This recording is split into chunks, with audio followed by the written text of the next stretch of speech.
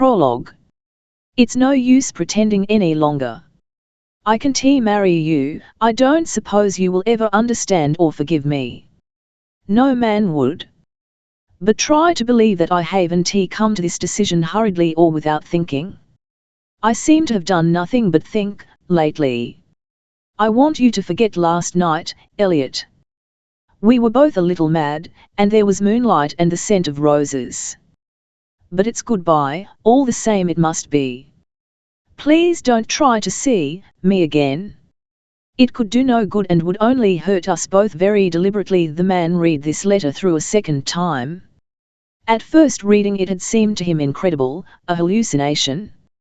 It gave him a queer feeling of unreality. It was all so impossible, so wildly improbable. I want you to forget last night. Last night. When the woman who had written those cool words of dismissal had lain in his arms, exquisite in her passionate surrender. His mouth set itself grimly. Whatever came next, whatever the future might hold, he knew that neither of them would be able to forget. There are some things that cannot be forgotten, and the moment when a man and woman first give their love utterance in words is one of them. He crushed the note slowly in his hand till it was nothing more than a crumpled ball of paper, and raised his arm to fling it away. Then suddenly his lips relaxed in a smile and a light of relief sprang into his eyes. It was all nonsense, of course, just some foolish woman's whim or fancy, some ridiculous idea she had got into her head which 5 minutes' talk between them would dispel. He had been a fool to take it seriously. He unclenched his hand and smoothed out the crumpled sheet of paper. Tearing it into very small pieces, he tossed them into the garden below the veranda where he was sitting and watched them circle to the ground like particles of fine white snow. As they settled, his face cleared. The tension induced by the perusal of the letter had momentarily aged it, affording a fleeting glimpse of the man as he might be 10 years hence if things should chance to go awry with him, hard and relentless, with more than a suggestion of cruelty. But now, the strain lessened, his face revealed that charm of boyishness which is always curiously attractive in a man who has actually left his boyhood behind him. The mouth above the strong, clean-cut chin was singularly sweet, the grey eyes, alight and ardent, meeting the world with a friendly gaiety of expression that seemed to expect and ask for friendliness in return. As the last scrap of paper drifted to earth he stretched out his arms, drawing a great breath of relief. His tea, brought to him at the same time as the letter he had just destroyed, still stood untasted on a rustic table beside him. He poured some out and drank it thirstily. His mouth felt dry. Then, setting down the cup, he descended from the veranda and made his way quickly off the hotel garden to the dusty white road beyond its gates. It was very hot. The afternoon sun still flamed in the vividly blue Italian sky, and against the shimmer of azure and gold the tall, dark poplars ranked beside the road struck a sombre note of relief. But the man himself seemed unconscious of the heat. He covered the ground with the lithe, long-limbed stride of youth and supple muscles, and presently swung aside into a garden where, betwixt the spread arms of chestnut and linden and almond tree, gleamed the pink stuccoed walls of a half-hidden villa. Skirting the villa, he went on unhesitatingly, as one to whom the way was very familiar, following a straight, formal path which led between patterers of flowers, ablaze with colour. Then, through an archway dripping jessamine, he emerged into a small, enclosed garden, an inner sanctuary of flower-encircled green sward, fragrant with the scent of mignonette and roses, while the headier perfume of heliotrope and oleander hung like incense on the sun-warmed air. A fountain plashed in the centre of the velvet lawn, an iridescent mist of spray upflung from its marble basin, and at the farther end a stone bench stood sheltered beneath the leafy shade of a tree. A woman was sitting on the bench. She was quite young, not more than 20 at the outside, and there was something in the dark, slender beauty of her which seemed to harmonize with the southern scents and color of the old Italian garden. She sat very still, her round white chin cupped in her palm. Her eyes were downcast, the lowered lids, with their lashes lying like dusky fans against the ivory-tinted skin beneath, screening her thoughts. The man's footsteps made no sound as he crossed the close-cut turf, and he paused a moment to gaze at her with ardent eyes. The loveliness of her seemed to take him by the throat, so that a half-stifled sound escaped him. Came an answering sound, a sharp caught breath of fear as she realized an intruder's presence in her solitude. Then, her eyes meeting the eager, worshipping ones fixed on her, she uttered a cry of dismay. She stammered, rising hastily. In a stride he was beside her. Yes. Didn't you expect me? You must have known I should come. He laughed down at her triumphantly and made as though to take her in his arms, but she shrank back, pressing him away from her with urgent hands. I told you not to come. I told you not to come, she reiterated. Oh, turning aside with nervous desperation, why didn't you stay away? He stared at her. Why didn't I? Do you suppose any man on earth would have stayed away after receiving such a letter? Why did you write it? Rapidly. What did you mean? She looked away from him towards the distant mountains rimming the horizon. I meant just what I said. I can't marry you, she answered mechanically. But that's absurd. You've known I cared, you've cared, too, all these weeks. And last night you promised, you said, last night. She swung round and faced him. I tell you we've got to forget last night, count it out. It was just an interlude, she broke off, blenching at the abrupt change in his expression. Up till now his face had been full of an incredulous, boyish bewilderment, half tender, half chiding.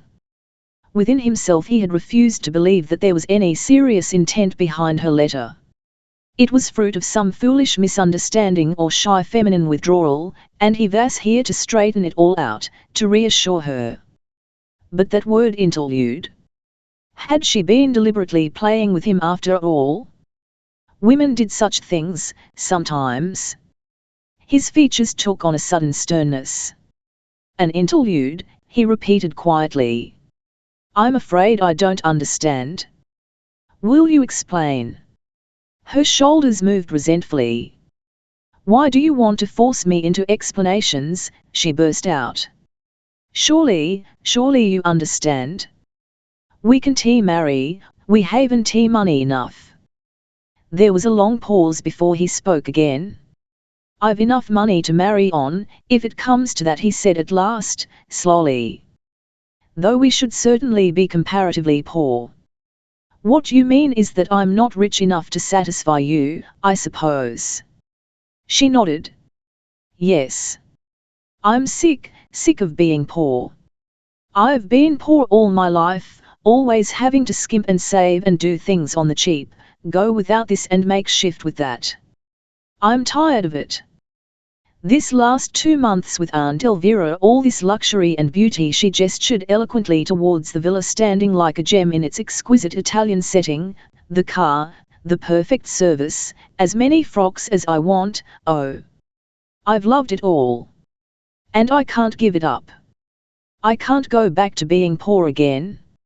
She paused, breathless, and her eyes, passionately upbraiding, beseeching understanding, sought his face. Don't you understand, she added, twisting her hands together. His eyes glinted. Yes, I'm beginning to, he returned briefly. But how are you going to compass what you want, as a permanency? Your visit to Lady Templeton can't extend indefinitely. She was silent, evading his glance. Her foot beat nervously on the flagged path where they stood. Is there someone else, he asked incisively. Another man, who can give you all these things? A dull, shamed red flushed her cheek. With an effort she forced herself to answer him. Yes, she said very low. There is someone else. I wonder if he realizes his luck. The palpable sneer in his voice cut like a lash. She winced under it. One more question, I'd like to know the answer out of sheer curiosity. His voice was clear and hard, like ice. You knew you were going to do this to me, last night. Her lips moved but no words came. She gestured mutely, imploringly. "Answer me, please." His implacable insistence whipped her into a sudden flare of defiance. She like a cornered animal. "Yes, then, if you must have it, I did know," she flung at him in a low tone of furious anger. Involuntarily he stepped back from her pace, like a man suddenly smitten and stunned. "While for me last night was sacred," he muttered under his breath. Before the utter scorn and repugnance in the low-breathed words, her defiance crumbled to pieces. "And for me, too. Elliot, I wasn't pretending. I do love you. I never meant you to know, but last night, I couldn't help it. I'd promised to marry the other man, and then you came, and we were desperately, lifting a wrung face to his. Why won't you understand?" But the beautiful, imploring face failed to move him one jot.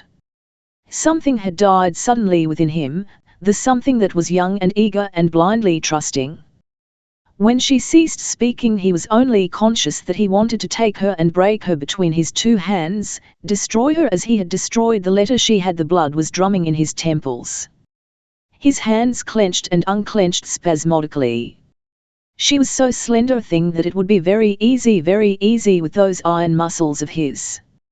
And then she would be dead. She was so beautiful and so rotten at the core that she would be better dead. It was only by a supreme effort that he mastered his overwhelming need of some physical outlet for the passion of disgust and anger which swept him bare of any gentle emotion as the incoming tide sweeps the shore bare of sign or footprint. His body grew taut and rigid with the pressure he was putting on himself. When at last he spoke, his voice was almost unrecognizable. "I'll do understand," he said. "I'll understand thoroughly. You've made everything perfectly clear." And with that he turned swiftly, leaving her standing alone in a flickering patch of shadow, and strode away across the grass. As he went, a little breeze ran through off the garden, wafting the caressing, over-sweet perfume of heliotrope to his nostrils. It sickened him. He knew that he would loathe the scent of heliotrope henceforth. Chapter 1. Anne's Legacy. The sunshine romped down the Grand Rue at Montreaux, flickering against the panes of the shop windows and calling forth 100 provocative points of light from the silver and jewels, the shining silks and embroidery, with which the shrewd Swiss shopkeeper seeks to open the purse of the foreigner. It seemed to chase the gaily blue-painted trams as they sped up and down the centre of the town, bestowing upon them a fictitious gala air, and danced tremulously on the round, shiny yellow tops of the tea tables temptingly arranged on the pavement outside the pastry cooks. It was still early afternoon, but already small groups of twos and threes were gathered round the little tables. At one a merry knot of English girl tourists were enjoying an al fresco tea, at another staid Swiss habitués solemnly imbibed the sweet pink or yellow syrup which they infinitely preferred to tea, while a vivid note of colour was added to the scene by the picturesque uniforms of a couple of officers of an Algerian regiment who were consuming unlimited cigarettes and Turkish coffee, and commenting cynically in fluent French on the paucity of pretty women to be observed in the streets of Montreaux that afternoon. Typically aloof, a solitary young Englishman was sitting at a table apart. He was evidently waiting for someone, for every now and again he leaned forward and glanced impatiently up the street, then, apparently disappointed, settled himself discontentedly to the perusal of the Continental edition of the Daily Mail. He was rather an arresting type. His lean young face looked older than his 25 years would warrant. It held a certain recklessness, together with a decided hint of temper, and he was much too good-looking to have escaped being more or less spoiled by every other woman with whom he came in contact. Like many another boy, Tony Brabazon had been rushed headlong from a public school into the 4 years grinding mill of the war, thereby acquiring a man's freedom without the gradual preparation of any transition period, a fact which, with his particular temperament, had served to complicate life. Physically, however, he had come through unscathed, and his white flannels revealed a lithe, careless grace of figure. When he lifted his head to look up the street, there was a certain arrogance in the movement, a hint of impetuous self-will that was attractively characteristic. The irritable drumming of long, sensitive fingers on the tabletop, while he scanned the headlines of the paper, was characteristic, too. Suddenly a cool little hand descended on his restless one. "You can stop beating the devil's tattoo on that table," Tony said in an amused voice. "Here I am at last." He sprang up, regarding the newcomer with a mixture of satisfaction and resentment. "You may well say at last," he grumbled. Then, the satisfaction completely swamping the resentment, he went on eagerly, "Sit down and tell me why I've been deprived of your company for the whole of this blessed day." Anne Lovell sat down obediently. "You've been deprived of my society," she replied with composure, "by someone who had a better right to it. Lady Susan, I suppose," in resigned tones. She assented smilingly. "Yes. A companion chauffeur's isn't always at liberty to play about with the scapegrace young men of her acquaintance, you know. And this morning my employer was seized with a sudden desire to visit Aigle, so we drove over and lunched at a quaint old inn there. We've only just returned." As she spoke, Anne stripped off her gloves, revealing a pair of slender hands that hardly looked as though they would be competent to manipulate the steering wheel of a car.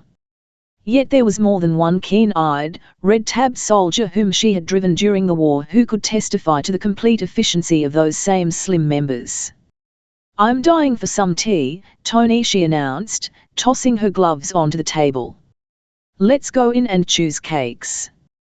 Tony nodded, and they dived into the interior of the shop, and, arming themselves with a plate and fork each, proceeded to spear up such as most appealed to them of the delectable patisseries arranged in tempting rows along shining trays.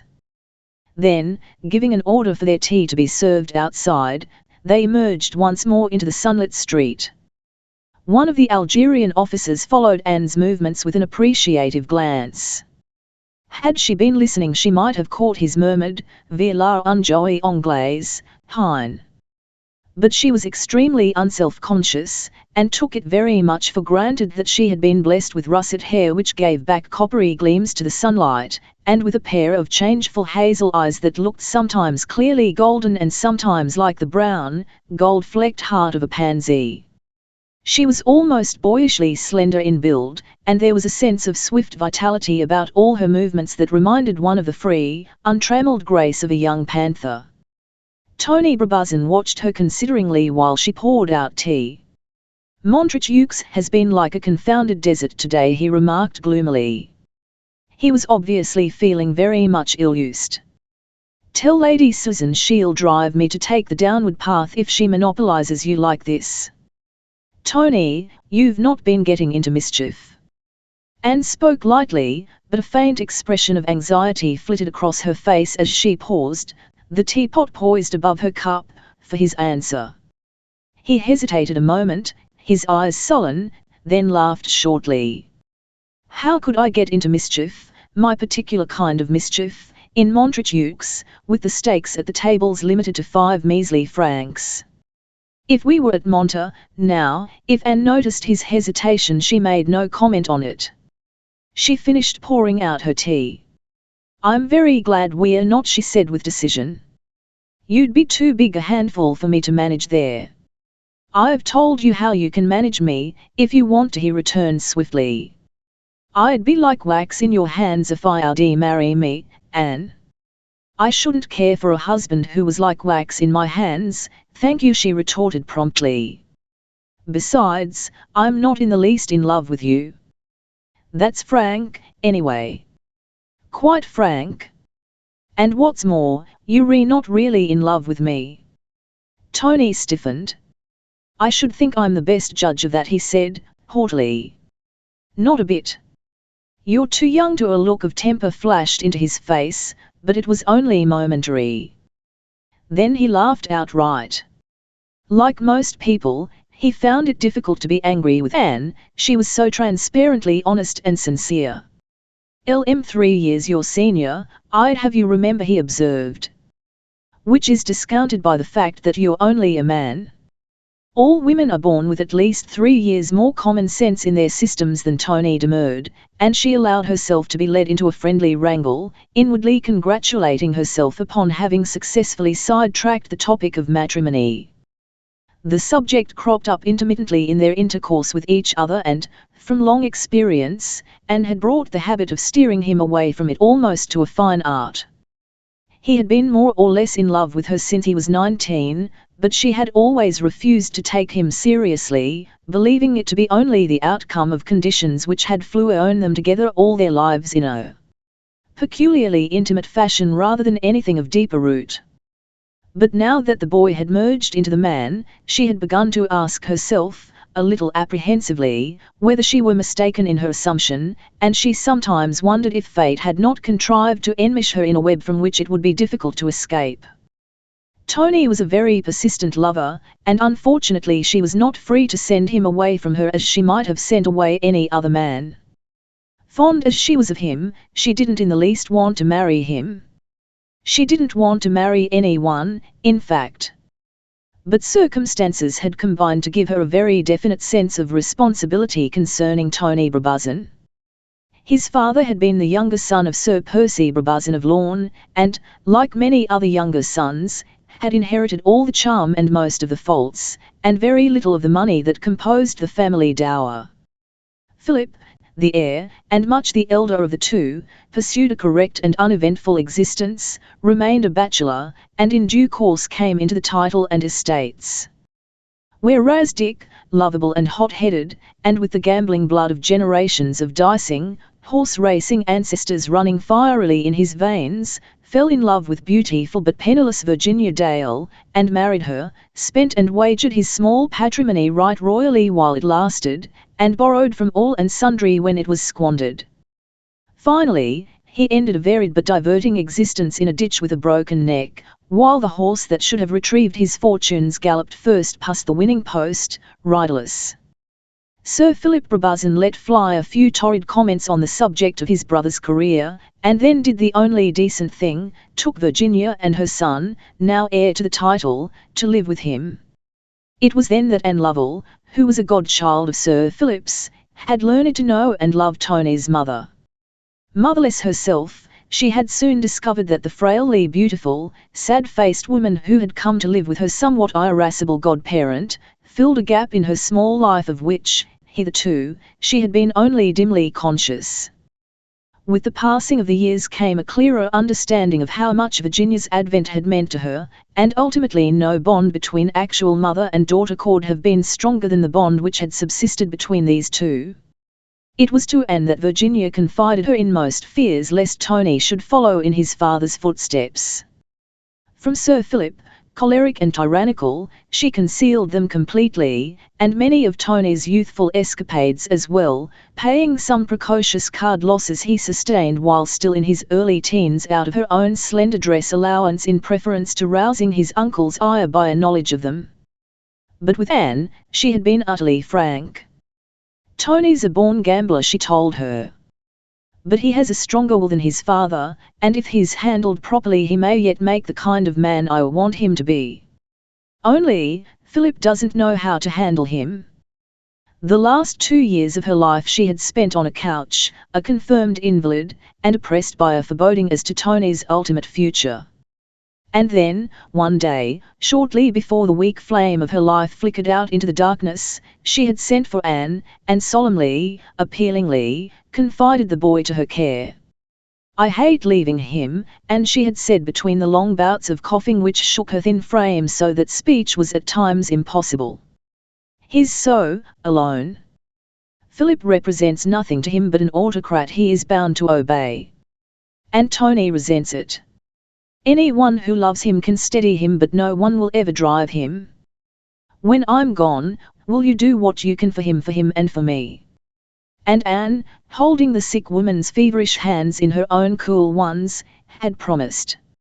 "I will do all that I can," she said steadily. "And if he does get into difficulties," persisted Virginia, her eager eyes searching the girl's face. Anne smiled down at her reassuringly. "Don't worry," she had answered. "If he does, why, then I'll get him out of them if it's in any way possible. 2 days later, Anne had stood beside the bed where Virginia lay, straight and still in the utter peace and tranquility conferred by death. Her last words had been of Tony. "I've bequeathed him to you," and she had whispered, adding, with a faint, humorous little smile, "I'm afraid I'm leaving you rather a troublesome legacy." And now, nearly 4 years later, Anne had thoroughly realized that the task of keeping Tony out of mischief was by no means an easy one. Here, at Montreaux, however, she had felt that she could relax her vigilance somewhat. There was no temptation to back a certainty of which some racing friend had apprised him, and, as Tony himself discontentedly declared, the stakes permitted at the Kursaal tables were so small that if he gambled every night of the week he ran no risk of either making or losing a fortune. The chief danger, she reflected, was that he might become bored and irritable. She could see that he was tending that way, and then trouble would be sure to arise between him and his uncle, with whom he was staying at the Hotel Gloria. She recalled his hesitation when she had asked him if he had been getting into mischief. Was trouble brewing already? "Tony," she demanded shrewdly, "have you been quarrelling with Sir Philip again? There's generally some disturbing cause when you feel driven into asking me to marry you." "Well, why won't you? He'd be satisfied then." "He? Do you mean your uncle?" with some astonishment. Tony nodded. "Yes. Didn't you know he wanted it more than anything?" "Just as I do," he added with the quick, whimsical smile which was one of his charms. Anne shook her head.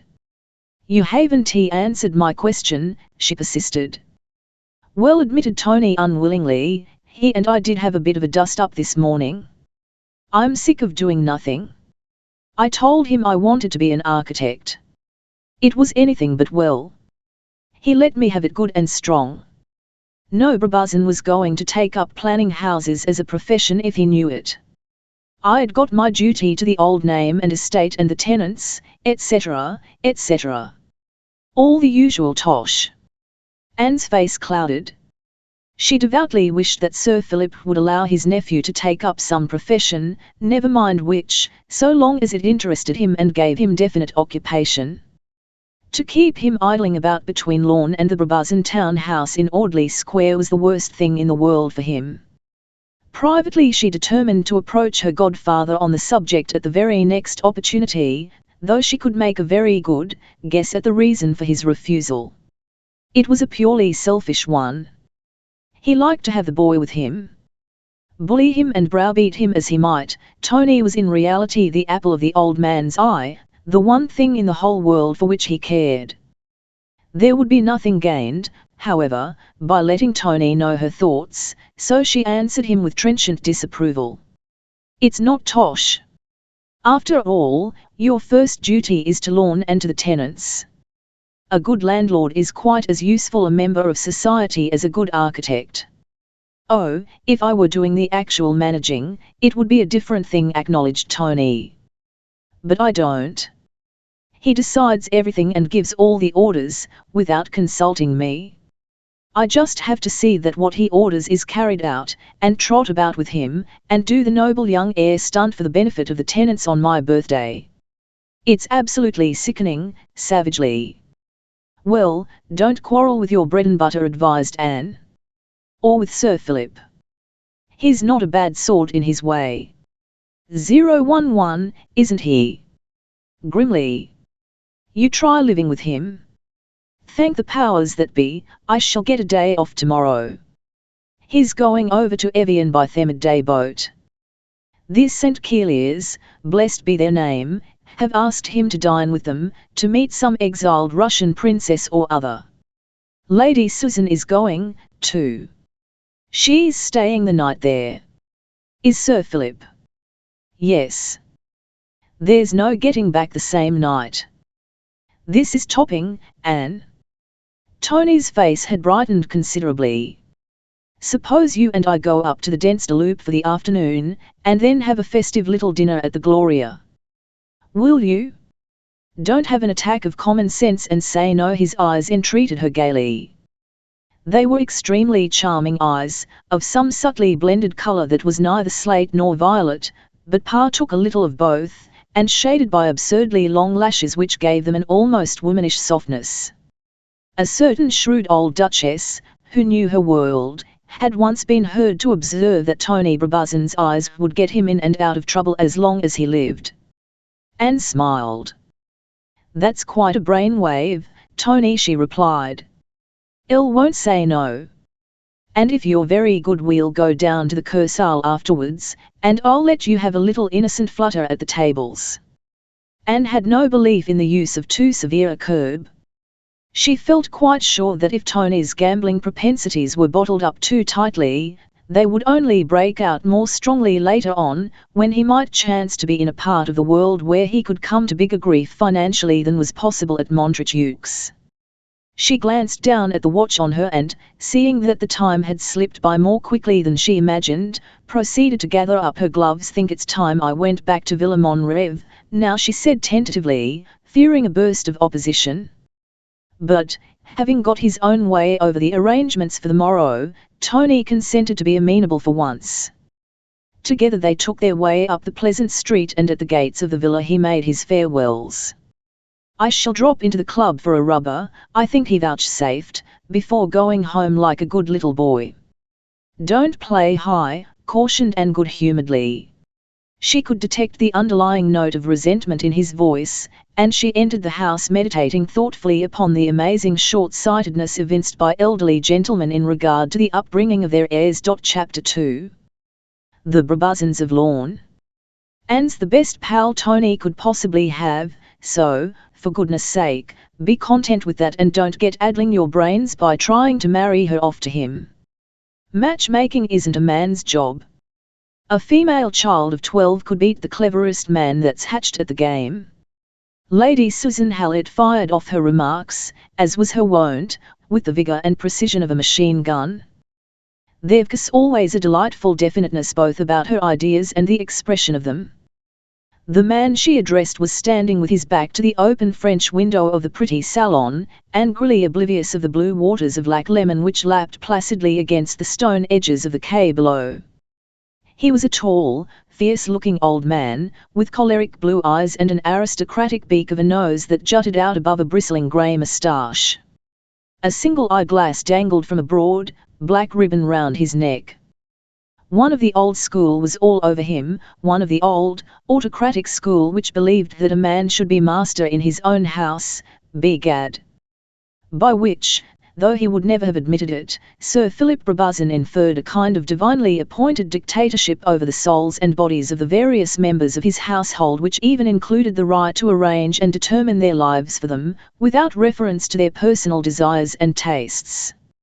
It was odd, therefore, that his chief friend and confidant, and the woman he would have married 30 years ago if she would only have had him, should be Lady Susan, as tolerant and modern in her outlook as he was archaic. She was a tall, sturdily built woman of the out-of-door, squire's type. Her fine-shaped head was crowned by a wealth of grey hair, simply coiled in a big knot on the nape of her neck and contrasting rather attractively with her very black, arched eyebrows and humorous dark eyes. Those same eyes were now regarding Sir Philip with a quizzical expression of amusement. "Besides," she pursued, "Anne wouldn't have half as much pull with him if she were his wife, let me tell you." "You think not?" "I'm sure. A man will let himself be lectured and generally licked into shape by the woman he wants to marry, but after marriage he usually prefers to do all the lecturing that's required himself." The old man shot a swift glance at her from under a pair of shaggy brows. "How do you know?" he demanded moodily. "You're not married." Lady Susan nodded. "That's why." Do you mean, he began stormily, then, meeting her quiet, humorous gaze, stammered off into silence. Presently he fixed his monocle in one of his fierce old eyes and surveyed her from behind it as from behind a barricade. "Do you mean me to understand that that's the reason you declined to marry me?" She laughed a little. "I'll think it was." I didn't want to be browbeaten into submission, as you browbeat poor Virginia, and as you would Tony if he hadn't got a good dash of the Brabazon devil in him. You're a confirmed bully, you know. I shouldn't have bullied you. There was an odd note of wistfulness in the harsh voice, and for a moment the handsome, arrogant old face softened incredibly. I shouldn't have bullied you, Susan. Yes, you would. You couldn't have helped it. You'd like to bully my little Anne into marrying Tony if you dared, monster. The grim mouth beneath the clipped moustache relaxed into an unwilling smile. I believe I would, he admitted. Hang it all, Susan, it would settle the boy if he were married. He wants a wife to look after him. To look after him? With a faintly ironical inflection. That's what I said, irritably. That's what wife's for, damn it. Isn't it? Oh, no. She shook her head regretfully. That idea's extinct as the dodo. Antiquated, Philip, very. He glared at her ferociously. Worth more than half your modern ideas put together, he retorted. Women don't know their duty nowadays. If they'd get married and have babies and keep house in the good, old-fashioned way, instead of trying to be doctors and barristers and the Lord knows what, the world would be a lot better off. A good wife makes a good man, and that's job enough for any woman. I should think it might be, agreed Lady Susan meditatively. But it sounds a trifle feeble, doesn't it? I mean, on the part of the good man. It's making a sort of lean-to greenhouse of him, isn't it? You're outrageous, Susan. I'm not a lean-to anything, but do you suppose I'd be the bad-tempered old ruffian I am? At least, you say I am if you'd married me 30 years ago. 20 times worse, probably, she replied promptly. Because, like most wives, I should have spoiled you. Sir Philip looked out of the window. I've missed that spoiling, Susan, he said. Once again that incongruous little note of wistfulness sounded in his voice. But, an instant later, Lady Susan wondered if her ears had deceived her, for he rounded and snapped out in his usual hectoring manner, Then you won't help me in help you to marry off Anne to Tony? No, I won't. For one thing, I don't want to spare her. And if ever I have to, it's going to be to someone who'll look after her, and take jolly good care of her, too. Obstinate woman. Well, irritably. What am I to do, then? Can't you manage your own nephew? No, I can't, confound it. Told me this morning he wanted to be an architect. An architect. He spoke as though an architect was something that crawled. Imagine a Brabazon of lawn-turning architect. Well, why not, placidly. It's better than being nothing but a gambler, like poor Dick. Tony always did love making plans. Don't you remember, when he was about 8, he made a drawing of heaven, with seating accommodation for the angels, cherubim and seraphim, and so on, in tears? The general effect was rather like a plan of the Albert Hall, smiling reminiscently. Seriously, though, Philip, if the boy wants work, in the name of common sense, let him have it. There's plenty of work for him, let him learn to manage the property. That's what I want, and what I'll have. God bless my soul. What have I brought the boy up for? To be a comfort in my old age, of course, and a credit to the name. Architect be hanged. As he spoke there came the sound of footsteps in the hall outside, light, buoyant steps, and Lady Susan's face brightened. That will be Anne, she said. Adding quickly, as though to conclude the subject they had been discussing, I warn you, Philip, you're driving the boy on too tight a rein. Sir Philip greeted Anne good-humouredly. In spite of the fact that she showed no disposition to fall in with his wishes and marry Tony, he was extremely fond of her. She was one of the few people who had never been afraid of him.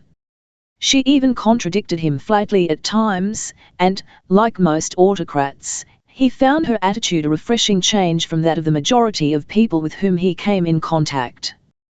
"Seen Tony in the town?" he demanded. It was evident the boy was hardly ever out of his thoughts. "Yes. We've just been having tea together."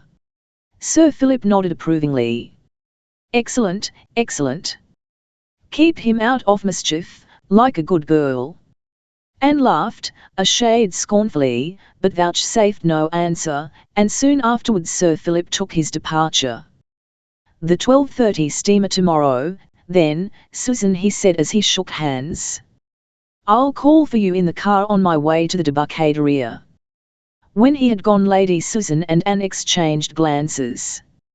"I've been telling him he drives Tony on too tight a rein," said the former, answering the unspoken question in the girl's eyes. "It's absurd," declared Anne indignantly. "He tries to keep him tied to his apron strings as if he were a child. And he's not. He's a man. He's been through that beastly war. Probably he knows heaps more about life, the real things of life, than Sir Philip himself, who wants to dictate everything he may or may not do. Probably he does. And that's just the trouble. When you get a terribly experienced younger generation and a hidebound older one, there are liable to be fireworks.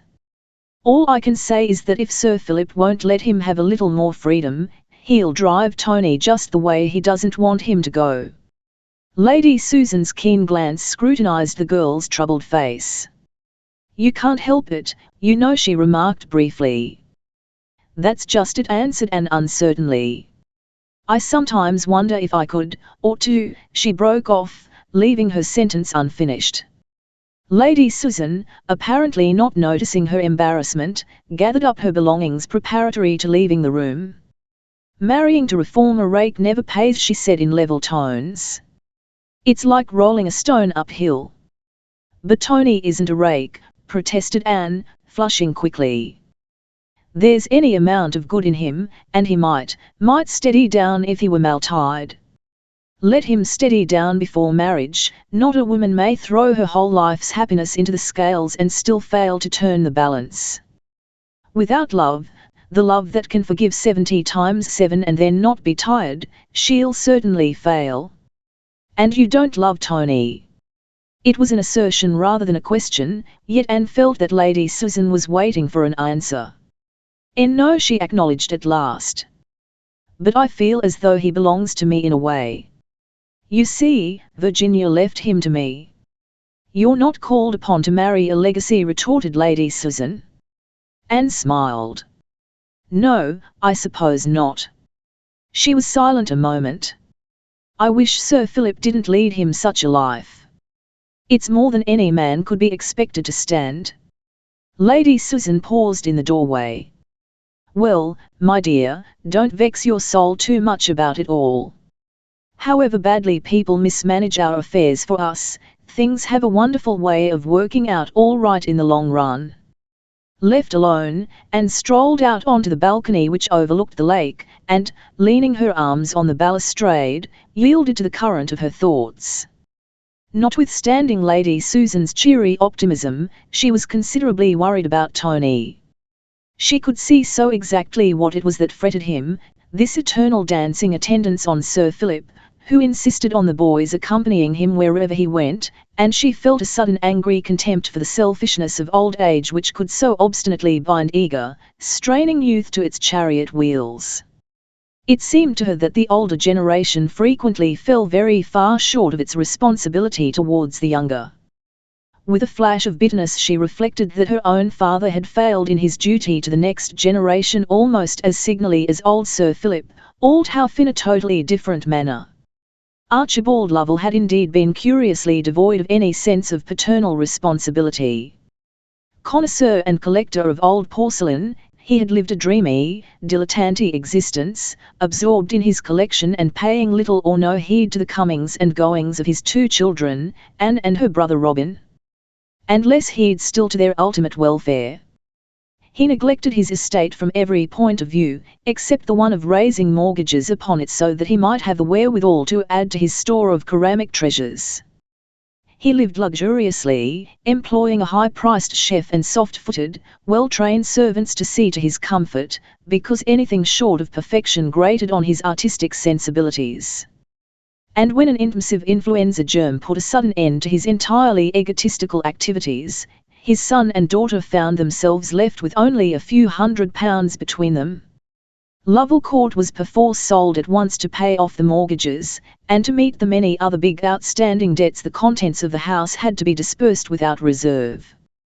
The collection of old porcelain to which Archibald Lovel had sacrificed most of the human interests of life was soon scattered amongst the dealers in antiques, who, in many instances, bought back at bargain prices the very pieces they had sold to him at an extravagantly high cost. Everyone went away from the Lovel sale well pleased, except the two whose fortunes were most intimately concerned, the son and daughter of the dead man. They were left to face the problem of continued existence. For the time being, the circumstances of the war had acted as a solvent. Robin, home on sick leave, had returned to the front, while Anne, who possessed the faculty of getting the last ounce out of any car she handled, very soon found war work as a motor driver. But, with the return of peace, the question of pounds, shillings and pence had become more acute, and at present Robin was undertaking any odd job that turned up pending the time when he should find the ideal berth which would enable him to make a home for Anne, while the latter, thanks to the good offices of Sir Philip Brabazon, had for the last 6 months filled the post of companion chauffeurs to Lady Susan Hallett. The entire 6 months had been passed at Montreve, Lady Susan's villa at Montreaux, and with a jerk Anne emerged from her train of retrospective thought to the realization that her lines had really fallen in very pleasant places. After all, it seemed as though there was some truth in Lady Susan's assertion that things had a way of working out all right in the end. But for her father's mismanagement of his affairs, and the affairs of those dependent on him, Anne recognized that she might very well have been still pursuing the rather dull, uneventful life which obtained at Lovel Court, without the prospect of any vital change or happening to relieve its tedium, whereas the catastrophe which had once seemed to die-eaten chaos had actually opened the door of the world to her. Chapter 3. On the top of the world, the rack and pinion railway from Montreaux to the Dentster Loop wound upward like a single filament flung round the mountains by some giant spider. The miniature train, edging its way along the track, appeared no more than a mere speck as it crept tortuously up towards the top. At its rear puffed a small engine, built in a curious tilted fashion, so that as it laboured industriously behind the coaches of the train it reminded one ridiculously of a baby elephant on its knees. Anne was leaning against the windowless framework of the railway carriage, watching the valleys drop away, curve by curve, as the train climbed. Far below lay the lake, a blue rift glimmering between pine-clad heights. Then a turn of the track and the lake was swept suddenly out of sight, while the mountains closed round, shoulder after green-clad shoulder, with fields of white narcissus flung across them like fairy mantles. The air was full of the fragrance of narcissus mingling with the pungent scent of fir and pine. Anne sniffed luxuriously and glanced round to where Tony was sitting. "Doesn't it smell clean and delicious?" she said, drawing in great breaths of the pine-laden air. "When I come up to the mountains I always wonder why on earth we ever live anywhere else." Tony smiled. "You'd be the first to get bored if you didn't live somewhere else, now that the winter sports are over," he returned. "After all, mundanely, you can't derive more than a limited amount of enjoyment from scenery, however fine. Besides, you must know this route by heart." "I do. But I love it. It's different every time I come up here." I think, knitting her brows, "that's what is so fascinating about the Swiss mountains. They change so much. Sometimes they look all misty and unreal, almost like a mirage, and then, the very next day, perhaps, they'll have turned back into hard-edged, solid rock and you can't imagine they're ever looking like dream mountains again." Gradually, as they mounted, they left the verdant valleys, with their sheltered farms and chalets, behind. The pine woods thinned, and now and again a wedge of frozen snow, lodged under the projecting corner of a rock, appeared beside the track. The wind grew keener, chill from the eternal snows over which it had swept, and sheer, rocky peaks, bare of tree or herbage, thrust upward against the sky. Presently, with a warning shriek, the train glided into a tunnel cut clean through the base of a mighty rock. The sides dripped moisture and the icy air tore through the narrow passage like a blast of winter. Anne shivered in the sudden cold and darkness and drew her furs close around her. She had a queer dread of underground places. They gave her a feeling of captivity, and she was thankful when the train emerged once more into daylight and ran into the mountain station. Tony helped her out onto the small platform. "Which is it to be?" he asked, glancing towards where a solitary hotel stood like a lonely outpost of civilization. "Tea first, or a walk?" Anne declared in favour of the walk. "Let's go straight up to the Roche door. I always feel as if I'd reached the top of the world there. It's certainly as near the top as I shall ever get," she added laughing. "I don't feel drawn towards mountaineering, so I shall probably never ascend beyond the limits of the rack and pinion." The Roche d'Or was a steep upward slope, culminating in a rocky promontory from which was visible the vast expanse of the Bernese Oberland. A railed-in platform capped the promontory, for it was a recognized viewpoint. Opposite, across a shallow valley, the dense loop cut the skyline, two menacing, fang-shaped peaks like the teeth of a wolf, and beyond them a seemingly endless range of mountains stretched away to the far horizon, pinnacle after pinnacle towering upwards with sombre, sharp-edged shadows veiling the depths between. Along immense ridged scarps lay the plains of everlasting snow, infinitely bleak and desolate till a burst of sunlight suddenly transformed them, clothing the great flanks of the mountains in cloth of silver. And stood still, absorbing the sheer beauty of it all. "It's heavenly, isn't it?" she said at last, a little sigh of ecstasy escaping her. Tony looked, not at the hills, but at the young, eager face just level with his shoulder. "It's probably as near heaven as I shall ever get," he answered. "Anyway, just for the moment, I don't feel I've anything particular to complain of." "I suppose I'm to take that as a compliment," replied Anne. "Anyway," mimicking him, "don't really think you have very much to complain of at any time. You're one of the idle rich, you know. How would you like it if you were obliged to keep your nose to the grindstone, like Robin and me?" "I shouldn't mind," curtly, "if Lil could choose my grindstone." "But that's just it. Robin can't choose his grindstone, I mean. He's just got to keep slogging away at anything that turns up." Her face shadowed a little. They were very devoted to each other, she and Robin. From their earliest childhood their father had counted for so little in either of their lives that they had inevitably drawn closer to each other than most brothers and sisters, and the enforced separation of the last few years had been a sore trial to both of them. "You're very fond of Robin," observed Tony. There was a note of envy in his voice. "Of course I am. If we could only afford to live together, I think I should be absolutely happy." He glanced at her quickly. "Aren't you happy with Lady Susan?" "Oh, yes, yes. No one could be kinder to me than she is. But I miss Robin," rather wistfully. "You see, we've always been everything to each other." "I see.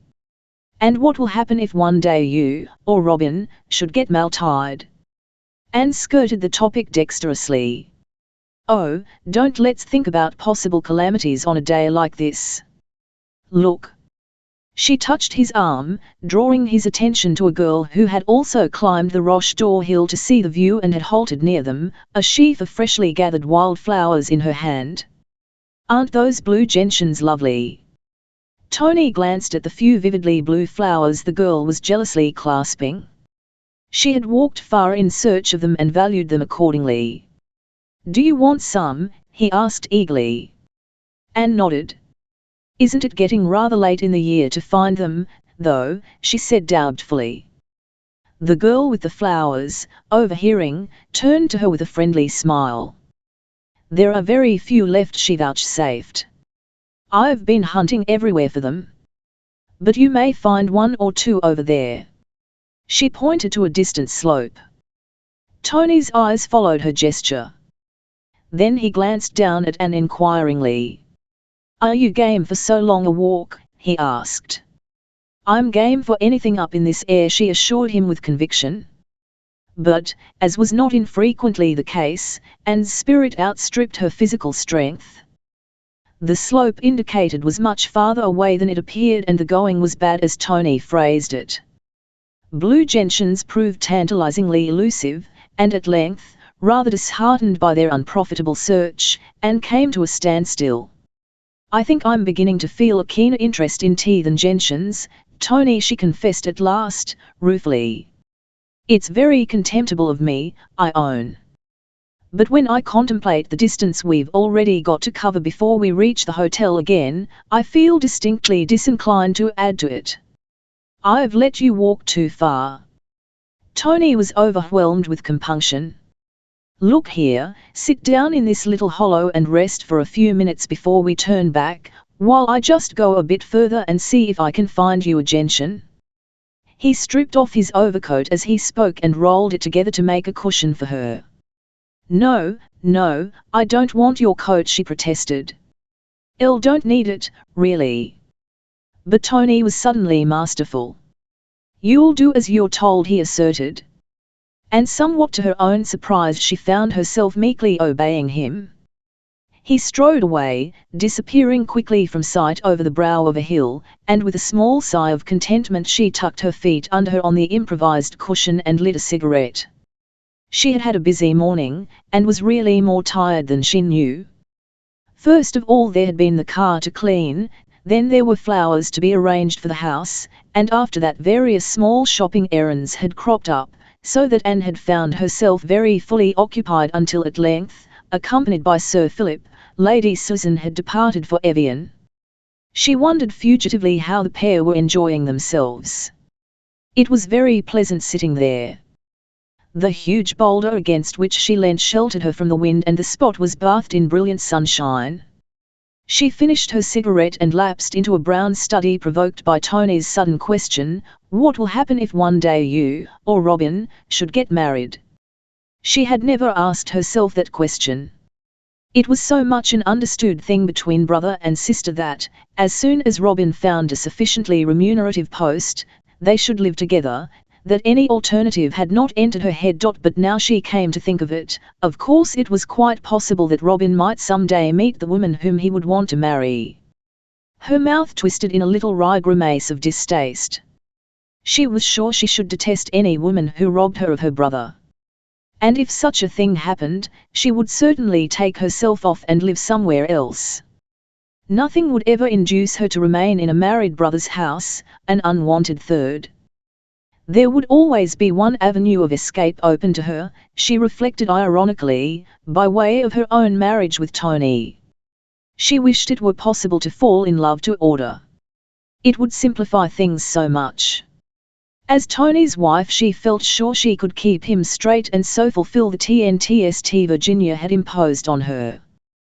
He had always shown himself sensitively responsive to her influence, like a penitent boy if she scolded him, radiant if he had won her approval. And he had a very special niche of his own in her heart. Next to Robin, there was no one she loved more. A sudden cloud across the sun roused her to the fact that she had been sitting still for some time, and that, at that altitude, the air held all the mountain keenness.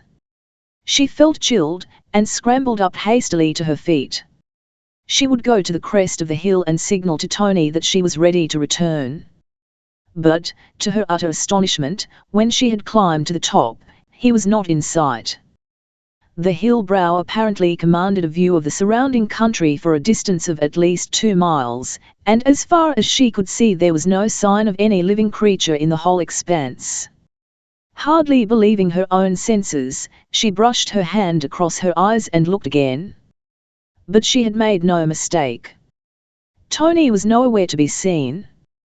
The ground stretched bleakly away on every hand, untenanted by any human soul except herself. She stood still, staring dazedly around. Tony would never have gone back without her. he must be hidden from view by some dip or inequality of the ground. Or, her heart stood still at the thought, had he slipped and fallen headlong into some hideous crevasse? Curving her hands on either side her mouth, she called him, sending her voice ringing through the clear, crisp air. But there came no answer. Instead, the utter loneliness and silence seemed to surge up round her almost like a concrete thing. For a moment, sheer terror of what might have happened to him overwhelmed her. "Tony! Tony!" Her voice rose to a scream, then cracked on a hoarse note of sudden, desperate relief. To her left the ground fell away abruptly in a precipitous ravine, and, rising slowly above the lip of the chasm, she could discern Tony's head and shoulders. Instantly her mind leapt to what had happened. Failing to find a gentian in his search over safe ground, he must have caught sight of a late blossom growing in some cranny of the rock face below, and, recklessly regardless of the danger, he had climbed down to secure it. The mere thought of the risk he had incurred, was still incurring, sent a shiver through her. Her first impulse was to rush towards him. Then, realizing that any movement of hers might distract his attention and so add illimitably to his danger, she forced herself by an almost superhuman effort to remain where she was. Motionless, with straining eyes, she watched while he slowly edged himself up. That his foothold was precarious was evident from the careful precision of his movements, so unlike Tony's usual nimbleness. Now his arm was above the edge. Both arms he seemed to be resting a moment, leaning on his chest an instant before making another effort. Should she go to him? Her arms hung stiffly at her sides, her hands opening and shutting in an agony of indecision. Tony was moving once more, and this time he hoisted himself up so that he succeeded in getting one knee over the top. Another moment and he would be safe. Then, without a cry, he suddenly toppled backwards and disappeared from view, and Anne could see only the jagged edge of the ravine, stark against the skyline. For a fraction of a second she stood paralyzed, overwhelmed with the horror of what had happened. Then, choking back the scream which rose to her lips, she set off running in the direction of the spot where Tony had vanished from sight. Chapter 4. Rats in a trap. Breathless, her heart thudding painfully in her side, Anne reached the ravine and, throwing herself face downwards on the ground, crawled to the edge. For an instant she closed her eyes, shrinking with a sick dread from what they might show her, Tony's young, lithe body lying broken on the rocks below, or, perhaps, only the dark blur of some awful and unmeasured depth which would never give up its dead. It was by a sheer effort of will that she at last forced herself to open her eyes and peer downward. Immediately beneath the brink of the chasm the ground dropped vertically for a few feet, but below that again it sloped gradually outwards, culminating in a broad, projecting ledge which formed the lip of the actual precipice itself. Tony lay on the ledge, motionless, with outflung arms and white, upturned face. He had evidently lost his footing, and, after the first drop, rolled helplessly downward.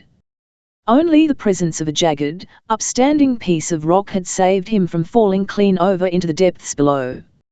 Strain as she might to see, Anne could not tell whether he were dead or merely insensible, and the agony of uncertainty seemed to drain her of all strength. For a few moments she lay where she was, unable to control the trembling of her limbs, her aching eyes staring fixedly down at the still, prone figure on the ledge below. But the paralyzing terror passed, and, at length, though still rather shakily, she dragged herself to her feet. She must go to him, somehow she must get down to where he lay. At first she could think of no way of reaching him.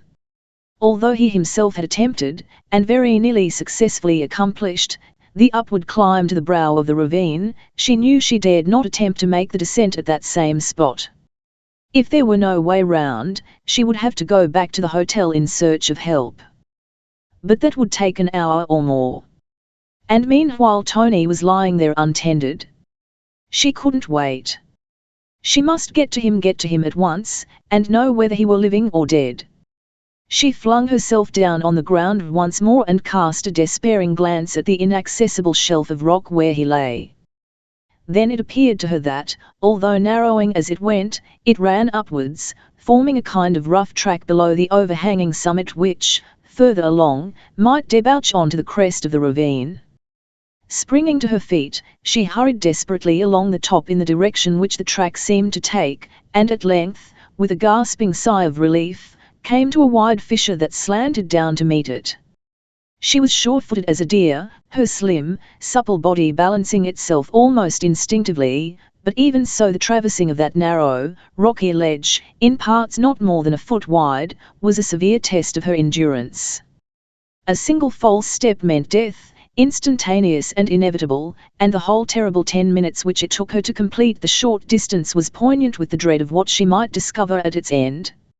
Moving very cautiously, her bare hands sliding across the rough face of the rock as she edged her way forward, she came at last to where the ledge widened out and the ground above sloped gently upwards. A few steps more and she could see Tony's young, supine figure. The last 3 yards were accomplished at a run, and an instant later she was kneeling beside him, thrusting swift, urgent hands beneath his shirt to feel whether his heart still beat.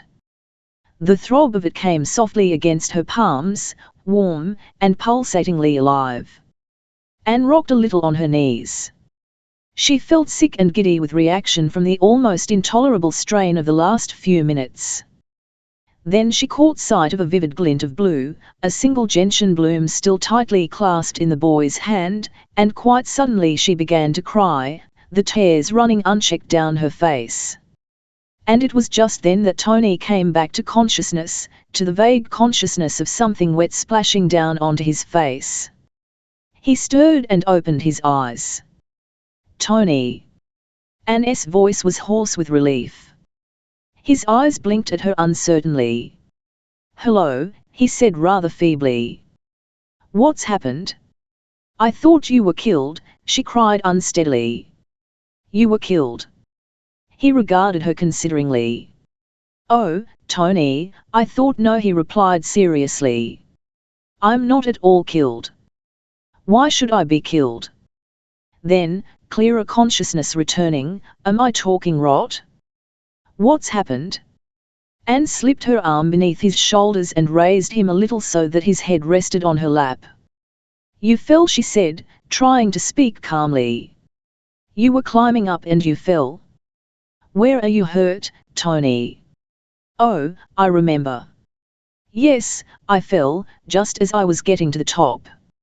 A rotten old stump gave way under my foot. But where are you hurt? Persisted Anne anxiously. I don't think I am hurt. He stretched his limbs tentatively. No, there's nothing broken. I feel a bit buzzy in the head, that's all. He tried to lift himself up, but Anne pressed him back against her knees. Don't move. Don't move, she cried hastily. Lie still for a few minutes. Are you sure you're not hurt?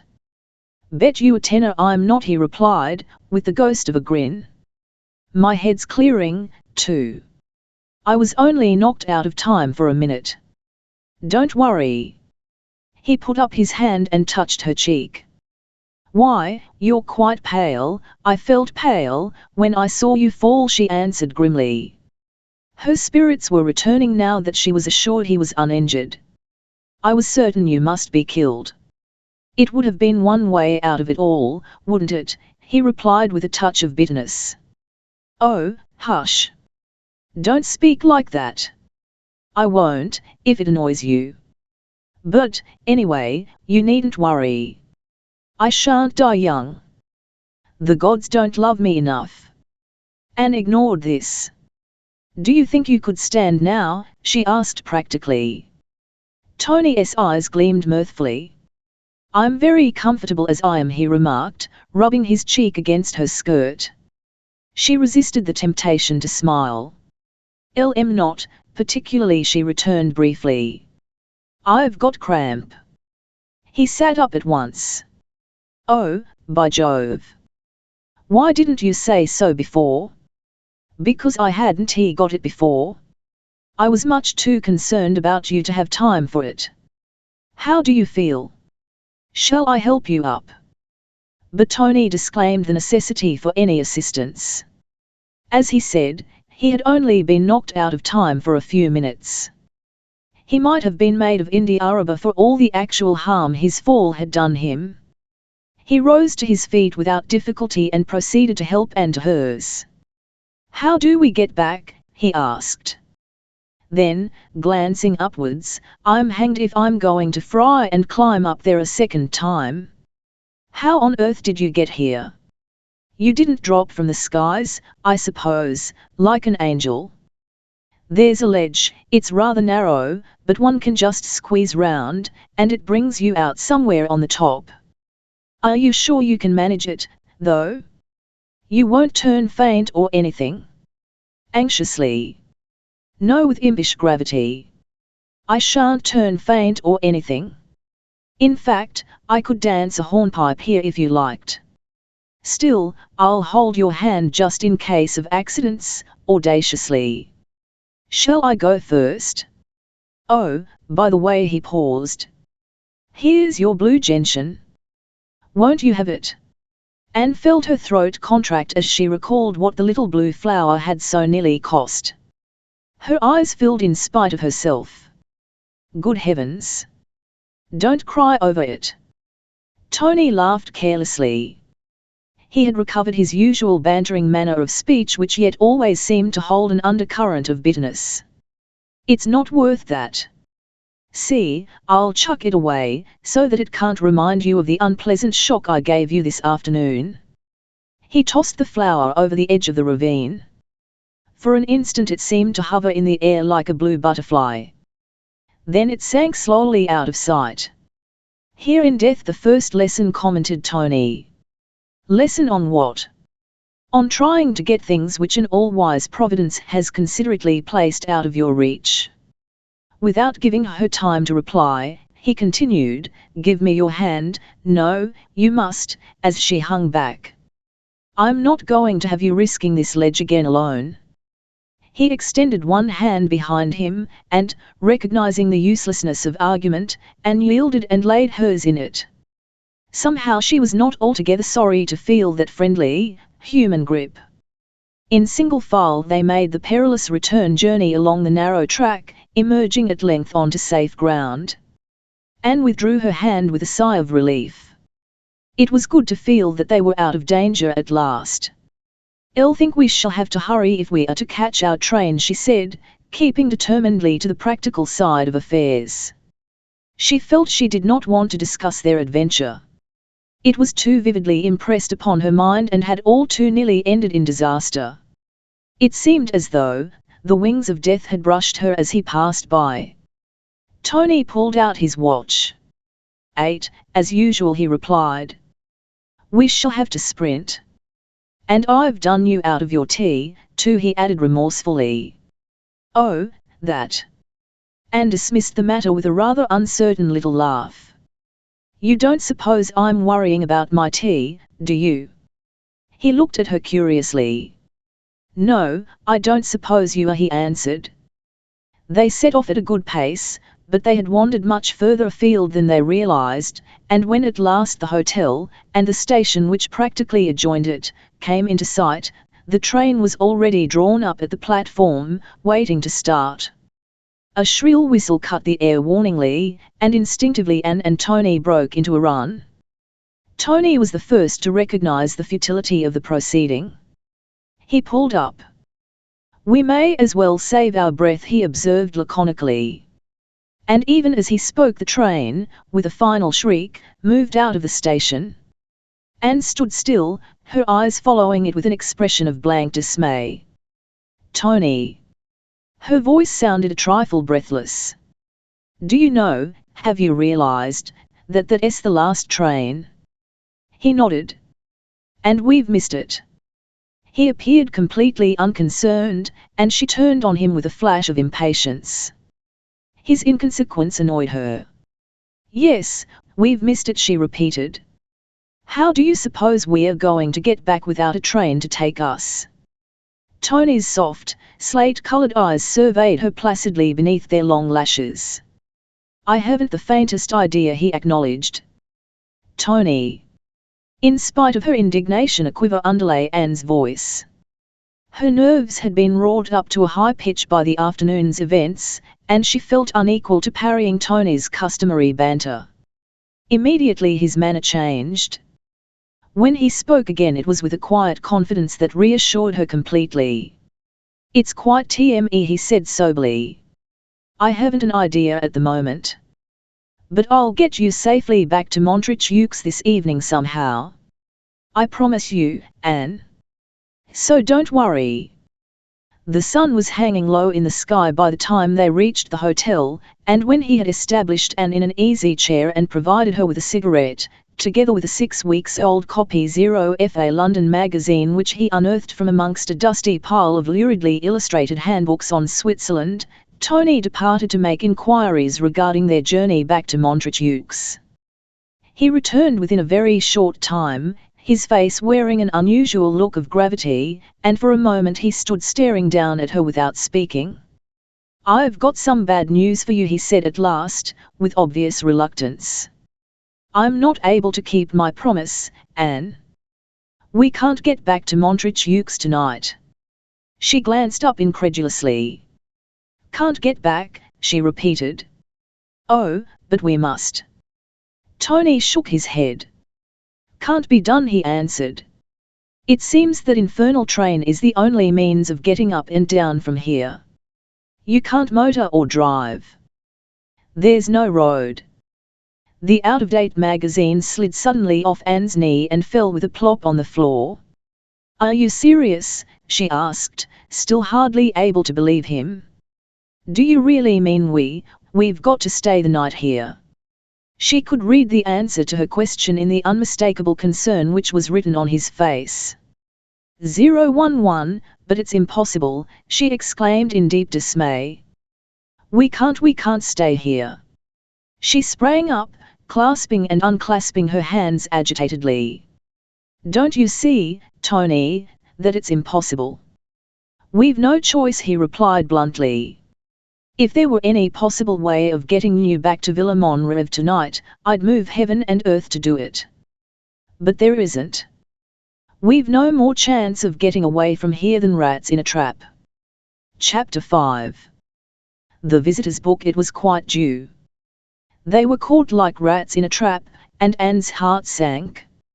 She had lived long enough to know that there are always a certain number of censorious people sufficiently ungenerous and narrow-minded to make mischief out of any awkward happening, no matter how innocently it may have occurred. "Can't you think of any way out, Tony?" she said at last. I don't seem to know what to do." She looked round her vaguely, feeling confused and unnerved by the awkwardness of their predicament. "There's not a chalet within reach, or I'd go off there for the night," answered Tony, adding with a twinkle in his eyes, "and although I might, of course, sleep outside, if you preferred, on the top of the Roche d'Or, for instance, I'm afraid it wouldn't help matters much, as my frozen corpse would require about as much explaining away as the fact that we've stayed the night here." He had never felt less like joking, but he was rewarded by seeing a faint smile relax the strained expression on her face. "Don't worry," and he pursued, tucking a friendly arm into hers. "No one need ever know. But I could kick myself for landing you into this mess. It's all my fault. If I hadn't gone fooling about at the top of that ravine and come to grief, we should be buzzing comfortably homeward in the train." "You did it for me," cried Anne quickly. Now that the first shock of realization was over, she was recovering her usual cheery outlook on things. "You mustn't blame yourself. It's no one's fault. It's just the cussedness of things," vouchsafed Tony, as she paused. "Yes, just that." "Well," she gave her shoulders a slight shrug as though she were shaking off a burden, "we may as well make the best of things. At least we shall see the sunset up here. It's supposed to be rather wonderful, isn't it? I believe the sunrise is the special thing to see. You'll have to get up early tomorrow." He paused a moment, then went on with frank admiration, "Anne, you're a real little sport. There isn't one girl in 20 would have taken this business as well as you have." They'd have been demanding my head on a charger. It wouldn't be any use making a fuss about a pure accident, she returned philosophically. Let's just enjoy it, the sunset and the moonrise and everything else. Oh, I do hope they'll give us a decent dinner. You did us out of our tea by tumbling over the precipice, don't make a habit of it, please, Tony, and I'm simply starving. He nodded. I'll go and order some grub, and book rooms. He paused uncertainly. By the way, I'll have to enter our names in the hotel register, I suppose. Our names? Anne flushed nervously. Oh, you can't, I mean, don't worry, he said soothingly. Elle shan't enter us under our names, of course. What do you say to Smith? Nice, inoffensive sort of name, don't you think? G. Smith and sister, Elle think that'll meet the necessities of the case. Anne giggled suddenly. It's all rather funny if it wasn't so improper, supplied Tony obligingly. Call it unconventional, she supplemented. It sounds better. And now do go and order some food for G. Smith and sister. Sister is literally starving. Half an hour later they were light-heartedly demolishing an excellent dinner, and the manager of the Hotel de Loop was congratulating himself upon the acquisition of 2 unexpected guests during the slack season. Afterwards they made another pilgrimage up to the Roche d'Or to watch the sunset. When they had reached the top, Anne stood quietly at Tony's side, not speaking. The wonderful beauty of the scene enthralled her, and words would have seemed almost a profanation, breaking across the deep, stirless silence which wrapped them round. Away to their right the golden disk of the sun was sinking royally westward, bathing the mountains in a flood of lambent light, and piercing the darkening blue of the sky with quivering shafts of scarlet and orange and saffron. Across the snow fields shimmered a translucent rosy glow, so that they seemed no longer bleak and desolate, but lay spread like an unfurled banner of glory betwixt the great peaks which sentinelled them round. Presently the sun dipped below the rim of the horizon, and the splendour faded swiftly. It was as if someone had suddenly closed the doors of an opened heaven, shutting away the brief vision of its radiance. In the faint, chill light of the risen moon, Anne turned to go, still in silence. She felt awed by the beauty of it all. For the time being she had forgotten the untoward circumstances which had brought her here, forgotten even Tony, except that she was vaguely conscious he was beside her, another human being, sharing with her the deep, eternal quiet of the mountains and the flaming glory of the setting sun. Then his arm slipped through hers, as they began the steep descent, and at the boyish, friendly touch of it, she came back to earth. Oh, Tony, I'm almost glad we missed the last train, she said softly, it's been so wonderful. Yes, it's been wonderful, he assented, and there was a queer, excited note in his voice. It's been wonderful to be up here with you, right away from the rest of the world. Instinctively she drew a little away from him. I wish you wouldn't, she said hastily. Wouldn't what? He linked his arm in hers more firmly. Help you down this hill? You might trip if I didn't. It's a very rough, inwardly Anne admitted to a feeling of helplessness. Tony eluded reproof with a skill that was altogether baffling. Now, as usual, having said what he wanted to say, he retreated behind a fence of raillery. You know quite well I didn't mean that, she said indignantly. What did you mean, then? That I'm not to make love to you? It isn't fair of you, she urged. Not now, here. No, I suppose it isn't, he acknowledged equably. But I'm going to do it, all the same. Probably I'll never get you to myself again, alone on the top of the world. But I'll promise you one thing, his voice deepened to a sudden gravity. This is going to be the last time I make love to you. If you say no to me now, I shall accept it, and it will be no for always. Anne's heart beat a little more quickly. Tony, she began protestingly. No. Hear me out. I know what's the matter. You don't trust me. You're afraid, if you marry me, that I'll let you down, as my father let my mother down. But I won't. I swear it. He stood still and, slipping his arm from under hers, took both her hands in his and held them tightly. If you'll marry me, Anne, I promise you that I'll give up gambling, every form of it from this day forth. You couldn't, she broke in hastily. I could do anything, for you, he answered simply. Because I love you. There was something very touching in the boyish declaration. Anne looked up and saw his face in the moonlight, white and rather stern. It made her think of the face of some young knight of bygone days taking a sacred vow before he set forth to seek and find the Holy Grail. He bent down to her. Anne, darling, he said gently. I love you so much. Won't you marry me? She felt her heart contract. He had asked her many times before, sometimes half-jestingly, sometimes with a sudden imperious passion that would fain have swept everything before it. But this was different. There was a gravity, an earnestness in his speech which she could not lightly brush aside. Alone here, under the wide sky, with only God's open spaces round them, it seemed to her as though his question and her answer to it must partake of the same solemnness as vows exchanged within the hallowed walls of a sanctuary. She wished intensely that she could give him the answer he desired. And, beyond that, she felt the urge of Virginia's trust in her. Here was her chance.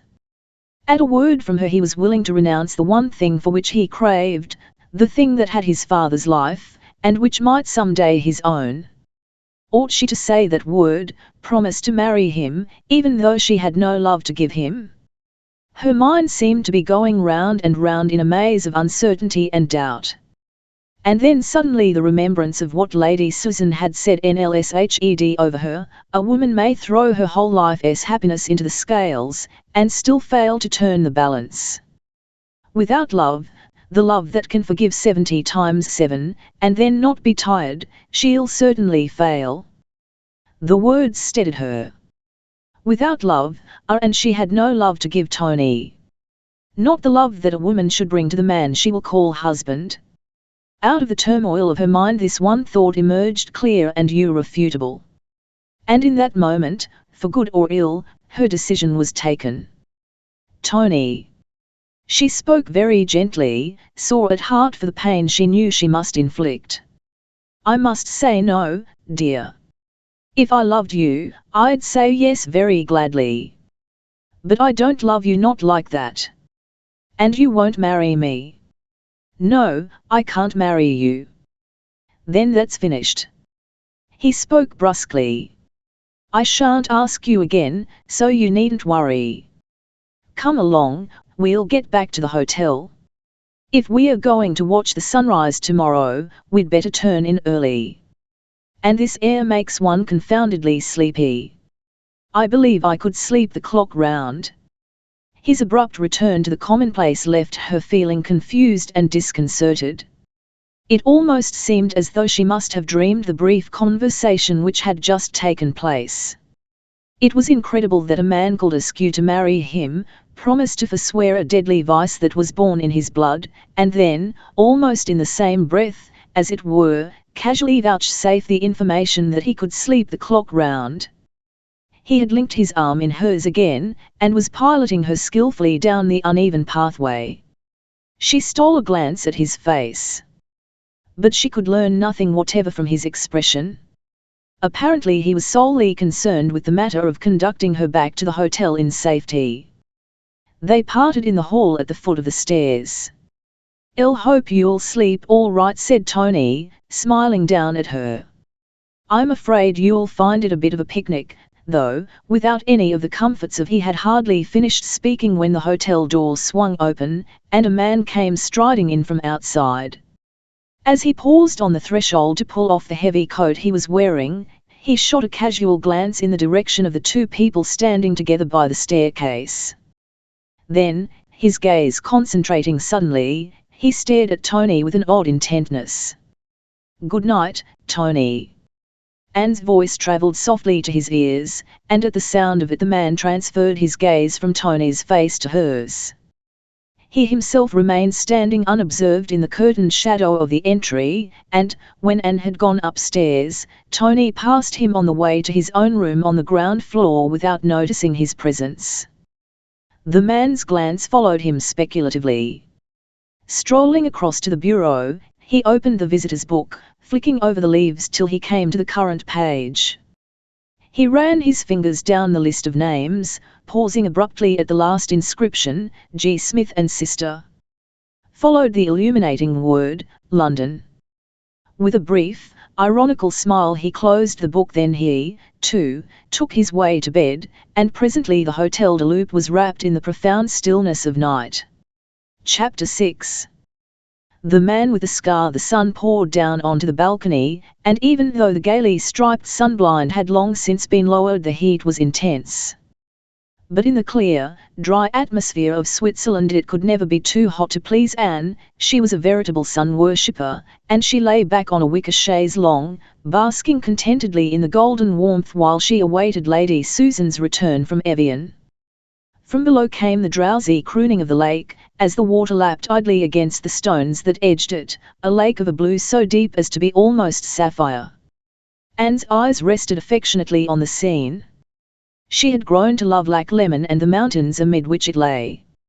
Opposite her, on the far side of the water, the beautiful Savoy range sloped upwards from the shore, brooding maternally above the villages which fringed the borders of the lake, while to her left the snow-capped dense du Midi, almost dazzling in the brilliant sunshine, guarded the gracious valley of the Rhône. It was very calm, and peaceful, and sunshiny. Here at Montreux one could easily imagine oneself shut away forever from all that was hard and difficult and sordid, enclosed within a charmed circle of enchanted mountains where life slipped effortless on from day to day. This morning Anne felt peculiarly aware of the peaceful atmosphere prevailing. It struck her how smoothly and easily the last few months had passed. Today seemed typical of all the days which had preceded it.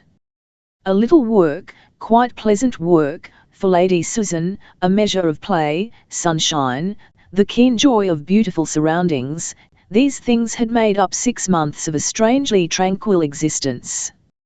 And now, as she sat communing with herself, she was conscious of a queer foreboding that this unearthly period of her life had run its course and was drawing to an end. Almost, it seemed to her, she could hear a low rustle amongst the winds of life, the faint, muttering stir which presages a storm. Only once before had she experienced a similar sensation of foreboding, a few weeks prior to the death of her father and the subsequent discovery that she and Robin were left practically penniless. She had felt then as though a definite epoch in her life was approaching its close, and something new and difficult impending. And, in that instance, her premonition had been only too accurately fulfilled. She tried to shake off the odd feeling of presentiment which obsessed her. But it persisted, and it was a real relief when at last the opening of a door and the sound of voices in the hall heralded Lady Susan's return. Unpleasant premonitions and such like ghostly visitants were prone to melt away in her cheery, optimistic presence like dew before the sun, and Anne hastened out of the room to welcome her back. But at sight of the little group of people in the hall she paused in dismay. Sir Philip and his chauffeur were supporting Lady Susan on either side, while Marie, the excitable femme de chambre, was wringing her hands and pouring out a voluble torrent of commiseration. "Be quiet, Marie," ordered Lady Susan in her brisk voice. "The end of the world hasn't come just because I've sprained my ankle. Go and get some bandages and hot water instead of squawking like a scared fowl." Anne hurried forward anxiously, but Lady Susan nodded reassurance. "Don't be alarmed, my dear. It's nothing serious.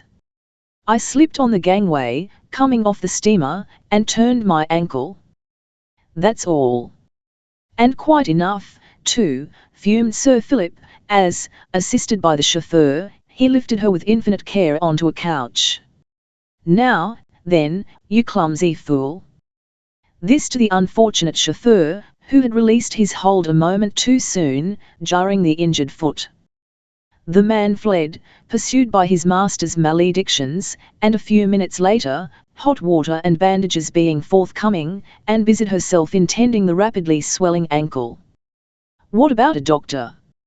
Don't you think you'd better have one?" asked Sir Philip, fussing helplessly round and feeling as inadequate as most men in similar circumstances. "You may have broken a small bone or something," he added with concern. "Doctor? Fiddlesticks," returned Lady Susan. "And's all the doctor I want. There's quite a professional touch about that her foot for him to see. Thank goodness, most of our girls know how to give first aid nowadays. Now, run along, Philip, and look after that harum-scarum nephew of yours. I know you're aching to make sure he hasn't got into mischief during your absence," she added with a touch of malice. Sir Philip demurred a little, but finally went away, promising to look in again in the evening. But when evening came, Lady Susan had retired to bed, feeling far too ill to receive visitors. It was not until after Sir Philip's departure that she would allow herself to admit that she was suffering acutely, and then she lay back against her cushions, looking so white and exhausted that Anne was thoroughly alarmed and dispatched Marie in search of the doctor, who promptly prescribed rest and quiet. By the following morning Lady Susan found herself too stiff even to wish to move.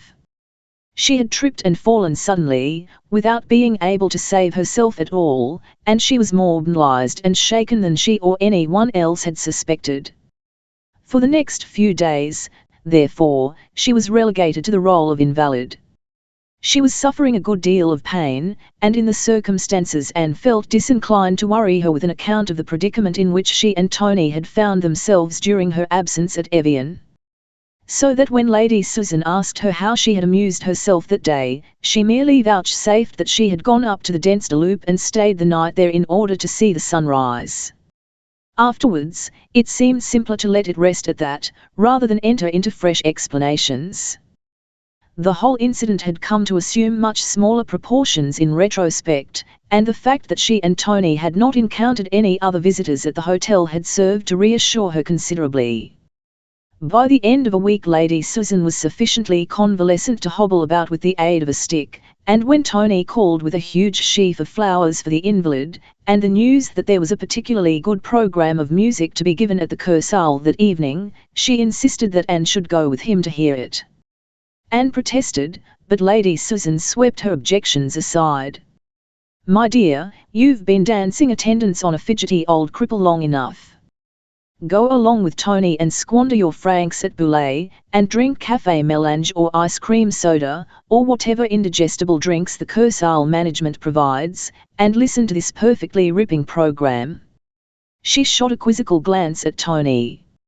"And you can tell that crabbed old uncle of yours to come to the villa and keep me amused in the meantime." And, since there was never any combating Lady Susan's decisions, matters were arranged accordingly. It was unusually gay at the Kursaal that evening. The announcement of a special program had drawn a large audience, and the terrace was crowded with people sitting at small, painted iron tables and partaking of various kinds of refreshment while they listened to the orchestra. Festoons of coloured lights sparkled like jewels in the dusk, and from the twilight shadows of the gardens below came answering gleams of red and orange, where Chinese lanterns spangled the foliage of the trees.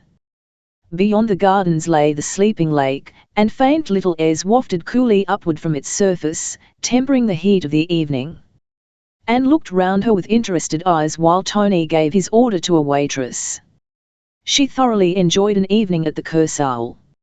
Until she had joined Lady Susan at Villa Monreve, she had never been out of England, for, though Archibald Lovell had been fond of wandering on the continent himself, no suggestion had ever emanated from him that his daughter might like to wander with him, and the essentially un-English atmosphere of the casino still held for her the attraction of novelty.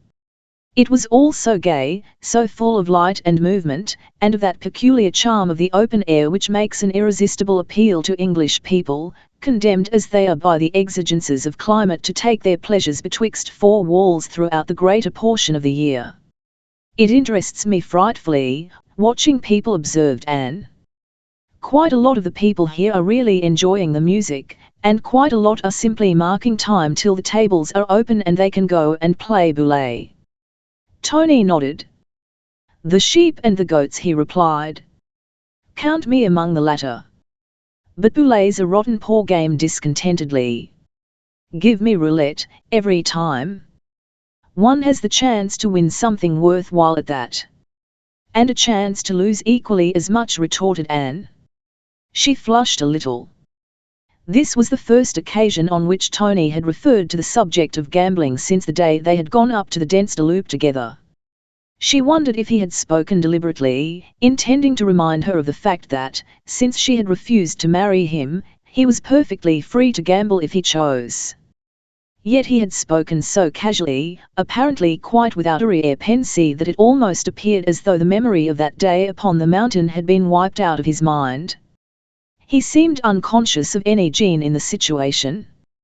During Lady Susan's brief illness he had been in and out of the villa exactly as usual, bringing flowers, running errands, cheering them all up with his infectious good humour, spontaneously willing to do anything and everything that might help to tide over a difficult time. Now and again there flashed into Anne's mind the recollection of those few moments on the moonlit hillside, when Tony's gravely steadfast face and proffered vow had made her think of him as some young knight of old, and she would ask herself whether she had done right or wrong in refusing him. But, for the most part, the episode seemed to her to be invested with a curious sense of unreality, an impression which was fostered by the apparently unforced naturalness of Tony's demeanour. And now she felt rather as though he were asserting his independence, his freedom to gamble. Lose. He picked up her words. You've got to be prepared to lose, at everything. The whole of life's a bit of a gamble, don't you think? No, she answered steadily. Don't. Life's what you make it. The soft, slate-coloured eyes regarded her oddly. Yours will be, I dare say. Mine will be regulated by Uncle Philip, presumably. His mouth twitched in a brief sneer. It rather strikes me we make each other's lives. Then, as though trying to turn the conversation into a more impersonal channel, rum crowd here tonight, isn't it? See that woman sitting on your left? She looks as though she hadn't 2 sous to rub together, yet she's been losing at least 500 francs each night this week. She covers the table with 5-franc notes and loses consistently, so Tony himself must have been playing at the tables every night. Anne made no comment, but glanced in the direction of the woman indicated. She was rather a striking-looking woman, no longer young, with a clever, mobile mouth, and a pair of dark, tragic-looking eyes that appeared all the darker by contrast with her powder-white hair. She was of foreign nationality, Russian, probably, and reflected, with those high cheekbones of hers and that subtle grace of movement. But she was atrociously dressed. Crammed down onto her beautiful white hair was a mannish-looking soft felt hat that had seen its best days long ago, and the coat and skirt she was wearing, though unmistakably of good cut, were old and shabby. In her hand she held an open note case, eagerly counting over the Swiss notes it contained, while every now and again she lifted her sombre, tragic eyes and cast a hungry glance towards the room where Boulet was played, the doors of which were not yet open. She might be an exiled Russian princess, commented Anne, observing a certain regal turn of the head which wore the battered mannish hat. Tony nodded. That's just what she is. She used to play a lot at Monte before the war. Now she can't afford to go there. So she lives here and plays every night, on the proceeds of any odd jewellery she can still sell. Anne regarded her commiseratingly. The woman seemed to her a pathetically tragic figure, a sidelight on the many tragedies hidden among that cosmopolitan crowd on the terrace. Then her straying glance shifted to a man seated alone at the next table to the Russians, apparently absorbed in a newspaper. Tony followed the direction of her eyes. That chap plays bridge at the club sometimes, he vouchsafed. I don't know who he is, never spoken to him. Foreigner, too, I should imagine. He's so swarthy. Anne bestowed a second glance on the man in question. He was wearing evening kit, and at first sight the brown-skinned face above the white of his collar, taken in conjunction with dark hair and very strongly marked brows, seemed to premise the correctness of Tony's surmise. Suddenly the man lifted his bent head, and over the top of the newspaper arm found herself looking into a pair of unmistakably grey eyes, grey as steel. They were very direct eyes, with a certain brooding discontent in their depths which looked as though it might flame out into sudden scorn with very little provocation. She dropped her glance in some confusion.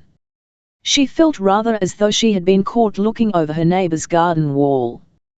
There had been an ironical glint in the regard which the grey eyes had levelled at her that suggested their owner might have overheard Tony's frank comment. Under cover of a fortissimo finale on the part of the orchestra, she leant forward and spoke in a low voice, "He's as English as you are, Tony. No one but an Englishman ever had grey eyes like that." But Tony's interest had evaporated. The band's final burst of enthusiasm heralded the finish of the first part of the program and the consequent opening of the tables for Boulez.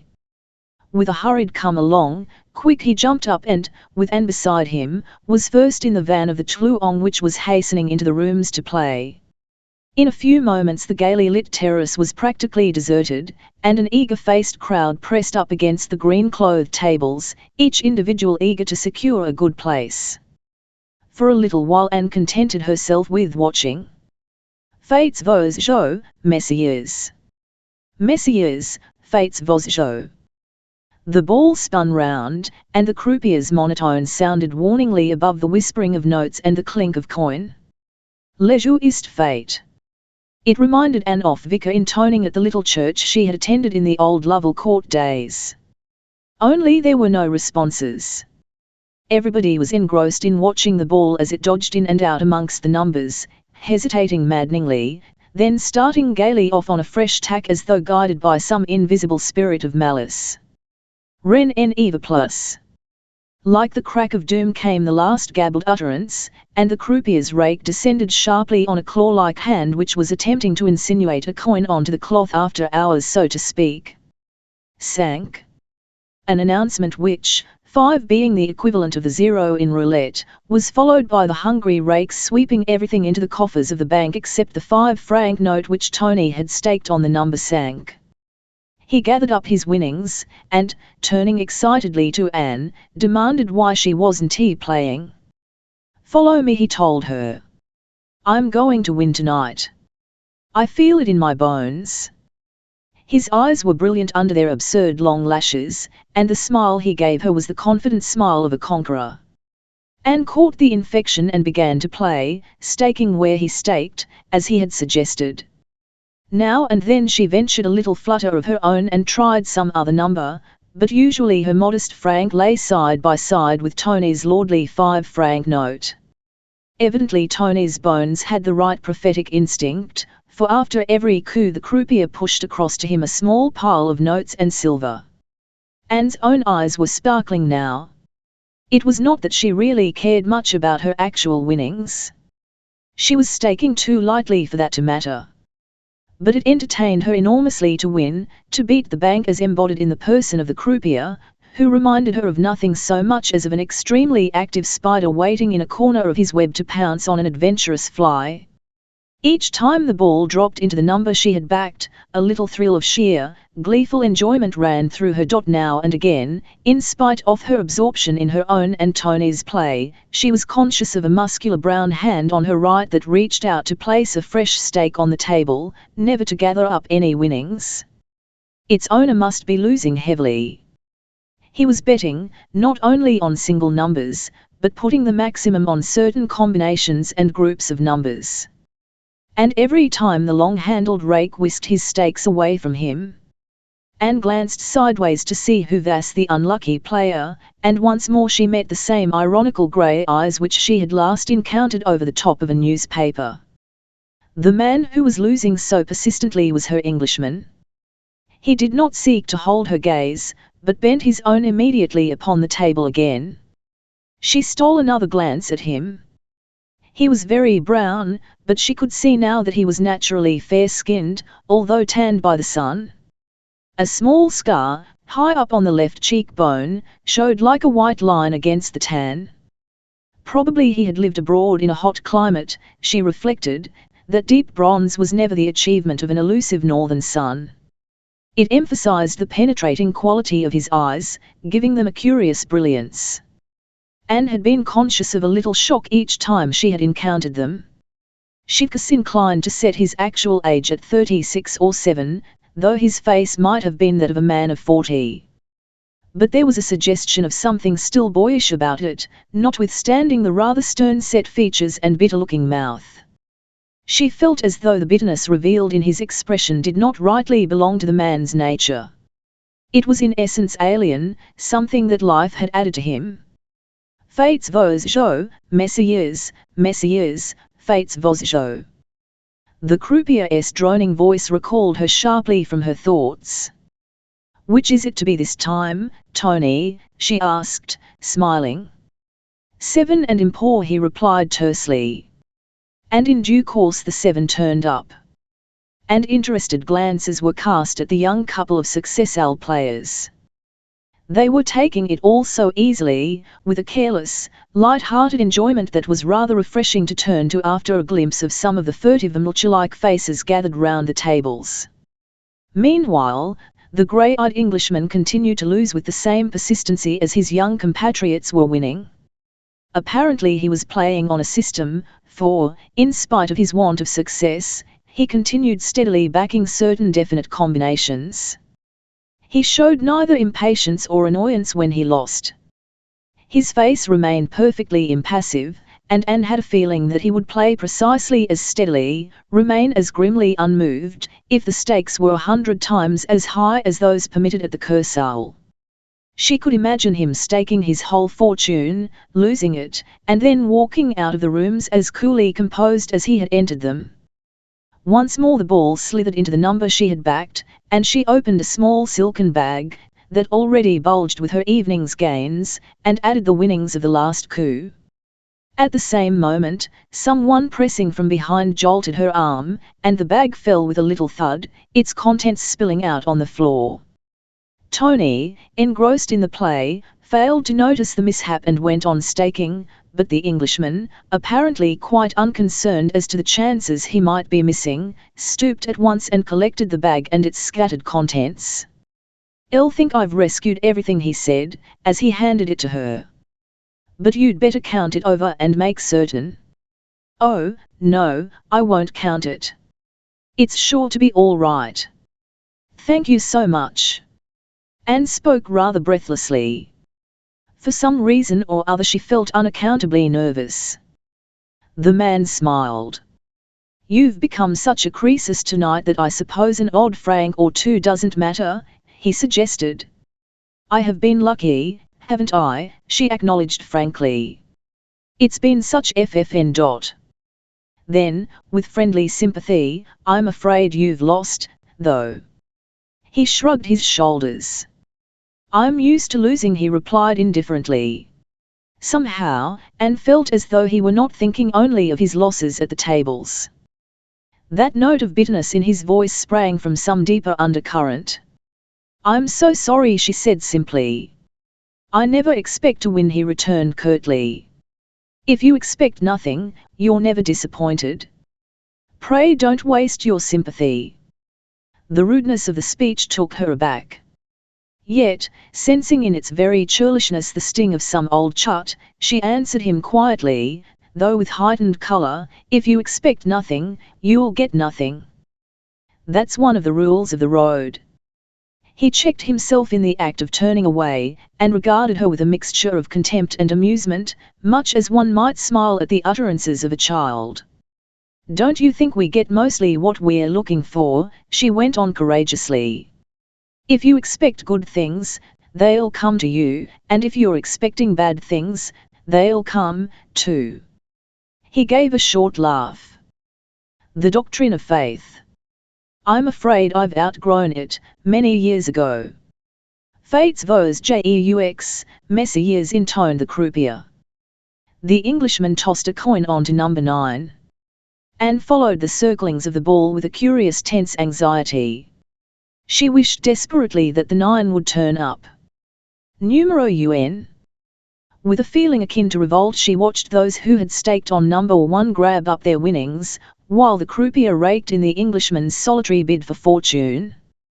You see. The bitter grey eyes mocked her. Quite symbolical, wasn't it?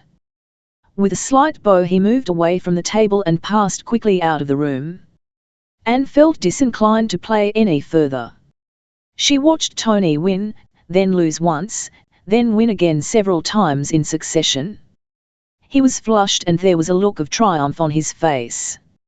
"Haven't you finished yet, Tony?" she asked at last. "I'm ready to go home when you are." "Go home? When I'm winning," he expostulated. "Rather not." Then, catching sight of her face, "Hello. You look tired." "Are you, Anne?" She nodded. "Yes, I think I am a little." Tony held a 5-franc note in his hand, ready for staking. Without the least sign of disappointment he stuffed it back into his pocket. "Then we'll go home," he said. And somewhat to the amazement of the people nearest him, who had been watching his phenomenal run of luck, he made a way for Anne through the crowd and followed her out of the room. "That was nice of you, Tony," she said gratefully, as they started to walk home through the deserted streets. He threw her a quick, enigmatic smile. "I've an obliging disposition." "Haven't you found that out yet?" Anne laughed. "It's becoming quite noticeable," she retorted. "Tony, you nearly broke the bank tonight, I should think." "Broke the bank? At 5 francs a time?" He kicked a pebble viciously into the roadway. It was confounded bad luck to get a run like that with such a rotten limit. With an equal run at Monte I'd have made a fortune. "Oh, damn!" They walked on in silence for a while.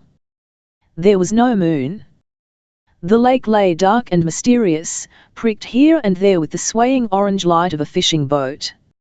High up, like a ring of planets brooding above the town, the great arc of the Cour's palace lights blazed through the starlit dusk. Tony reverted to the evening's play. "You didn't do badly, either," he said, challengingly. "You weren't bored tonight, were you?" An odd little smile crossed her face. "No, I wasn't bored," she answered quietly. Chapter 7. A question of illusions. An air of suppressed excitement prevailed over Montreux. It was the day when the pretty lakeside town celebrated the Fête des Narcissus, and from the smallest street urchin, grabbing a bunch of narcissi in his grubby little hand and trying to induce the good-natured foreigner to purchase his wares, to the usually stolid hoteliers, vying with each other as to which of their caravanserai should blaze out into the most arresting scheme of decoration on the great occasion, the whole population was aquiver with an almost childlike sense of anticipation and delight. There was to be a procession of decorated cars and carriages, a battle of flowers, and attractions innumerable during the course of the day, followed in the evening by a Venetian fete on the waters of the bay. Tony looked in at Villa Monreve shortly after breakfast. Taking any part in the proceedings, he inquired conversationally. Anne shook her head. "We've had the car decorated in honor of the occasion," she replied. "But we are not competing for any prize. I expect we shall just drive about the town." "Same here. Tour round, chucking flowers at unsuspecting people. It's a bore that you and I can't play about together moodily. But we've got a female relative of Uncle Philip's on our hands, a wealthy old cousin, name of great expectations, with a cheerful grin. So I've got to trot her round and do the devoted nephew stunt all day. I hope you two do it nicely," smiling. "I shall hear of it from Uncle Philip if I don't." Grimly. "But you needn't worry. I got all my best manners down from the top shelf this morning and gave Em a brush up." "Good boy." Anne nodded approval. "And by way of reward," insinuated Tony, "you'll come to the dance at the Gloria this evening, won't you? I could come over and fetch you about 10 o'clock, after this precious Venetian fete is over. I'd have liked to go on the lake, but Uncle Philip has ordained that we are to watch the proceedings from our balcony at the Gloria." After that, I should think cousin will be sufficiently exhausted to contemplate the idea of retiring to bed like a Christian woman. She's 79. People foxtrot at 79 nowadays, suggested Anne mischievously. Perhaps your duties won't end at 10. Then, seeing his face fall, but I'll come to the dance, if Lady Susan doesn't happen to want me this evening. At that moment Lady Susan herself came into the room. She still limped a little, leaning on an ebony stick with a gold knob. "Who's taking my name in vain?" she asked, as she shook hands with Tony. "I'm sure to want you addressing Anne, but I suppose I shall have to go without you if Tony wants you to." Anne explained about the dance, adding, "But of course I shan't think of it if you'd rather I stayed at home." "Of course you will think of it," contradicted Lady Susan with vigour. "I'd go myself if it wasn't for this wretched ankle of mine," and then, bubbling over, "Philip and I could tread a stately measure together. I can just see him doing it," she added wickedly. "That's fixed," then said Tony. "So long. I'll call for you about 10 o'clock, Anne." After lunch Lady Susan and Anne drove off in the two-seater, Anne at the wheel and a great basket of flowers for ammunition purposes on the floor of the car. The streets were thronged with people, and from almost every window depended flags and coloured streamers, flapping gaily in the breeze. Cars hastened hither and thither, some, elaborately decorated, were evidently intended to compete for the prizes offered, whilst others, like that of Lady Susan, were only sufficiently embellished to permit of their taking part in the Battle of Flowers, in accordance with the official regulations issued for the occasion. The judging of the cars took place in the wide Place du Marche, and immediately afterwards the firing off of a small self-important cannon signalized the commencement of the battle. Carriages and cars passed and repassed, flowers were tossed from one to the other, whilst showers of confetti and coloured paper serpentines flew through the air. Lady Susan apparently enjoyed the fun as much as anyone, and was perfectly charmed when, as the two-seater glided past Sir Philip's Rolls-Royce, he flung an exquisite spray of crimson roses into her lap, with a sprig of rosemary nestling amongst them. "Romantic old dear," she commented, laughing, as she retaliated with a tiny nosegay which Sir Philip caught neatly as it went sailing over his head. But her eyes were very soft as she turned to Anne. "The beauty of not being married is that you never lose your illusions. Always remember that, Anne, when you feel like commiserating the old maids of your acquaintance." "And are you bound to lose them if you marry?" queried Anne, steering her way deftly through the traffic and bringing the two-seater to a standstill as the stream of cars temporarily checked. "No. But you run an excellent chance of it. Do you suppose if I'd married Sir Philip 30 years ago he'd be pelting me with roses now? Enjoyably? Of course not. It'd be the tradesmen's books, most likely. You wicked cynic." Lady Susan laid her hand impulsively on the girl's arm. "Not really," and she said hastily. "I know that if only a man remembers the roses, marriage may mean heaven on earth. But they so often forget," a little wistfully. "And a woman does so hate to be taken for granted, regarded as a kind of standing dish." Came a regular barrage of flowers from a car to their right, and Anne, recognizing a party of friends, returned them measure for measure. Meanwhile, unnoticed by her, the third prize car had drawn alongside, intervening between herself and the carload of friends. She had already raised her arm to speed a final rosebud on its way, and then, with a sudden shock of surprise, she recognized in one of the occupants of the prize car the Englishman with the grey eyes. He was sitting beside an extremely pretty woman and looking somewhat haughty and ill-tempered, as though the whole business of the feat bored him excessively. She tried to check her action, but it was too late. The rosebud flew from her fingers, and the Englishman's head being directly in her line of fire, the bud, sped with hearty goodwill, hit him straight on the nose. Anne smiled, she couldn't help it. But there came no response, his expression remaining unaltered. He regarded her unsmilingly, without a hint of recognition in his. A hot flush stained her cheeks. Bore, was her mental comment, and she let in the clutch viciously as the car in front of her moved forward. Lady Susan laughed outright. "I'll wonder who that handsome, sulky-looking individual is," she said gaily. "He fairly froze you, Anne. I imagine he thinks you did it on purpose." Anne's face burned more hotly. That was precisely the conclusion she had arrived at herself, and the idea filled her with helpless rage. "He struck me as quite an unusual combination of good looks and bad temper," pursued Lady Susan. "Evidently he doesn't appreciate being pelted with roses." A sudden gurgle of laughter broke from Anne. "It was rather a hard little bud," she said vindictively. Lady Susan threw a swift glance at her. "I hope it hurt. Do you know him?" "Have you met him before?" she asked. "He was down at the Kursaal the other night, the night Tony and I had such good luck. I dropped my bag and he picked it up for me. That's all." Anne spoke rather shortly, and for some time afterwards appeared to be completely absorbed in manoeuvring the two-seater through the streets. They did not encounter the Englishman's car again, and eventually, after making a final circuit of the town, they returned to Montreve. In the evening Lady Susan complained of fatigue. "I've not quite got over that fall of mine yet," she acknowledged briefly, when Anne suggested that perhaps she had been out driving too long in the hot sun. "Elderly ladies should refrain from tumbling about, it shakes them up too much. I should immensely like to go to bed, if you don't mind watching the Venetian feet in solitary splendor." "Do you?" She emitted a sigh of satisfaction when Anne assured her that she did not. "Then I shall just disappear to bed with a novel.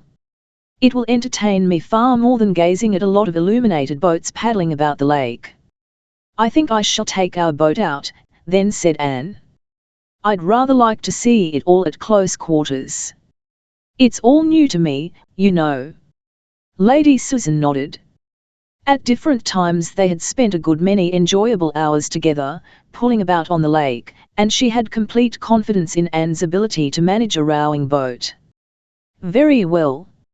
Only don't forget Tony is coming to take you to the dance at 10 and tire yourself out." Anne laughed and shook her head, and when Lady Susan had departed to bed she threw a knitted coat over her evening frock and made her way out into the garden.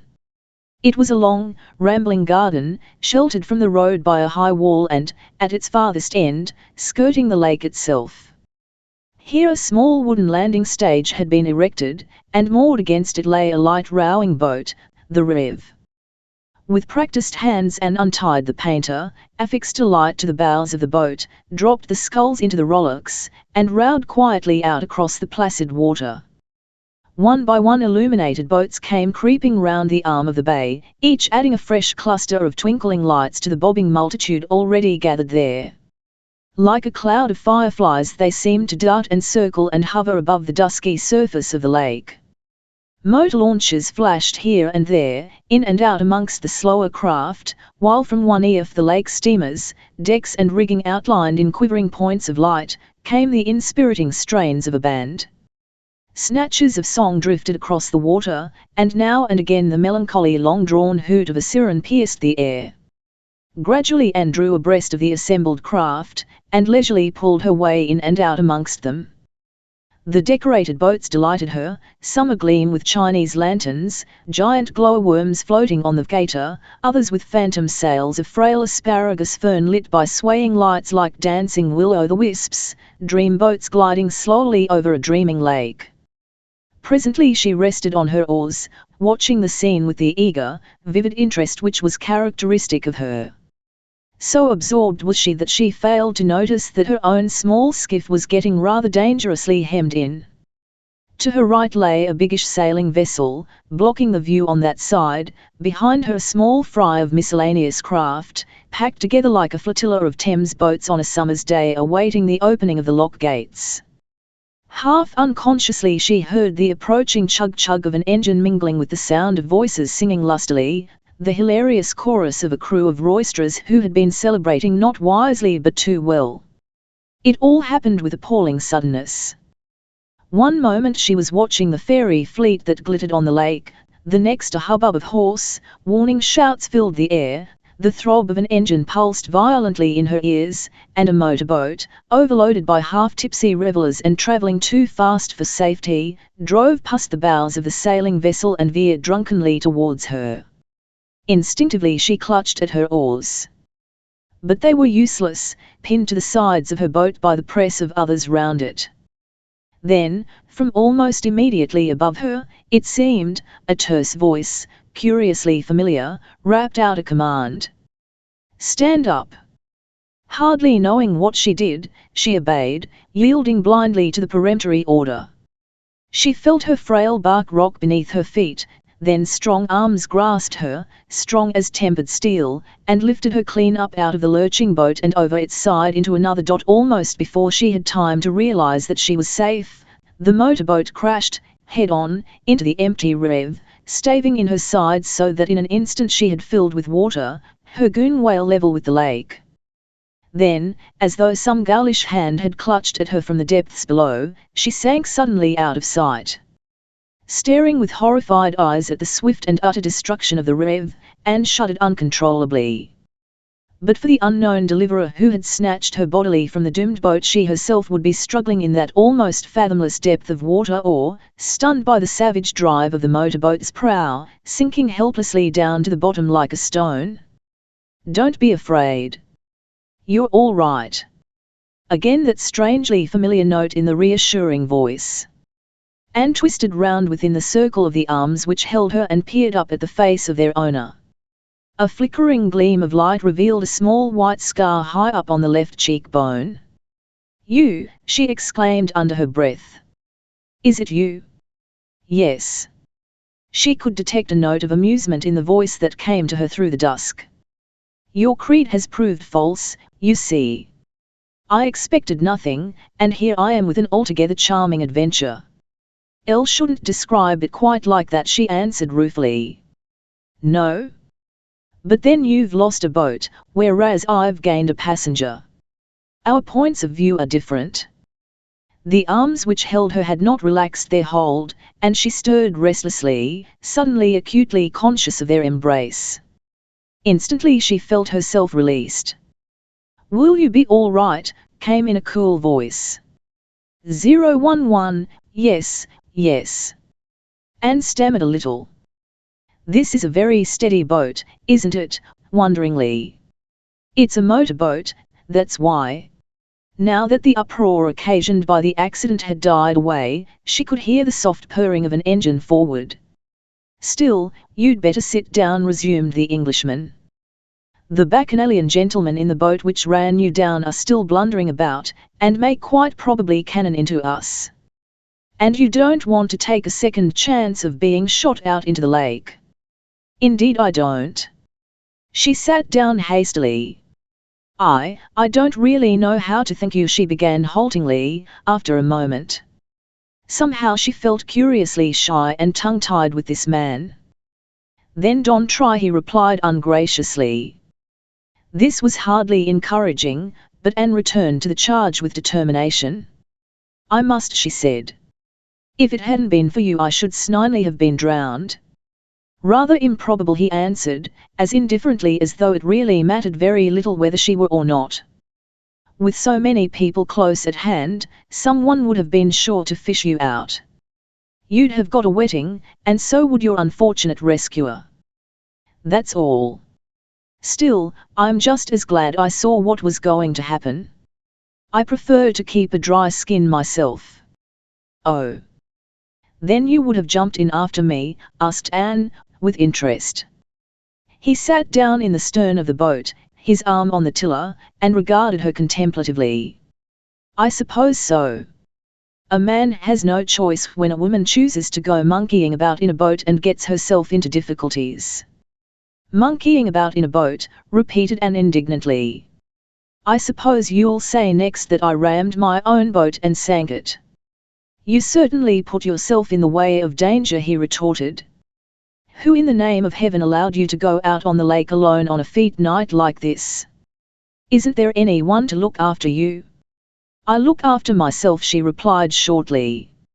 "I'm not a child." He laughed. "Not much more, surely." How old are you? 17.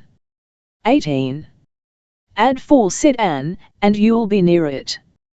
So much. He fell silent. There had been genuine surprise in his voice. Perhaps he was recalling her as he had seen her at the Kursaal, boyishly slender, her eager, pointed face alight with gay enthusiasm and amusement. 1, 2, 3, 9 strokes. The sound of a clock striking came wafted faintly across from the shore. Anne started up. "Elle must get back," she exclaimed. "I'd forgotten all about the time." A brief smile crossed the man's dark face. "So had Elle," he said. And there was something in the quality of his voice which sent the colour flying up into her face. "Why must you go back in such a hurry?" he resumed composedly. "One can watch the feet very well here." "I'm going to a dance, at the Gloria," said Anne. "Someone, they are coming to fetch me, and if I'm not there, they will be disappointed," he finished for her, a veiled irony in his voice. "What time do your friends expect you?" "At 10. And it is now only 9. If you care to watch the feet a little longer, I can land you wherever you wish and you would still be in good time. I will guarantee your safety," he added with a smile. Anne hesitated. On the one hand she was thoroughly enjoying the water feat as viewed from the security of the Englishman's motorboat, and the unconventionality of the circumstances added a spice of adventure to the situation. On the other, like every properly brought-up young woman, she was quite aware of what would be Mrs. Gmndy's pronouncement on such a matter. "You'll stay," said the Englishman. It savoured more of a command than a question. Metaphorically, Anne threw Mrs. Grundy overboard into the lake. "Yes, I'll stay," she answered. He accepted her decision without any outward sign of satisfaction, and she experienced a slight chill of disappointment. Perhaps, after all, he had only asked her to remain a little longer, not because he really desired the pleasure of her company, but merely in order that he might not be inconvenienced by the necessity of taking her back to Montreaux before he himself was ready to go. She had all the sensitiveness of youth and, once this idea had presented itself to her, she felt self-conscious and ill at ease, only anxious for the moment to arrive when she need no longer trespass on his hospitality. And then, just as though some secret wireless had acquainted him of her discomfort, he held out his hand with a sudden smile that softened the harsh lines of his face extraordinarily. "Thank you," he said quietly.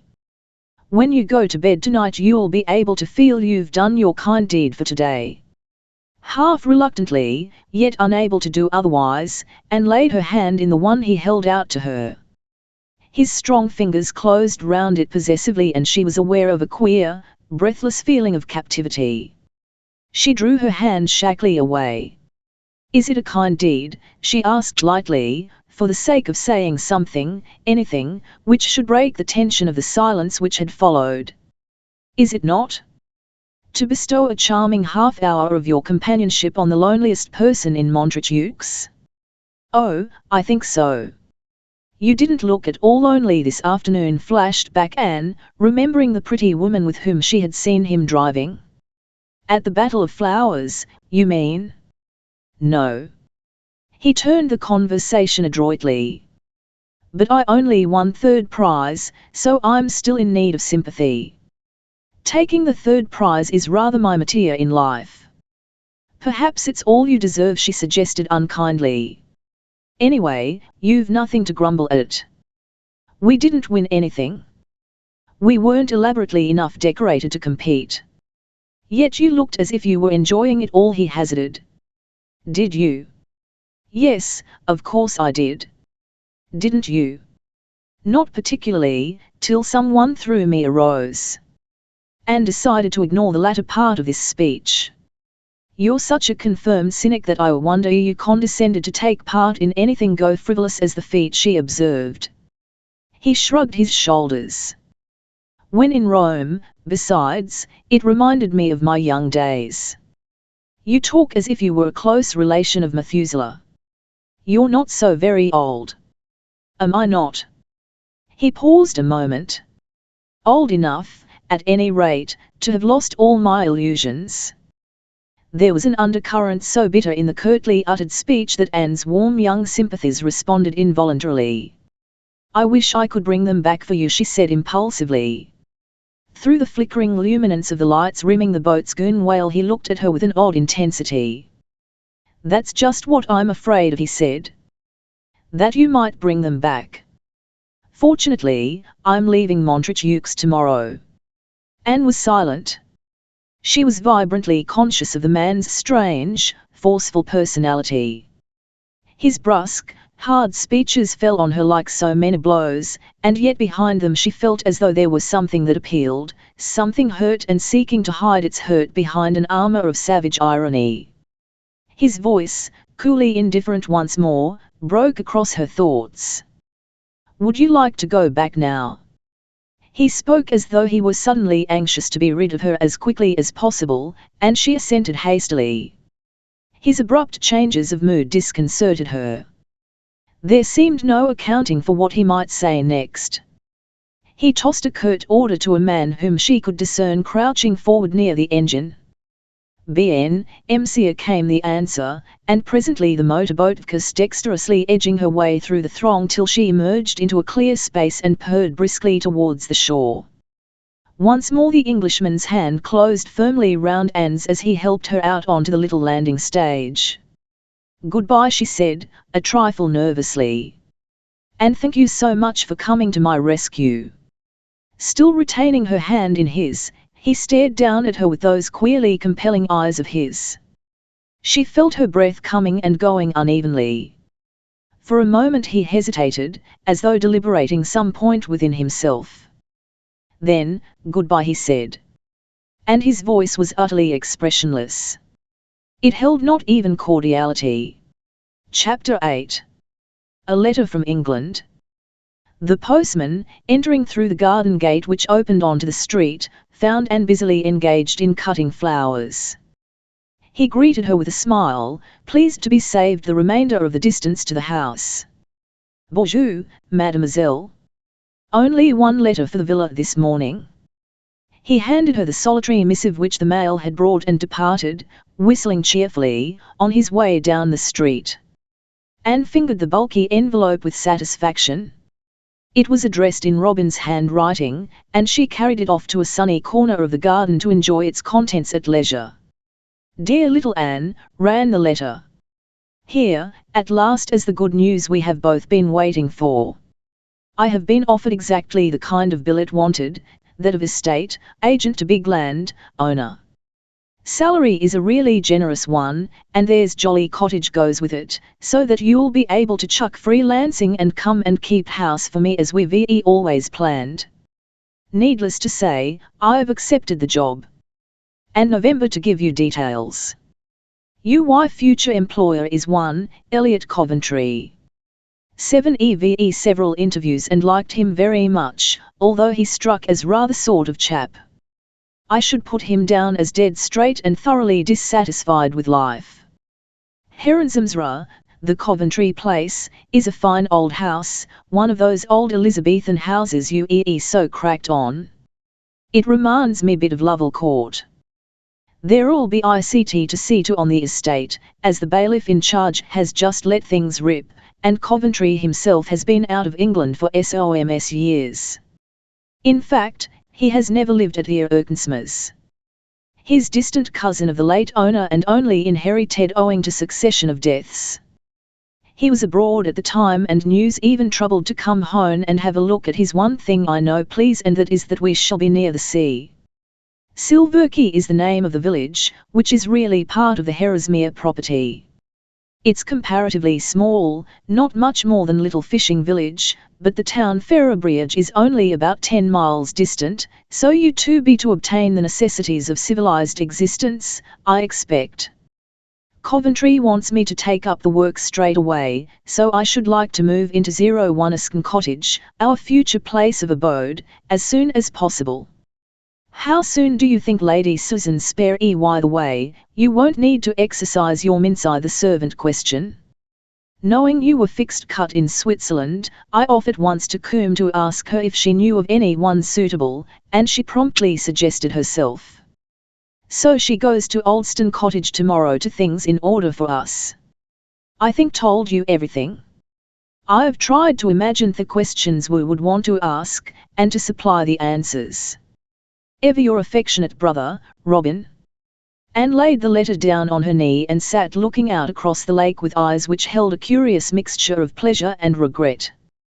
The idea of sharing life once more with Robin filled her with undiluted joy, but she was conscious that the thought of leaving Lady Susan and dear, gunny Switzerland created an actual little ache in her heart. She could quite imagine feeling rather homesick for Lady Susan's kindly presence, and for the Swiss mountains and the blue lake which lay smiling and dimpling at her now in the brilliant sunlight. Her glance lingered on the lake. She had not been on the water since the Venetian feat, nearly 3 weeks ago, owing primarily to the destruction of the Rev, and secondly to Lady Susan's incurable aversion to a hired boat.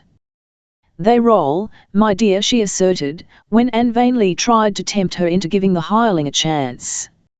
And the cushions have villainous lumps in sundry places.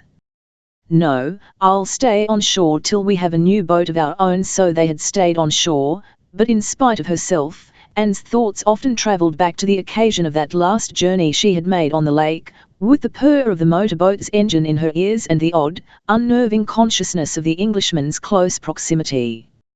She would have liked to forget him, but there was something about the man which made this impossible. Anne admitted it to herself with an annoyed sense of the unreasonableness of it. He was nothing to her, not even an acquaintance, according to the canons of social convention, and in all human probability they would never meet again. Yet, try as she might, she had been unable to dismiss him altogether from her thoughts, and since his departure she had several times caught herself wondering, with a fugitive emotion of odd trepidation, whether he would ever return. Once she had even thought she descried him coming towards her along the Grand Rue, and when the figure which she had supposed was his resolved itself, upon closer inspection, into that of a total stranger, bearing only the most superficial resemblance to the man for whom she had mistaken him, she experienced a totally disproportionate sense of disappointment. The news contained in Robin's letter promised, at any rate, to end all likelihood of any further meeting. Even if, later on, the unknown Englishman should return to Montreaux, it would only be to find her gone. She derived a certain feeling of relief from this thought. There was something disquieting about the man. He made you like and dislike him almost in the same breath. On the whole, Anne felt she would be glad to be in England, freed from the rather disturbing uncertainty as to whether they might or might not meet again. People so often came back to Montreaux. She folded up Robin's letter, and, slinging her basket of flowers over her arm, returned to the house, somewhat troubled in mind as to how she should break the news of her impending departure to Lady Susan. The difficulty solved itself, however, more easily than she had anticipated. "At Silverkey," exclaimed Lady Susan, when Anne had explained matters. "Now, how charming! I do think fate is a good-natured old thing sometimes. I shall lose you and yet still keep you, Anne. You'll be living quite near me." Anne looked up in surprise. "But you don't live at Silverkey," she said. "Almost next door, though. My home, White Windows, is in the neighbouring parish, Heronsfoot, about 5 miles away, 3 if you cut across the fields." "Then of course you know this Mr. Coventry." "No, I've never met him. I knew Rackham Coventry, from whom your man inherited, and I've heard him speak of his cousin Elliot. They were on very bad terms with each other, so that Elliot never came near the place in poor old Rack's time, and, as your brother tells you, he was abroad when the property fell into him. Herresmere is a lovely old house, by the way." "I wonder Mr. Coventry never came back until now," said Anne. "He must take very little interest in the place. He's lived abroad for years, I believe. I remember Rax telling me he had been crossed in love, and he cut himself adrift from England afterwards." I think the girl threw him over because in those days he wasn't rich enough. She must feel rather a fool now, if she knows how things have fallen out. The Herresmere rent roll is enormous. It rather serves her right, doesn't it, commented Anne, with a feeling that for once poetic justice had been meted out. Lady Susan smiled. Yes. Though I always feel a bit sorry for people who get their deserts. You never realize how heavy the bill is going to be when you're running it up. She fell silent a moment, then went on, the pity of it is that I suppose Elliot Coventry will never marry now, and so Herresmere will ultimately go to a very distant branch of the family. He tried to get himself killed out of the way during the war, I heard. I knew a man in the same regiment, and he told me Elliot didn't seem to know what the word fear meant, Mad Coventry they called him. He took the most amazing risks, and came through without a scratch. While poor Robin got badly wounded and gassed into the bargain, said Anne. That's why I'm so glad he's got this post. The doctors told him that an outdoor job was his one chance of getting really strong again. Yes, I'm very glad, for you, answered Lady Susan ruefully. But I shall miss you badly, child. However, if Robin wants you he must have you, and as he wants you to go as soon as possible I should think the best plan is for you to travel back to England with Philip and Tony next week. It was typical of Lady Susan that she wasted no time in repining, but promptly proceeded to sketch out a definite plan of action. But what about you? Asked Anne with some concern. I'll come with you all as far as Paris, and there you can drop me to do some shopping. I shall stay 2 or 3 weeks, I expect. Anne's face still remained clouded. She felt that it was hardly fair to desert Lady Susan so suddenly, much as she longed to join Robin as speedily as possible. Are you sure you wouldn't rather I stayed with you a little longer? She suggested earnestly. I'm sure Robin could manage for a few weeks, especially as he will have Maria Coombe. Lady Susan's quick dark eyes flashed over her. Who is Maria Coombe? She demanded. Anne laughed. Maria Coombe is a host in herself, she answered.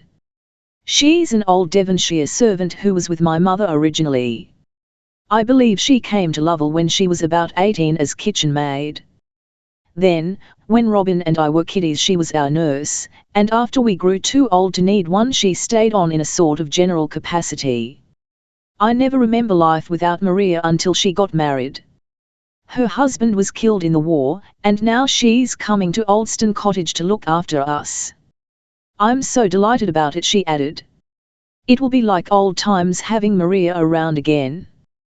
That's really nice for you, agreed Lady Susan heartily. Still, I think, smiling, Robin will be glad to have his sister, too. And you needn't worry about me in the least. I've heaps of friends in Paris. Besides, Brett Forrester, my scapegrace nephew, is there now, and he and I always amuse each other. Tony knows him, doesn't he? He mentioned having met him in London, I remember. Yes. I believe they both belong to the same gambling set in town, more's the pity, replied Lady Susan, with grim disapproval. The only difference between them being that Brett gambles and can afford to do it, while Tony gambles, and can't.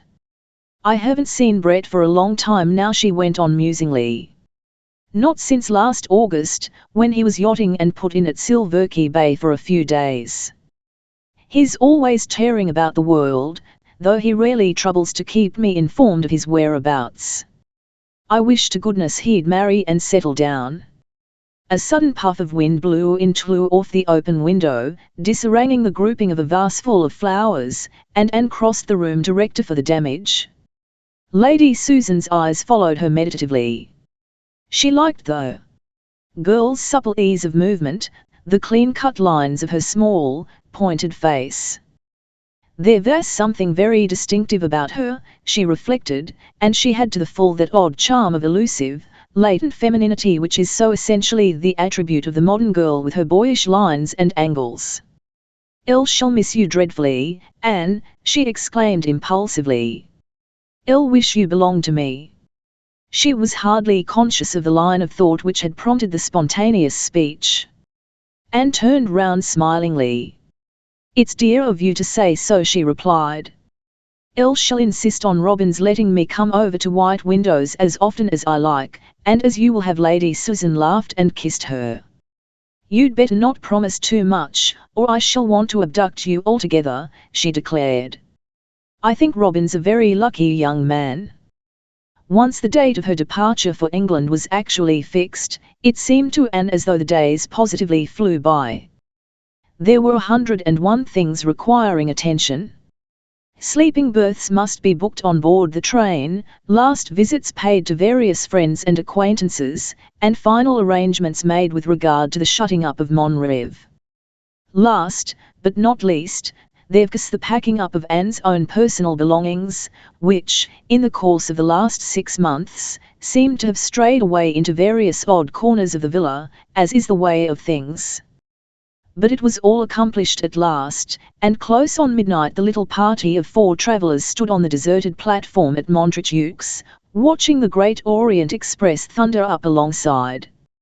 Followed a hurried gathering together of hand baggage, a scramble up the steep steps of the railway coach, a piercing whistle, and the train pulled out of the station and went rocking on its way through the starry darkness of the night. Chapter 9. Oldston Cottage. The journey from Montreaux to London accomplished, Anne was speeding through the familiar English countryside once more and finding it doubly attractive after her 6 months' sojourn abroad. The train slowed down to manipulate a rather sharp curve in the line as it approached Silverkey station, and she peered eagerly out of the window to see the place which was henceforth to mean home to her. She caught a fleeting glimpse of white cliffs, crowned with the waving green of woods, of the dazzling blue of a bay far below, and of a straggling, picturesque village which climbed the side of a steep hill sloping upward from the shore. Over all lay the warm haze of early July sunshine. Then the train ran into the station and she had eyes only for Robin's tall, straight figure as he came striding along the platform to meet her. Brother and sister resembled each other but slightly. In place of Anne's tempestuous coppery hair, Robin was endowed with sober brown, and for her golden hazel eyes, with their changeful lights, nature had substituted in him a pair of serious greenish-brown ones. But they were attractive eyes, for all that, with a steady, trustable expression in them that reminded one of the eyes of a nice fox terrier. "Robin!" Anne sprang out of the railway carriage and precipitated herself upon him with unconcealed delight. "My dear, how are you? Let me have a good look at you." She pushed him a little away from her and her eyes flashed over his face and figure searchingly. Then she nodded as though satisfied with her inspection. Whereas when she had last seen him he had limped a bit as a consequence of his wound, today he had crossed the platform with the old, easy, swinging stride of the pre-war Robin, and although his face was still rather on the thin side, it had lost the look of delicacy which, a year ago, had worried her considerably. "Isn't this all simply splendid, Robin?" she said gaily, as, after giving her luggage in charge of a porter, they made their way out of the station. "Never tell me dreams don't come to after this, if you dream them hard enough." He smiled down at her. Her spontaneous enthusiasm was infectious.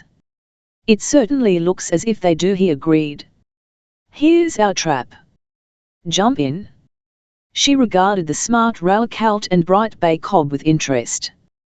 The latter, held with difficulty by a lad Robin had left in charge, was dancing gently between the shafts, impatient to be off. "Our trap?" queried Anne. "Yes. It goes with the cottage," explained Robin. "Coventry's been awfully decent over everything. Of course, he provides me with a gee to get about on, but as soon as he heard I had a sister coming to live with me he sent down this pony and cart from his own stables. Naturally, I told him that that kind of thing wasn't included in the bond, but he shut me up with the remark that no woman could be expected to settle down at the back of beyond unless she had something to drive." "He must be an extremely nice young man," commented Anne, as she settled herself in the trap. Robin gathered up the reins and they set off, the sleek little cob at once breaking into a sharp trot which carried them swiftly along the leafy country road. "Coventry's not very young," observed Robin, as they sped along. "Must be 6 or 37, at least. And I don't think you would describe him as nice if you'd met him. He's very brusque in his manner at times, and I don't fancy women figure much in his scheme of existence." 011, "Well, he's of no importance beyond being the source of a perfectly topping billet for you." Anne brushed the owner of Herresmere off the map with an airy wave of her hand. "He's quite at liberty to enjoy his womanless Eden as far as I'm concerned. Men, other than extremely nice brothers, of course, are really far more bother than they are worth." They are so unexpected," with a swift recollection of the upsetting vagaries of mood exhibited by a certain member of the sex. Robin threw her a brief glance, then, drawing his whip lightly across the cob's glossy flanks, he asked casually, "And how did you leave the Brabazons?" "They are both looking very fit after 3 months in Switzerland, of course, but I think Tony found it a bit boring compared with Monte Carlo. They came straight on to Montreux from Mentone, you know." "Tony still gambles as much as ever, then?" Anne's face clouded. "I'm afraid he does," she acknowledged. "At least, whenever he gets the chance."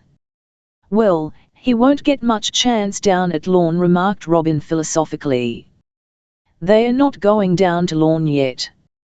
They go back to Audley Square till the end of this month." "That's quite long enough for Tony to get into trouble," ruefully. "Lady Susan says he plays a lot in her nephew's set. That's the Brett Forrester Tony sometimes speaks of as such a fine bridge player." "I've heard of Forrester from other people," observed Robin. "He's got the reputation of being one of the most daredevil gamblers in London, in every shape and form. Cards, horses, roulette, anything you like as long as it's got the element of chance in it." Anne's brows drew together. "That may be all right for Mr. Forrester. As Lady Susan says, he can afford to dire our money away if he chooses. Tony can't, you know. Sir Philip's pretty strict over his allowance." "I'm rather anxious to meet your Lady Susan," said Robin. "It was very decent of her to let you leave her almost at once like that." "Lady Susan always would do the decent thing, I think," returned Anne, smiling. "The other thing doesn't seem to occur to her. You'll meet her before long, as she comes straight home from Paris. Isn't it strange that you should get this berth and that we should come to live quite close to her? Rather a coincidence." Robin, occupied in restraining a sudden tendency on the part of the pony to frolic a little as they neared home, replied somewhat abstractedly. He was a good whip, and under his quiet handling the cob soon steadied down to a more reasonable gait and finally pulled up decorously at a green-painted gateway. A diminutive and hugely self-important young urchin, whom Anne learned later to know as Billy Brewster, the odd-job boy, appeared simultaneously and flew to the pony's head, grasping his bridle with as much promptitude as if there were imminent danger of his bolting at sight. Billy's ultimate ambition in life was to be a groom. He adored horses, and although, at present, the exigencies of fate ordained that boots, coals, and knives should be added to his lot, he proposed to lose no opportunity of acquiring the right touch of smartness requisite for his future profession. Anne laughed as she passed through the gate which Robin held open for her, while Billy touched his hat rapturously for the 3rd time. "Who is that fascinating imp?" she asked. "Is he one of our retainers, Robin?" He nodded, smiling. "That's Billy. He does everything Maria doesn't choose to do, in addition to grooming the horses. You will observe he is the complete groom, minus livery." Anne's eager glance swept the low, 2-storied cottage which faced her. It was a cosy, home-like-looking little house, approached by a wide flagged path bordered with sweet, old-fashioned country flowers. One of its walls was half concealed beneath a purple mist of wisteria, while on the other side of the porch roses nodded their heads right up to the very eaves of the roof. From the green-clothed porch itself clustered trumpets of honeysuckle bloom poured forth their meltingly sweet perfume on the air. And framed in the green and gold of the honeysuckle, her face in smiles, stood the comfortable figure of Maria Coombe. Anne was conscious of a sudden tightening about her throat. The sight of Maria, with her shrewd, kindly eyes smiling above her plump pink cheeks, and her hands thrust deep into the big, capacious pockets of her snowy apron, just as she remembered her in the long-ago nursery days at Lovell, brought back a flood of tender memories, of the old home in Devon which she had loved so intensely, of Virginia, frail and sweet, filling the place of that dead mother whom she had never known, of all that had gone to make up the happy, carefree days of childhood. Maria! With a cry Anne fled up the flagged path, and the next moment Maria's arms had enveloped her and she was coaxing and patting and hugging her just as she had done through 100 childish tragedies in years gone by, with the soft, slurred Devon brogue making familiar music in Anne's ears. There now, miss dear, don't take on like that.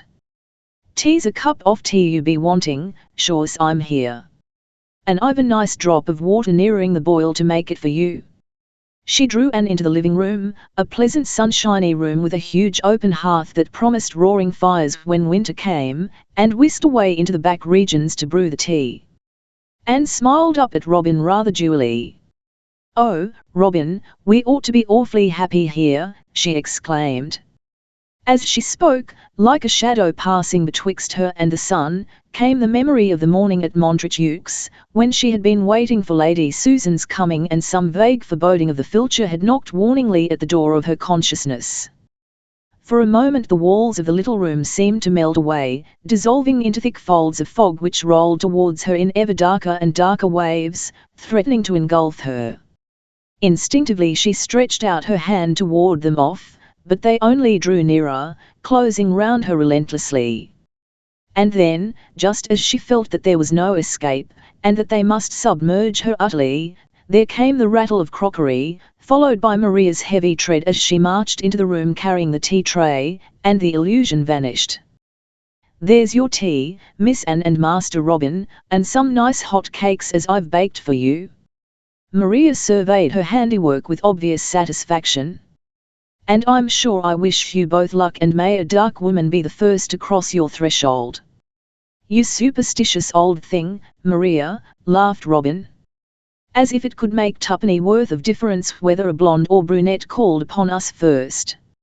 "Elle don't know nothing about blondes and brunettes, sir," replied Maria, with truth.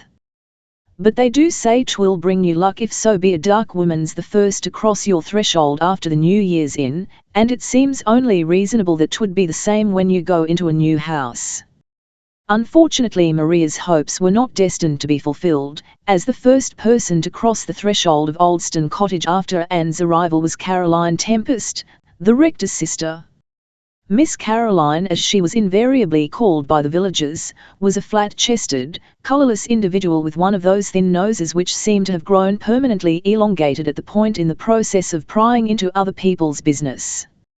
Her hair, once flaxen, was now turning the ugly yellowish grey which is the fair woman's curse, and her eyes were like pale blue china beads. She appeared, accompanied by the rector, about half an hour after Maria had brought in tea, and seemed overwhelmed to discover that Anne herself had only just arrived. "I really must apologize," she declared, in the voice of a superior person making a very generous concession. "I quite thought you were expecting your sister yesterday, Mr. Lovell. I told you so, didn't I, Brian?" She appealed to her brother, who nodded rather unhappily. "And we thought we'd like to call as soon as possible and welcome you to the parish." Anne didn't believe a word of it. "She knew perfectly well you were expecting me today," she declared when, later on, she and Robin found themselves alone again. "Though I haven't the slightest doubt she told that nice brother of hers just what she wished him to believe.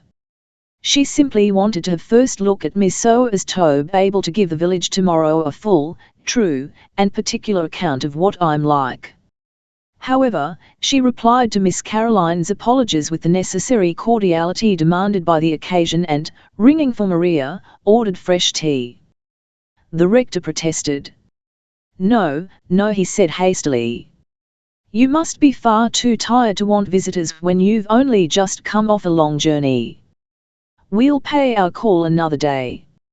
Brian Tempest was the very antithesis of his sister, tall and somewhat ascetic-looking, with a face to which one was almost tempted to apply the word beautiful. It was so well proportioned and cut with the sure fineness of a cameo.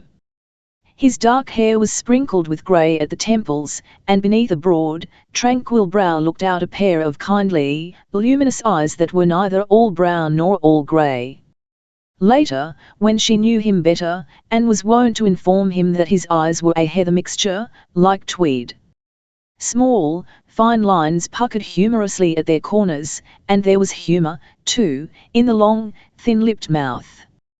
Robin and Anne brushed aside his protest with a hearty sincerity there was no mistaking. Whatever each of them might feel concerning Miss Caroline, they were in complete accord in the welcome they extended to her brother. He was no stranger to Robin.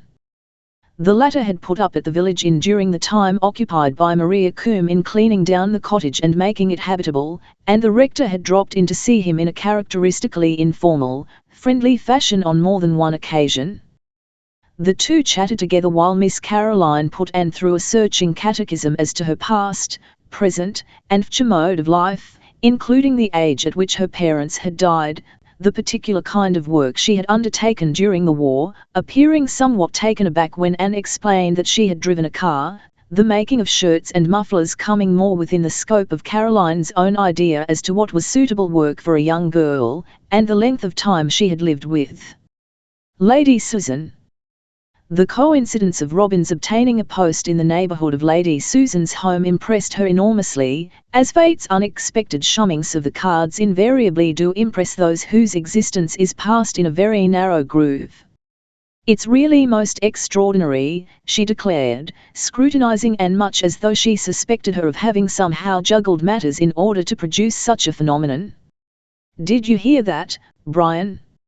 Miss Lovell has been living with our dear Lady Susan. She spoke as if she held proprietary rights in Lady Susan. Isn't it extraordinary that now she and her brother should have come to live so near White Windows? I'll think it's a very charming happening, replied the rector, since Aldston Cottage is even nearer to the rectory. He smiled across at Anne, a quick, sympathetic smile that seemed to establish them on a footing of friendly intimacy at once.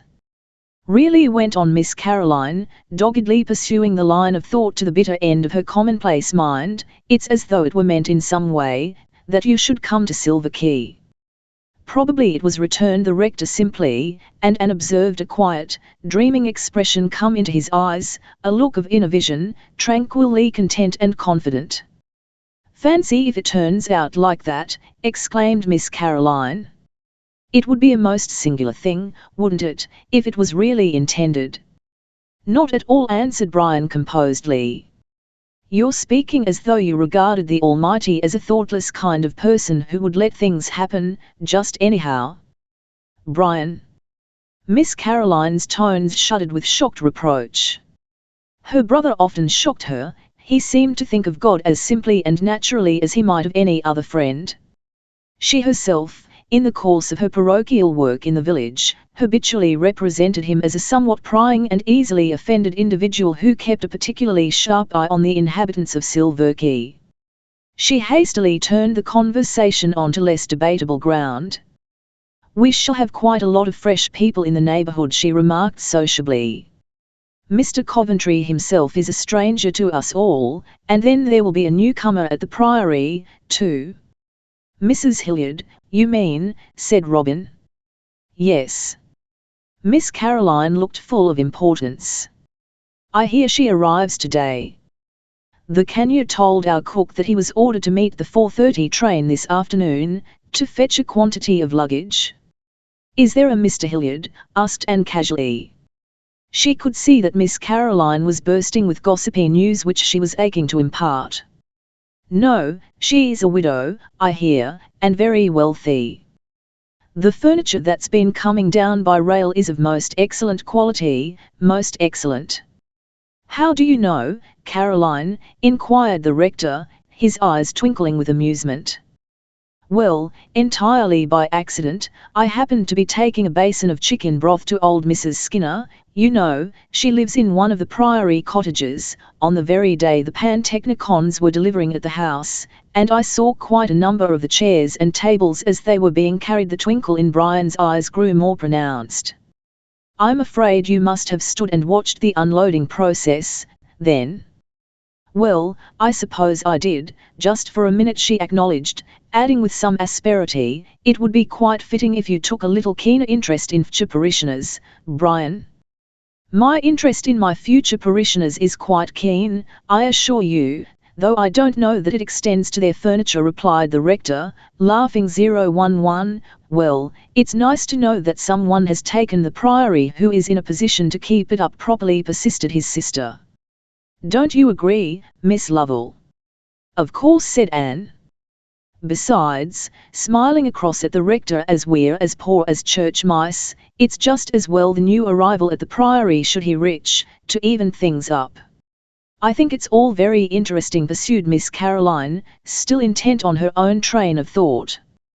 Here's Mr. Coventry come home at last to live at Harrismere, a very eligible bachelor, and with this Mrs. Hilliard, a wealthy widow, living so nearby it wouldn't be at all surprising if something came of it. The rector jumped up, laughing good-humouredly. Caroline! Caroline! I must really take you home after that, or Miss Lovell will think Silverkey is a veritable hotbed of gossip. Coventry hasn't been in the neighbourhood a month, poor man, and here you are trying to tie him up with a lady who doesn't even arrive until this afternoon. Besides, suggested Robin, smiling broadly, she may be a really disconsolate widow, you know. Miss Caroline shook her head. Don't think so, she answered obstinately. The furniture didn't look like it. One of the packages was a little torn, and I caught sight of the curtains inside. They were rose colour. That was really quite bright of Miss Caroline, observed Anne with some amusement, when the rector and his sister had started for home. Only she didn't know it. Chapter 10. A Discovery. The morning breeze darted in and out of Anne's bedroom like a child tentatively trying to inveigle a grown-up person into playing hide-and-seek. With every puff a big cluster of roses, which had climbed to the sill, swayed forward and peeped inside, sending a whiff of delicate perfume across to where Anne was kneeling, surrounded by trunks and suitcases, unpacking her belongings.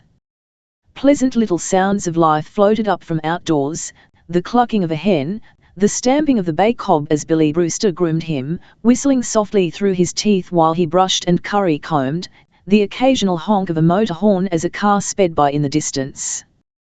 Then came the beat of a horse's hoofs, stopping abruptly outside the cottage gate. Anne did not pause in her occupation of emptying a hatbox of its tissue-shrouded contents. Robin had ridden away almost immediately after breakfast, so she merely supposed that, having started early, he had returned early. But a minute later Maria was standing in the doorway of the room, her broad face red with the exertion of hurrying upstairs, her eyes blinking excitedly. "'Tis Mr. Coventry himself, miss," she announced. "He didn't inquire if anyone was at home, but just followed me in and asked me to tell Master Robin he was here." Anne rose reluctantly from her knees, dusting her hands together. "All right, Maria, I'll go down and see him. Perhaps he can leave a message with me for Robin. I hope, though," she added with a faint sense of irritation, "that he isn't going to make a habit of dropping in here in the mornings." Only pausing to push back a stray lock of hair, she ran quickly downstairs and into the living room. "I'm so sorry," she began, speaking almost as she crossed the threshold, "but my brother is out." With a stifled ejaculation the man standing in the shadow of the tall, old-fashioned chimneypiece wheeled round, and Anne found herself looking straight into the grey eyes of the Englishman from Montreaux. For a moment there was a silence, the silence of utter mutual astonishment, while Anne was wretchedly conscious of the flush that mounted slowly to her very temples. The man was the first to recover himself. "So," he said, "you are Miss Lovell." Something ill his tone stung Anne into composure. Yes, she replied coolly. You don't sound altogether pleased at the discovery. Pleased? His eyes rested on her with a species of repressed annoyance. It doesn't make much difference whether we're, either of us, pleased or not, does it? His meaning appeared perfectly plain to Anne. For some reason which she could not fathom, he found her appearance on the scene the very reverse of pleasing. Don't see that it matters in any case, she replied frostily. The fact that I happen to be your agent's sister doesn't compel you to see any more of me than you wish to. True. And if I'd known you were here, I wouldn't have come blundering in this morning. I arrived yesterday, vouchsafed Anne. Won't you sit down? She added with perfunctory politeness. She seated herself, and in obedience to her gesture he mechanically followed suit. Yes, you were expected today, weren't you? I'd forgotten, he said abstractedly. No one particularly enjoys being assured that they have been forgotten, and Anne's eyes sparkled with suppressed indignation. Can I give my brother any message for you? She asked stiffly. All at once he smiled, that sudden, singularly sweet smile of his which transformed the harsh lines of his face and which seemed to have so little in common with his habitual brusqueness. I've been behaving like a bore, haven't I? He admitted. Forgive me. And can't we be friends? After all, I've some sort of claim. I pulled you out of Lac Lemon, or rather, prevented your tumbling into it, you know. He spoke with a curious persuasive charm. There was something almost boyishly disarming about his manner. It was as though for a moment a prickly, ungracious husk had dropped away, revealing the real man within. He held out his hand, and as Anne laid hers within it she felt her spirits rising unitably. "I'll hope you'll like it here," he pursued. He glanced round with a discontented expression. "Does the cottage furniture satisfy you? Is it what you like?" "It's perfectly charming," she replied wholeheartedly. "I'll love old-fashioned things." "Well, if there's anything you'd like altered or want sending down, you must let me know. There are stacks of stuff up at Herresmere." "You've already sent down the one thing to complete my happiness," she answered, smiling. "That jolly little pony." "Oh, Dick Turpin. Do you like him? Is that his name?" "Yes, I like him immensely." "Thank you so much for sending him." She paused, then added rather shyly. "I always seem to be thanking you for something, don't I? First for rescuing my bag at the Kursaal, then for rescuing me, and now for Dick Turpin. You can't do without do you ride?" She nodded. "Yes. I thought of riding him sometimes." "Does he ride all right?" "Oh, he's quiet enough. But if you want to hunt next winter, you must let me mount you." His glance rested on her slim, boyish contours. "I've a little thoroughbred mare up at Herresmere, Redwing, she's called, who would carry you perfectly." "Oh, I couldn't. You mustn't," she began with some embarrassment. "Nonsense!" he interrupted her brusquely. "What are you going to do down here if you don't ride and drive? Lovell will have his work." "But you won." "I'm proposing to keep chickens," announced Anne. "I'm not in the least an idle person." "You lose the habit if you've earned your own living for several years," she added, with a touch of amusement. "Have you done that?" She assented. "Of course I have. You can't live on air, you know, and as my father didn't leave us much else, Robin and I both had to work." He regarded her with brooding eyes. She was so gay and cheery about it all that, against his will, his thoughts were driven back amongst old memories, recalling another woman he had known who had chosen to escape from poverty by a different road from the clean, straight one of hard work. She had ffnked the sharp corners of life, that other, in a way in which this girl with the clear, brown gold eyes that met the world so squarely would never funk them. Before he could formulate any answer there came the sound of the house door opening and closing. He rose hastily from his chair. "Ah! That must be your brother," he exclaimed, a note of what sounded almost like relief in his voice. He seemed glad of the distraction, and shook hands cordially with Robin when he came in. "I'm sorry I was out," began the latter. But Coventry cut short his apologies. "Don't apologize," he said.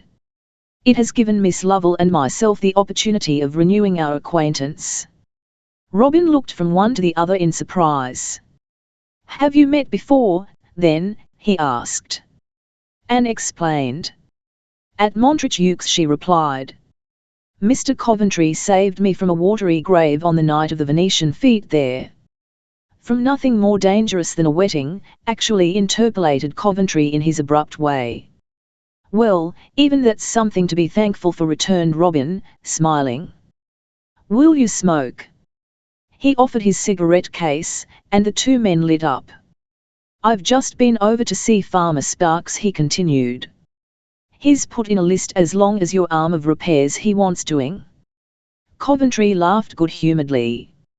"I suppose they'll all be sticking me for alterations and repairs now I've come back," he said. "What's the use of a landlord unless you can squeeze something out of him?"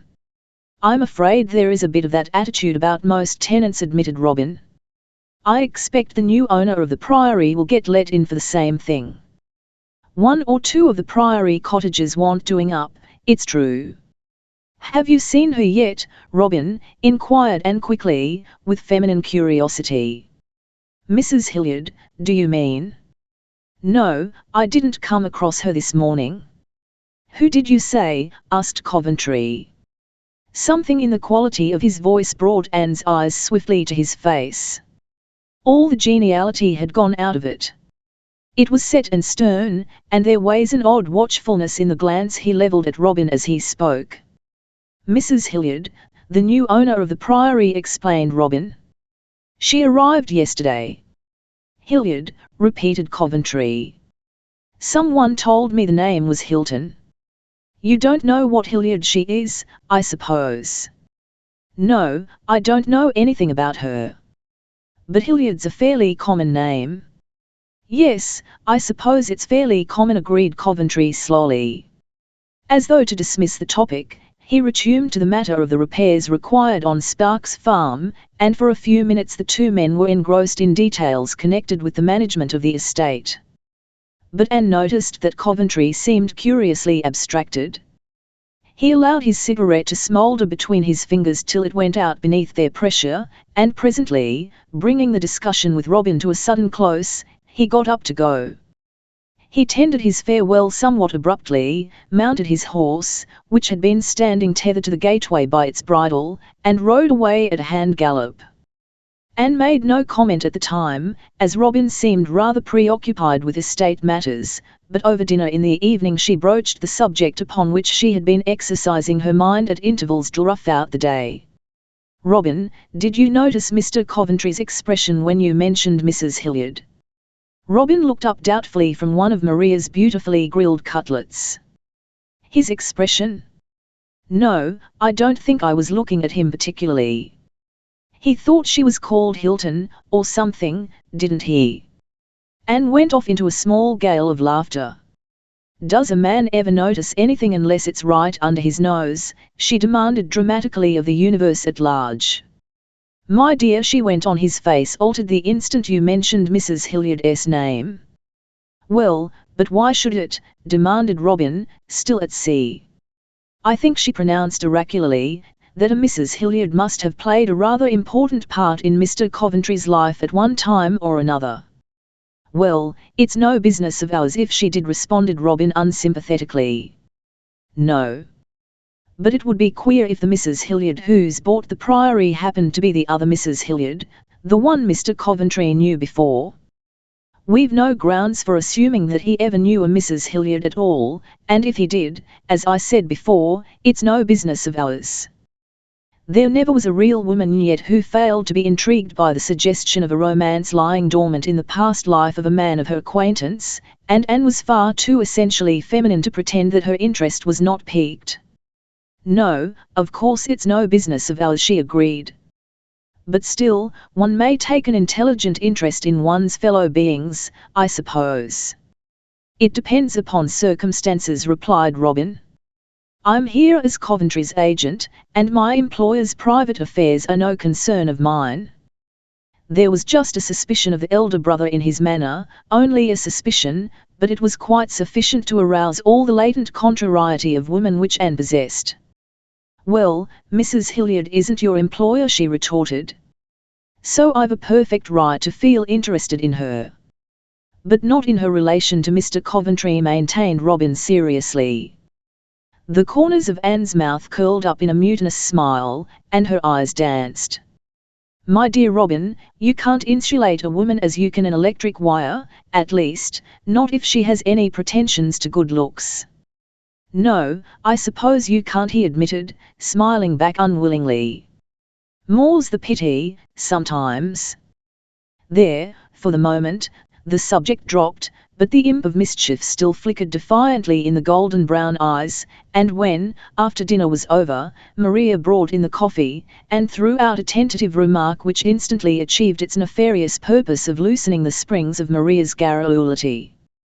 They be telling up a tale in the village about the new lady as has taken the priory, began Maria conversationally. Anne sugared her coffee with an air of detachment, and watched Robin fidgeting out of the tail of her eye. You shouldn't listen to gossip, Maria, she reprimanded primly. Well, miss, 'tis true folks say you shouldn't believe all you hear, and 'tis early days to speak, seeing she's scarcely into her house yet, as you may say. You give me an uncomfortable feeling that she spent the night on the doorstep, observed Anne. 011, no, miss, replied Maria, matter-of-factly. She slept in her bed all right last night.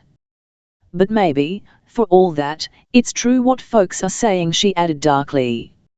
I'd out of sugar, so I just stepped round to the grocer this evening after tea, and he told me 'twas all the tale in the village that this Mrs. Hilliard isn't a widow at all, and some of them think she's no better than she should be. An ejaculation of annoyance broke from Robin. The tittle-tattle in these twopenny-halfpenny villages is almost past believing, he exclaimed angrily. Here's an absolute newcomer arrives in the district, and they've begun taking away the poor woman's character already. Well, sir, of course I'm only speaking what I hear, replied Maria, who, with all her good points, and they were many, had the true West Country relish for any titbit of gossip, whether with or without foundation. Let's shope tisn't tme. But they say her clothes do be good enough for the highest lady in the land. Mrs. Thorogood, her that's been helping up to the priory all day, called in on her way home just to pass the time of day with me.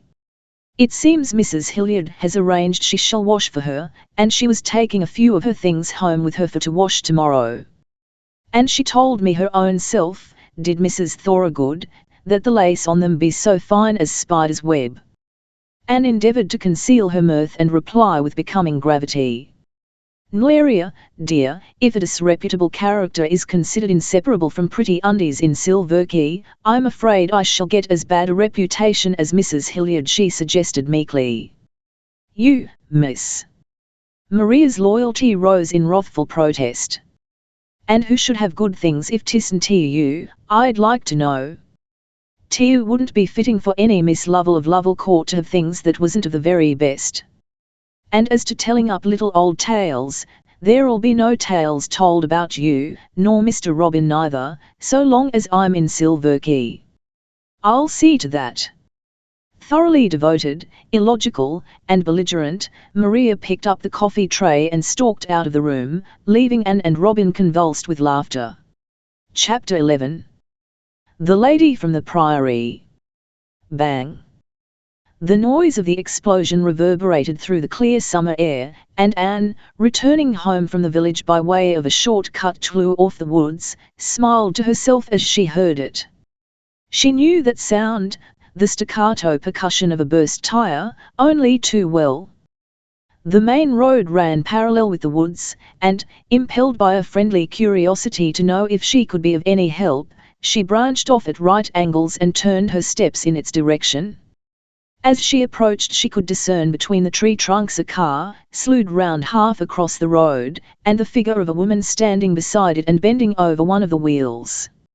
Her very attitude betokened a certain helplessness and inexperience, and, seeing that she was alone, Anne quickened her pace. "Can I help you at all?" she volunteered, as she reached the roadside. The woman straightened herself. "Oh, if you would," she exclaimed, with obvious relief. "My tights burst, and I'm ashamed to confess I haven't the faintest idea what to do." Anne regarded her with interest. She was past her first girlhood, a woman of about 30, and unusually beautiful. Even more beautiful now, perhaps, than she had been in earlier days, since, in taking the first freshness and bloom of youth, the years had given in exchange an arresting quality which is only born of suffering and experience, adding a deeper depth to her eyes, a certain strength of endurance to the exquisitely moulded mouth. Silky dark hair curved back beneath her close-fitting hat like a raven's wing, sheathing her small, fine head. There was the same silky darkness, too, of brow and lashes, and when she lifted her long-fringed lids they revealed a pair of sad and very lovely eyes, the color of a purple pansy. "It was foolish of me to come out alone," she pursued, as Anne proceeded in a business-like fashion to investigate the damage. "I've learned how to drive, but I know nothing at all about repairs, or how to put on a new tire or stepney or anything." "Well, the first thing to do is to pull the car out of the middle of the road," returned Anne practically. "Then we'll have to jack her up." A couple of labourers, passing at the moment, lent a hand in pulling the car to one side, and when this was accomplished Anne made a raid on the toolbox. No, the owner of the car protested quickly. "I can't think of letting you do anything more. Even if you put things right," she added, smiling, "I shouldn't have the nerve to drive back." The car spun half round when the tire burst, and nearly frightened me to death. "In any case, I'm afraid there's nothing that I can do," replied Anne, emerging from her investigations. "You've come out without a jack on the other," detecting the amused gleam in her eyes, laughed rather ruefully. "I dare say I've come out without anything I ought to have," she admitted. "My chauffeur was sent for hurriedly to the deathbed of his wife's aunt or someone, and I just thought I'd come out for a spin this afternoon and explore the neighborhood. I never prepared for accidents. I shall have to walk home, that's all." "Have you far to go?" "I live at the Priory.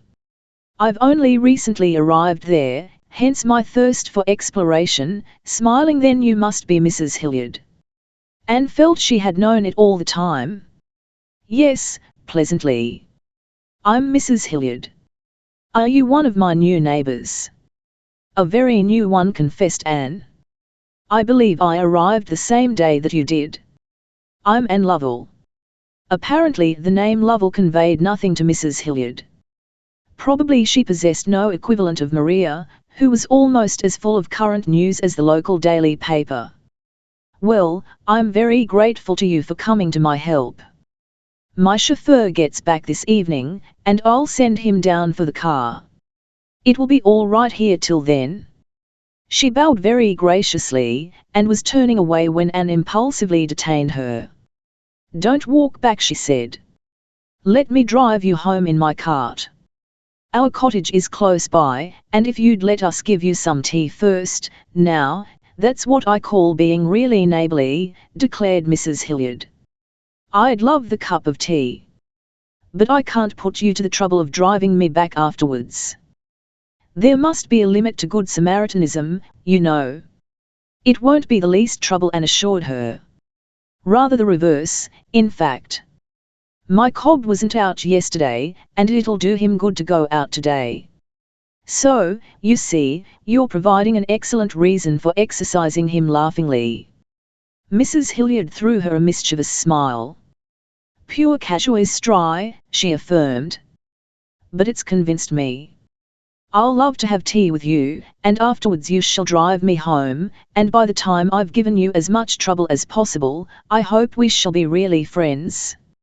It was only a matter of 5 minutes' walk from where they were standing to the cottage, And Mrs. Hilliard exclaimed with delight at its pretty, old-fashioned aspect. "What a delicious place," she commented, as Anne established her in an easy chair. "I think I like it better than my priory. You've some lovely bits of pewter up there," nodding towards the tall old chimney-piece, where the tender moon grey of ancient pewter mugs and dishes gleamed fitfully against the panelled wall. "I'm afraid it isn't ours," acknowledged Anne regretfully. "Though I love every bit of it. My brother is agent for the Herresmere estate, and we have this cottage furnished.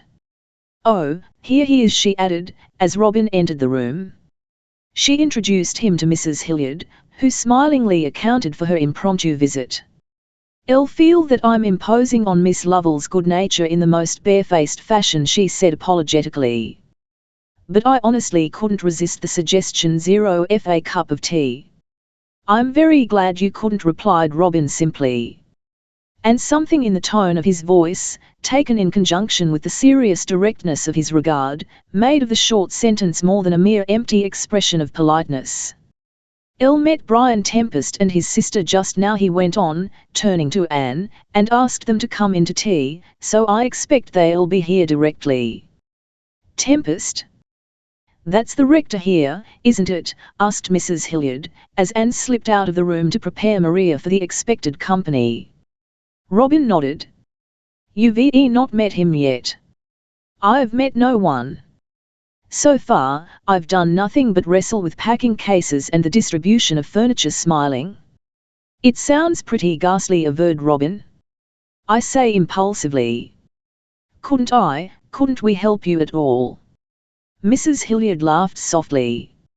Robin thought it was one of the most delightful sounds he had ever heard, fluent and sweet as the pipe of a blackbird. "Apparently you and your sister go about doing kindnesses," she said, in a quick, touched way. "The very first thing she said to me was, 'Can I help?' And now, almost your first utterance is another offer of help. Is everyone in the neighbourhood like that? Because, if so, I think I must have come to an enchanted shall decide to remain here for the rest of my life. Looked furniture about isn't exactly a woman's job. I'm not actually shifting furniture myself, except a table or chair now and again, when no one else moves quickly enough to please me.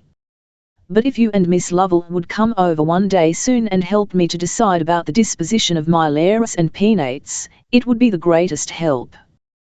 One does so want someone to talk things over with, you know," she added.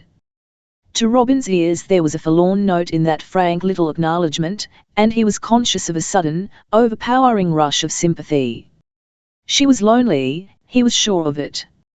In spite of all her charm and quick laughter, she was not a happy woman. Some shadow from the past lay in her eyes, and when she laughed the sparkle in them was like the momentary sunlit ripple which breaks the surface of a pool for a brief instant and then is lost again in its shadowed stillness. Anne's return to the room, synchronizing with the arrival of the rector and his sister, served to detach his thoughts from the subject of Mrs. Hilliard's eyes, and when the necessary introductions had been performed, and the new owner of the priory was joining in the general conversation with apparent light-heartedness, Robin was tempted to wonder whether he had been correct in his surmise, after all. But later on, during tea, the clouded expression reappeared on her face, as though something had all at once turned her thoughts inward. It was when Miss Caroline, thirsting for information as usual, suddenly pounced on her with a question. "I suppose you haven't met Mr. Coventry yet?" she demanded. For an instant Mrs. Hilliard looked startled. Then she shook her head. "Mr. Coventry? No. Is he an important person in the neighbourhood?" "He's my chief," volunteered Robin. "Herresmere belongs to him." "I'm afraid I don't even know where Herresmere is," submitted Mrs. Hilliard deprecatingly. "Quite ignorant about my neighbours, so far."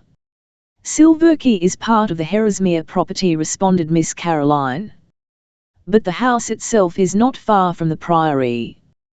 The Coventrys have lived there for generations," she added proudly.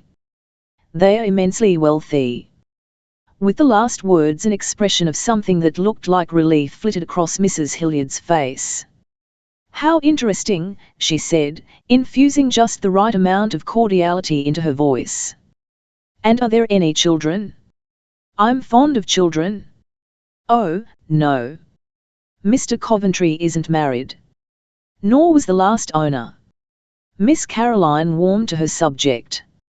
It's funny there should be two bachelor owners in succession, isn't it? Rackham Coventry died unmarried, and both his younger brothers were killed, one at sea and the other in a railway accident. That's how it was the property came to Elliot Coventry, who's only a cousin.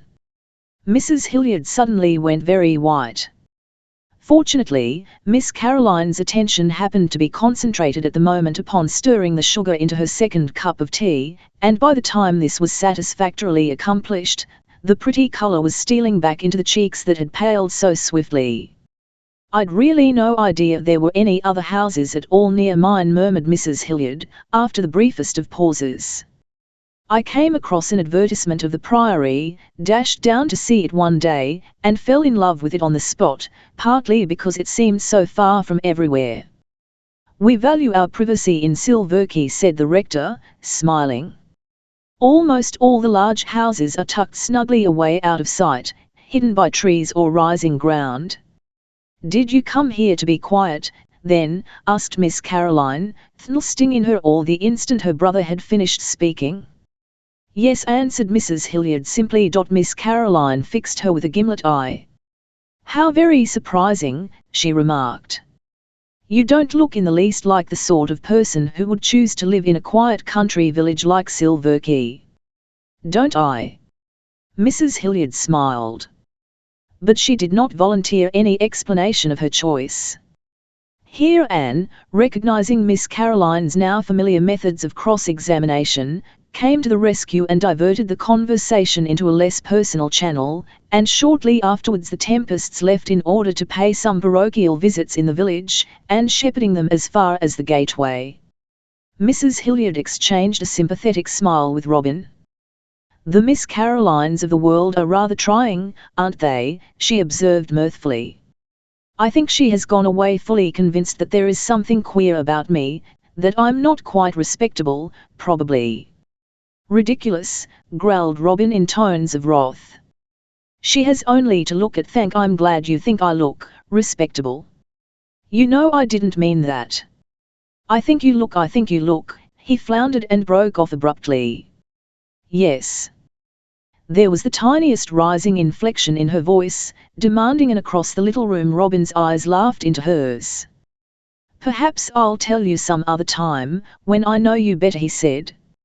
At that moment Anne returned from speeding the Tempests on their way. Mrs. Hilliard rose. I must be going, too, I think, she said. But I don't want you to trouble about driving me back, Miss Lovell. I'll walk. It's no trouble at all, Anne assured her. Tell Billy to bring the cart round, will you, Robin? He nodded, and held out his hand to Mrs. Hilliard. Goodbye, he said. I'd ask you to let me drive you back, but that I've made an appointment to see one of Mr. Coventry's tenants. A few minutes later Dick Turpin, somewhat annoyed at being taken out of his stall just as feeding time approached, was bearing Anne and her new acquaintance swiftly along the road towards the Priory. Mrs. Hilliard was very silent during the first part of the drive. She appeared absorbed in her own thoughts, and from the expression of her face one might have hazarded a guess that she was inwardly debating some moot point. All at once she seemed to come to a decision. I think, she said in a quiet, clear voice, that I must have met this Mr. Coventry who lives at Herresmere. I knew an Elliot Coventry, once. She did not look at Anne as she spoke, but gazed straight ahead as though the strip of bare, lonely road which stretched in front of them were of peculiarly vital interest. What is he like? She went on. Anyone observing her at the moment would have gathered the impression that she was forcing herself to speak with composure, that it was not easy for her. But Anne, preoccupied with Dick Turpin's vagaries, was not looking at her. 011, he's tall, she made answer. And has grey eyes. There's a little white scar just under one of them. The woman beside her drew a quick breath. Ah, the sweet, tragnant voice was a fraction uneven. Then it is the man I've met. The rail cart round a corner into a narrow lane, and a quick exclamation broke from Anne as she recognized in the tall, striding figure approaching from the opposite direction the man of whom they had just been speaking. A beautiful thoroughbred collie bounded along beside him, looking up at his master every now and again with adoring eyes. "Why, here is Mr. Coventry," she exclaimed. "Shall I pull up?" Without waiting for an answer, she brought the cob to a standstill exactly as Elliot, catching sight of them, halted instinctively. "Good afternoon," she called out gaily, as he lifted his hat. "We were just speaking Ophiao. Here is an old acquaintance of yours." Elliot's glance travelled swiftly from her face to that of her companion. His expression was quite impenetrable, mask-like in its impassivity. Mrs. Hilliard bent forward, holding out her hand. "Have you forgotten me, Mr. Coventry?" For an instant the man and woman looked deep into each other's eyes, as though to bridge the time which had passed since last they met, questioning what the intervening years had brought to each of them. But Elliot made no attempt to take the outheld hand. He did not appear to see it, and Mrs. Hilliard let it drop slowly down again onto her lap. "Forgotten Cara Daintree," he said lightly. "Is it likely I should?" "Cara Hilliard, now." She corrected him a shade nervously. "Oh, yes. Hilliard, isn't it?" "Of course." His glance flashed over her face, searching and cold as a hawk's. She winced under it, but faced him gallantly, though a flush crept up under her clear skin. "I hear we are near neighbours. I hope," she forced herself to meet those hard, unflinching eyes, "I hope you will come and see me, Mr. Coventry." He bowed stiffly. "Thanks," was all he said. Then, laying his hand on the cob's shining flank, he deliberately addressed himself to Anne. "Is Dick Turpin still behaving himself properly?" She nodded. "He's a perfect cherub," she assured him warmly. "Anyone could manage him, even when he has an attack of high spirits. He's got a mouth like velvet." "There's something to be said for the driver's hands," possibly suggested Coventry, with a smile. "Light hands make a light mouth. Still, I'm glad to know he suits you." He whistled up his dog, who came racing to heel, then, with a grave bow which briefly included Mrs. Hilliard, lifted his hat and resumed his way along the lane. Anne drove on, and 10 minutes later pulled her horse up at the priory doors. Mrs. Hilliard stepped lightly out of the trap. She moved beautifully, with a deer-like ease and grace. "Now when will you and your brother come over to lunch?" she asked, as she shook hands. "He promised for you both to come and help me with advice about arranging my rooms." "You must go on as you've begun, being neighbourly, you know," she added quaintly. "But we shall be cut out now by an older friend," said Anne, when they had fixed a day for the lunch appointment. "Oh, no man can take the place of a woman friend, and I hope you're going to be that." Anne smiled down into the lovely upraised face with frank comradeship. "I hope so, too," she returned heartily. "Still, it's jolly for you finding an old friend like Mr. Coventry living next door, so to speak, isn't it?" For a moment Mrs. Hilliard hesitated. Then, "Very jolly," she replied, with a brief, enigmatic smile. Chapter 12. A new acquaintance. August had come in on a wave of such breathless heat that each day the weather-wise foretold a thunderstorm. But, although the heavy, sultry air and lowering skies seemed pregnant with impending tempest, with every evening would come a clearer atmosphere and all signs of thunder disappear until the following day, when the stifling heat closed down once more like an invisible pall. The pleasantest spot in the vicinity of Oldston Cottage was undoubtedly a certain corner of the garden where stood a venerable oak whose interlacing branches spread themselves into a cool green canopy, and here, in a hammock slung from one great limb of the tree to another, Anne had taken refuge. A book lay open on her knee, But, yielding to the languor induced by the oppressive heat, she had ceased to make even a pretense at reading and leaned back in the hammock, hands clasped behind her head, idly reviewing the happenings of the last few weeks. The realization that actually no more than a month had elapsed since her arrival at Silverkey amazed her. It seemed almost incredible, so swiftly and surely had the new life built itself up round her, with quick, deft touches, a friend here, an adopted custom there, new interests and occupations that had already become an accepted part of the day's routine.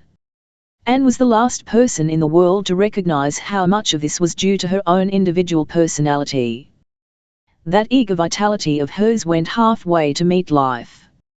She did not wait supinely for things to happen, but instinctively looked round to see what she could herself accomplish. As she had laughingly told Elliot Coventry, she was not in the least an idle person, and the newly wired chicken run and hen coops already established in a corner of a field adjoining the cottage garden testified to the veracity of the statement. It was a small thing, perhaps, but its prompt achievement was characteristic. Equally characteristic were the new friendships she was forming. Where some people would find only neighbours, Anne's spontaneous, warm-hearted nature discovered friends. Brian Tempest already counted as one, and her acquaintance with Cara Hilliard, begun so unconventionally, was rapidly deepening into a pleasant intimacy. She had discarded her original theory that some long-ago romance linked Elliot Coventry and Mrs. Hilliard together. Neither of them appeared to her to be in the least thrilled by the fact of the other's proximity in the neighbourhood, nor did either make any obvious effort to avoid or cultivate the other's society. If they chanced to meet they exchanged civilities as the merest acquaintances might do, and gradually Anne came to believe that their knowledge of each other was based on nothing more profound than a slight friendship of many years ago, which had more or less petered out with the passage of time. Cara, for all her quick sympathy and eager friendship, was reticent as regards the past, and Anne's attitude towards her held an element of that loyal, enthusiastic devotion which an older woman not infrequently inspires in one considerably younger than herself, a devotion which accepts things as they are and has no wish to pry into the secrets of the past. One circumstance of Cara's former life had come to Anne's knowledge unavoidably, the fact that her husband, Dean Hilliard, had ill-treated her. A most trifling accident had served to reveal it. She and Anne had been gathering roses together in the Priory garden, and, in straining up to reach a particularly lovely bloom that hung from the roof of the pergola, Cara's thin muslin sleeve had caught on a projecting nail which had ripped it apart from shoulder to elbow. As the torn sleeve fell back it revealed a trickle of blood where the nail's sharp point had scored the skin, and above that, marring the whiteness of the upper arm, an ugly, discoloured scar. Cara made a hasty movement to conceal it, catching the gaping edges of the sleeve together with her hand. Then, realizing that it was too late, she let them fall apart again and met Anne's horrified eyes with a long, inscrutable gaze. "Yes, it's ugly, isn't it?" she said bitterly. "All my married life was ugly." "What do you mean?" Anne's voice shook. She felt as though she knew what was coming, the story of how Cara came by that dreadful scar, and fought against the knowledge with incredulous horror. "Dean, my husband, he'd been reading a book which described how they branded a woman, and he tried." She broke off, shivering violently. "No, no." Urgently the denial sprang from Anne's stricken lips, as though she sought by the sheer imperative violence of her disclaimer to make this horrible thing untrue. Cara nodded her head slowly. "It's quite true, he used to drink, he was half mad at times. That was one of them." She had never again referred to the matter, nor to any other episode of her unhappy married life, but since that day Anne had always the consciousness of something unspeakably hideous which had lain in the background of Cara Hilliard's life, marring it utterly, and the intense sympathy it aroused within her had quickened the growth of the friendship between them. One circumstance which had assisted greatly in the settling down process, as far as Anne was concerned, had been Lady Susan's unexpectedly early return from Paris. The end of the first fortnight of July had found her back at White Windows. "The heat was intolerable, my dear," she told Anne. and the dust. Not even for the sake of a new rig-out could I endure it. I thought of cool little silver key with the nice clean sea washing its doorstep every morning, and I bolted. Madame Antoinette has probably been wringing her hands over my half-completed garments ever since. She was immensely entertained when Anne acquainted her with the identity of the man who had come to her assistance on the night of the Venetian fete, and chuckled enjoyably. Poor man! He must be frightfully bored at finding you here, established on his very threshold, so to speak. Confirmed misogynists should never indulge in the rescuing stunt, it's so liable to involve them in unexpected consequences. How does he bear up under the discovery? Not at all well acknowledged and lawfully. Sometimes I think he almost regrets he didn't let me drown comfortably in the lake while he had a chance. The wish she had expressed to Maria concerning her brother's then unknown employer, that she hoped he wouldn't make a habit of dropping in at the cottage during the mornings, had certainly been very literally fulfilled. Rarely did Elliot Coventry put in an appearance at Oldston Cottage at all, and if the exigencies of business matters took him there on any occasion when Robin chanced to be out, he usually contrived only to leave a note or message for him with Maria. More often than not, however, he would merely send word to him, asking him to come up and see him at Herresmere. To Anne, puzzled and secretly somewhat piqued, it seemed as though he was studiously avoiding her. Once she mentioned the subject to Robin, introducing it casually into the conversation as though it were a matter of no moment, as is the way of women in regard to anything which touches them closely. Robin had dismissed it easily. "Oh, you mustn't think anything of that," he assured her. "I told you, women don't enter much into Coventry's life. He's a bit of a recluse as far as your sex is concerned." "He was quite friendly that first morning he came here," objected Anne.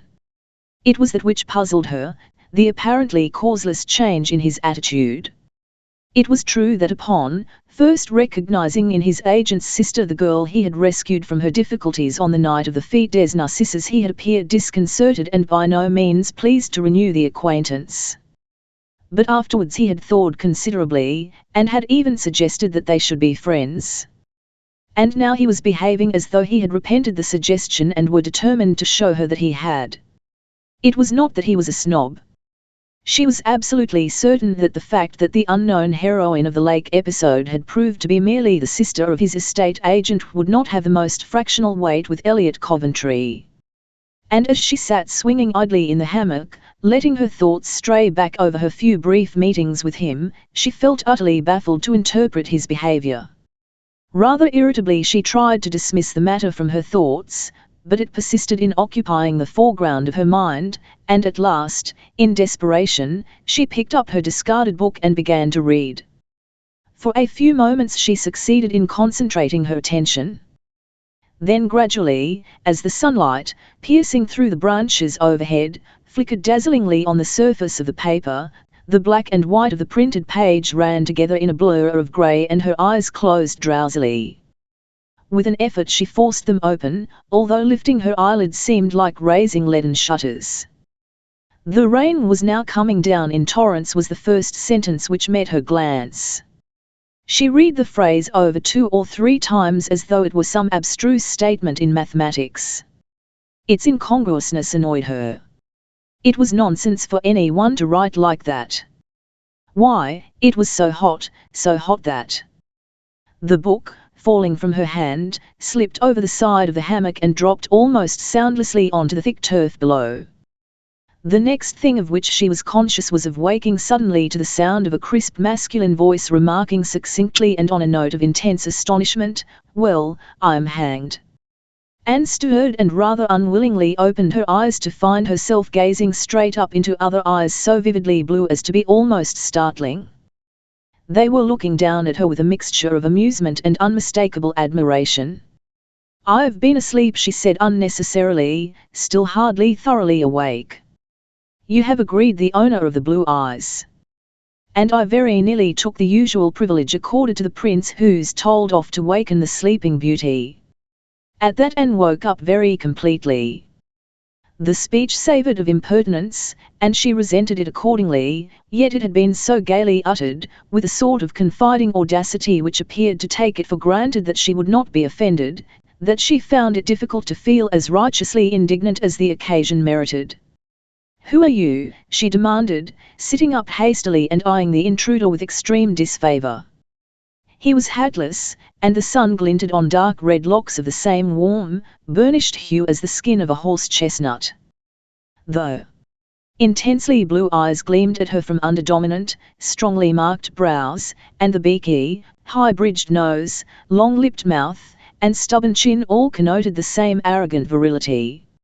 "I'm Forrester, Brett Forrester, and very much at your service," he replied cheerfully. So this was Lady Susan's scapegrace nephew. This gay, confident person who strode forcefully into your garden without so much as a "by your leave," and who conveyed the impression that he would stride forcefully into your life, equally without permission, if it so pleased him. Anne was aware of something extraordinarily vital about the man that attracted her in spite of her first instinctive feeling of aversion. "And what are you doing in my garden?" she asked. His blue eyes swept the girl's slim, supple figure as she lay in the hammock with a long, raking glance that missed nothing and then came back to her face. "If I answered that question truthfully you'd pretend to be offended," he said. "Elle shouldn't pretend anything," she retorted. "Please tell me why you're here." "Oh, that's quite a different proposition. I can answer that one. I'm here as the emissary of my respected Aunt Susan." "Lady Susan?" "Yes. We've just walked over from White Windows, and when we arrived and found you were out, and that the delightful old Devonshire party who opened the door to us could supply no recent data concerning your whereabouts, Aunt Susan collapsed into a comfortable chair and sent me to spy out the land." Anne sprang up out of the hammock. How good of her to have walked over in all this heat, preparing to lead the way back to the house. "She said it was my doing," he replied with an air of complacency, as they walked on together. "Elle only arrived yesterday and she talked so much about you that I was consumed with a quite pardonable anxiety to meet you." "I hope you found it worth the 3-mile walk," commented Anne dryly. "Oh, quite," he returned with conviction. "I always like making new friends." The cool assurance of the assertion annoyed her. "We've hardly got to that stage yet," she observed distantly. "No. But we shall do," confidently. "Perhaps further than that, ultimately." She threw him a quick glance and encountered his eyes fixed on her with a kind of gay bravado, like that of a small boy experimenting how far he dare go. It irritated her, this sanguine assumption of his that he was going to count for something in her life. She walked on more quickly. "Aren't you rather a conceited person?" she asked mildly. "I'd prefer to call it having decided ideas," he returned. "Well, you must know you can't force your ideas on other people." "Can't Elle?" He halted in the middle of the path and faced her. "Do you really think that?" Anne avoided meeting his glance, but she felt it playing over her like lightning over a summer sky. It was as though he had flung down a challenge and dared her to pick it up. She temporized. "Do I think what? I've almost forgotten what we were talking about." "No, you haven't," he returned bluntly. "You're merely evading the question, as every woman does when she's afraid to answer." "I'm not afraid," exclaimed Anne indignantly. "I certainly shouldn't be afraid of you," she added, emphasizing the final pronoun pointedly. "Shouldn't you?" He looked down at her with an odd intentness. "Do you know, I think I should rather like to make you afraid of me." In spite of herself, Anne shrank a little inwardly. She was suddenly conscious of a sense of the man's force, of the dogged tenacity of purpose of which he might be capable.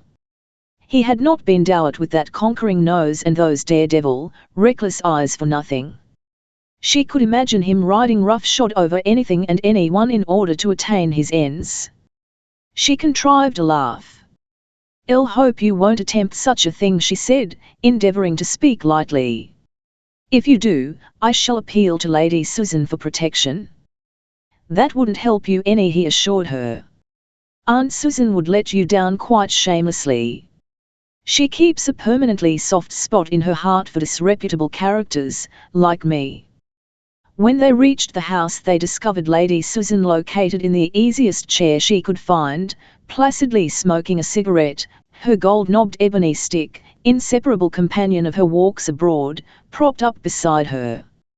From outside the front door could be heard sundry scratchings and appealing whines, punctuated by an occasional hopeful bark, which emanated from the bunch of dogs without whom she was rarely to be seen in Silverkey.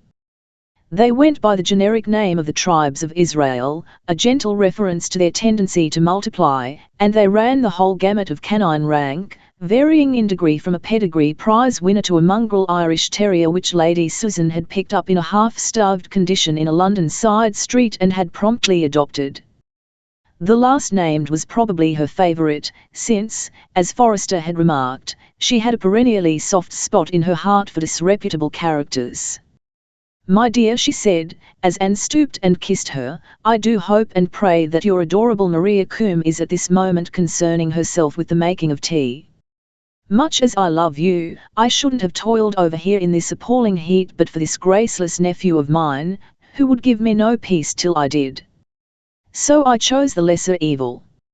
Forrester seemed supremely unrepentant, but Anne noticed that when tea appeared he waited rather charmingly on Lady Susan, anticipating her wants even down to the particular brand of cigarette she preferred to smoke when, after swallowing 3 cups of scaldingly hot tea la Russe, she pronounced her thirst satisfactorily assuaged.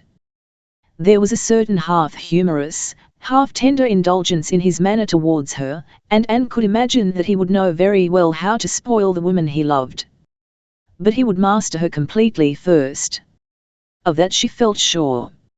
It appeared that he had descended upon White Windows unexpectedly.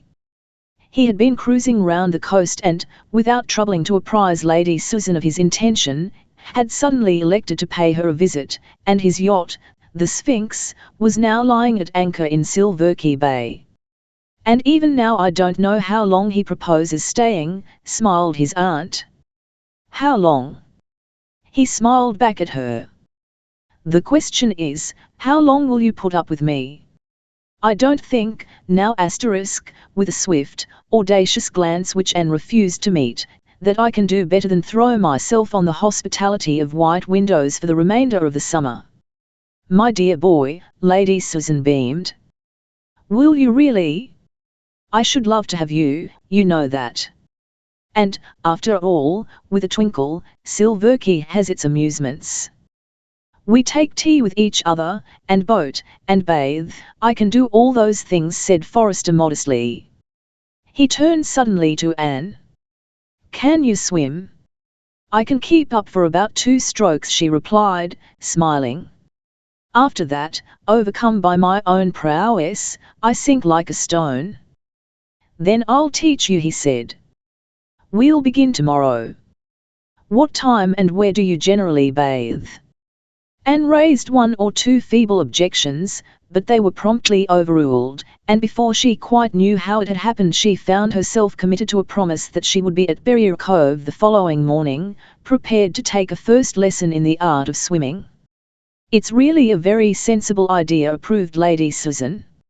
"If you'd actually tipped over into Loch Lomond that night, you'd certainly have gone to the bottom if you'd had to depend on your own unaided efforts." "What happened?" asked Forrester with interest, and Lady Susan embarked on a graphic account of Anne's adventure during the progress of the Venetian feat at Montreaux, and of the way in which Elliot Coventry had come to her rescue. "Coventry? Is that the morose-looking individual who lives at Herresmere?" inquired Brett. Anne glanced up in some surprise. "Oh, have you met him already?" "We came across him with Brian Tempest on our way here," explained Lady Susan. "The 2 men are rather a study in contrasts," she added. "Brian is really a great dear. I always think it's so clever of him to have preserved his faith in human nature when he's condemned to live with that oil and vinegar sister of his. It may be very unchristian of a small schoolboy, I simply can't abide Caroline Tempest." Shortly afterwards she professed herself sufficiently rested to essay the return journey to White Windows. "I shall certainly come down to the cove tomorrow and watch you disporting yourselves in the briny," she said, as she kissed Anne goodbye. "Does Robin bathe with you?" "When he has time. But Cara Hilliard is sure to be there. She swims like a fish." "That's the lovely lady who lives at the Priory, isn't it?" "You'll have to meet her, Brett." "If she's a Mrs. Dean Hilliard, I know her already," he answered. "I used to meet her with her husband in London sometimes, and a pretty brute he was. I nearly ran away with her just to get her out of his clutches," he added lightly. "Well, she's out of them now, poor soul, for keeps," said Lady Susan. Later, as they walked home together across the fields, accompanied by the now jubilant tribes of Israel, she returned to the subject. "If you'll promise not to discredit me by running away with her, Brett, we'll go over to see your friend at the Priory. I should have to call, in any case, before long." "You needn't be afraid. There's not the remotest danger of my wanting to run off with her. She's rather a beautiful person," warned Lady Susan laughingly. "You'll probably lose your heart to her within half an hour." "I've only done such a thing once in my life," he replied coolly. "I'm not likely to do it again." "When was that, Brett?" she asked with some curiosity. She had never heard of his having any serious love affair. "Today," he replied unexpectedly. Lady Susan paused and surveyed him with unfeigned astonishment. "Anne," she cried. "Do you mean you've fallen in love with my little Anne, already?" "I'll mean rather more than that," he said deliberately. "I'll mean that I'm going to marry your little Anne." His aunt regarded him with a gleam of amusement. "Anne Lovell is a young woman with a very decided mind of her own," she observed. "It's just conceivable she might refuse you." Forrester returned her glance with eyes like blue steel. "It wouldn't make a bit of difference if she did," he said laconically. Chapter 13. Friendship implies trust. "Can you put me up, Tony?" Anne was sitting in the garden one morning, industriously occupied in shelling peas, when the foregoing terse wire was handed to her by the village telegraph boy. Tony's silence throughout the last few weeks had somewhat disturbed her. She had not received a single line from him since the day he had accompanied her to Victoria Station and seen her safely on board the train for Silverkey, and now her brows drew together rather anxiously as she perused this unexpected message. The telegram had been handed in at the local post office at Lymm, so it was obvious that Tony was at home, and the only reason she could surmise for his sudden request was that he had had a rather bigger quarrel than usual with his uncle. She scribbled an affirmative reply on the prepaid form which had accompanied the wire and dispatched it by the telegraph boy, who was waiting placidly in the sunshine, and looked as though he were prepared to wait all day if necessary. Then, when she had slit the last fat pod in her basket and shelled its contents, she picked up the bowl of shiny green peas and carried it into the kitchen where Maria was busy making bread. "Can we do with a visitor, Maria?" she asked, flapping the flimsy pink telegram gaily in front of her. "Here's Mr. Tony Brabazon wiring to know if we can put him up." "N'laster Tony." Maria relapsed into the familiar appellation of the days when she had been not infrequently moved to cuff the said Master Tony's ears with gusto, on occasions when he took nursery tea at Lovell Court and failed to comport himself, in Maria's eyes, as a little gentleman should. "Why, yes, miss, us could do with Master Tony."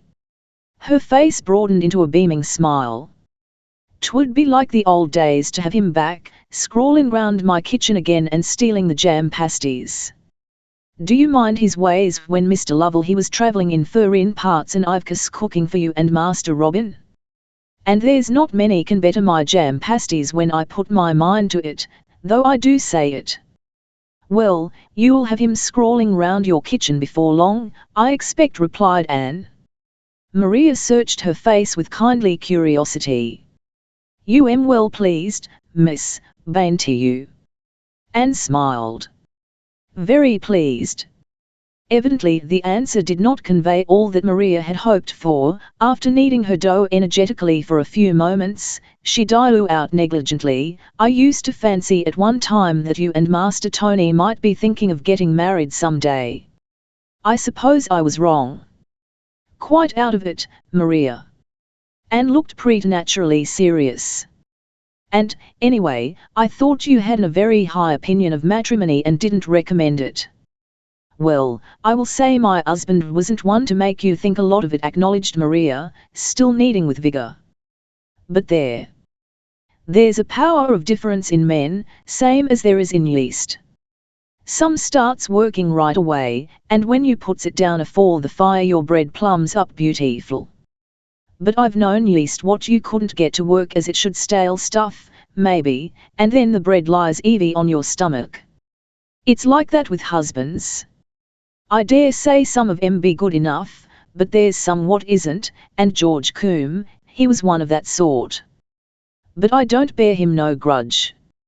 He was a bit plaguey to live with, but he died proper with his face to the foe, as you may say, so I've no call to be ashamed of. I'm sure you haven't," agreed Anne warmly, and, leaving Maria to her bread-making, she ran off to feed the poultry.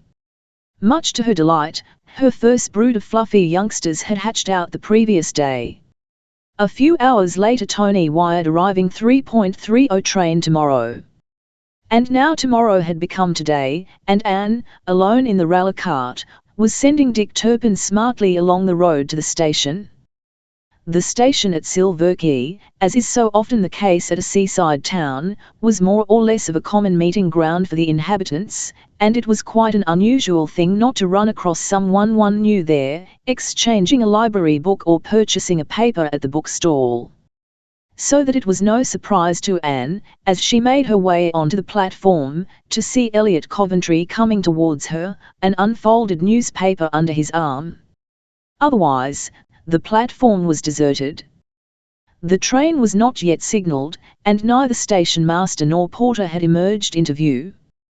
Without absolute discourtesy it was impossible for Elliot to avoid speaking to her, and Anne's heart quickened its beat a little as, after one swift, almost perturbed glance, he approached her. He looked rather tired, and there was a restless, thwarted expression in his eyes. So might look the eyes of a man who habitually denied himself the freedom to act as his inclinations demanded, and Anne was conscious of a sudden impulse of compassion that overcame the feeling of hurt pride which his recent attitude towards her had inspired. She responded to his greeting with a small, friendly smile, leavened with just a spice of mischief. "So you're not going to cut me altogether, then?" "Cut you? Why should I?" he said quickly. She shook her head. "I don't know why. But you've been doing the next thing to it lately, haven't you?" Then, as he stared moodily down at her without answering, she continued with the quaint, courageous candour which was a part of her, "Will you tell me quite honestly, Mr. Coventry, would you rather that Robin had a sister living with him at the cottage? Because, if so, I can easily go away again. I shouldn't have any difficulty in finding a job, and Maria Coombe is quite capable of looking after Robin." While she was speaking a startled look of dismay overspread his face. "Good heavens!" he exclaimed in an aghast voice. "Have I been as rude as all that?" "Not rude, exactly. Only when first I came you seemed quite pleased that I should be at the cottage. But now, lately," she broke off lamely. It was difficult to put the thing into words. There was nothing, actually, that he had done or left undone. It was a matter of atmosphere, an atmosphere of chilly indifference of which she was acutely conscious in his presence and which made her feel unwelcome. But he refused to help her out. His eyes were bent on her face, and it seemed almost as though there were a certain eagerness behind their intent gaze. "Yes," he repeated. "And now, lately?" "You've been unfriendly," she answered simply. The eagerness died out of his eyes, replaced by the old brooding unhappiness which Anne had read in them the day she had first seen him at the Montrich Kursaal. "Friendship and I have very little to say to each other." He spoke with a quiet bitterness that was the growth of years. Friendship implies TMST. A bell clanged somewhere, but the signal arm fell unheeded by the man and woman whose conversation had so suddenly become charged with a strange new kind of intimacy. "Then you don't TMST me?" There was a hurt note in Anne's voice. She was not used to being distrusted. Coventry smiled ironically, as though at some secret jest of which the edge was turned against himself. "Sometimes I almost do," he said. "But on the whole, forgive me, I haven't a blind faith in your sex." He paused, then added rather grimly, "A burnt child fears the fire, and I had my lesson many years ago." "So you really deserve your reputation?" "My reputation? Current gossip sets you down as a confirmed misogynist, you know." "For once, then, current gossip is correct." The whistle of the approaching train shrilled piercingly through the air and, startled back to a realization of the present, Anne glanced hastily up the line. "You're meeting someone?" asked Elliot, his eyes following the same direction. She assented, and he turned as though to leave her. All at once he swung round on his heel and said brusquely, "You need never imagine you're not wanted at the cottage. I like to think of you there." Without waiting for an answer he lifted his hat and strode away, and a minute later, with a harsh grating of brakes, the train ran into the station and Anne moved quickly towards it. Tony sprang out onto the platform and hurried forward to greet her. He was looking thinner than when she had last seen him. His face was a little haggard, and the eyes beneath their long lashes were hard and bright. "This is awfully good of you," Anne he said, speaking a trifle awkwardly. "Does Robin mind my suddenly billeting myself on you like this?" "Mind? Why, of course not. We're both delighted. And there's someone else who is nearly bursting with excitement at the idea of seeing you again, Maria Coombe. You haven't forgotten her?" "Forgotten old Maria? By Jove, no. My ears tingle yet when I think of her." And for an instant a smile of amused recollection chased away the moodiness of his expression. "Is she with you at the cottage, then?" "Yes. She volunteered to come to us, and you may guess we jumped at the idea. To have dear old Maria back smooths our path in life considerably, bless her. And I love to listen to her Devon accent. It sounds so homelike." Tony seemed rather subdued on the homeward drive, but his spirits rallied when they reached the cottage, where Robin was waiting for them at the gateway, with Billy Brewster hovering importantly in the middle distance. Maria welcomed the new arrival with open arms, and the tea she had prepared for the occasion was a rich display of what she could accomplish in the way of cakes and pasties when she put her mind to it. Tony did full justice to them and chaffed her unmercifully, to her huge delight, and for the moment one might have imagined him nothing but a big gay schoolboy, home for the holidays. It was not until later on, when Robin had gone out again, and he and Anne were sitting smoking together under the latter's favourite oak, that he unburdened his soul. "I'm everlastingly grateful to you for answering my SOS so promptly," he said then. "Uncle Philip was simply making life unbearable at home." Anne was swinging gently in the hammock, while Tony had flung himself down at full length on the sun-warmed turf. Her eyes rested on him reflectively. "How was that?" she asked. "Usual thing, of course. Money.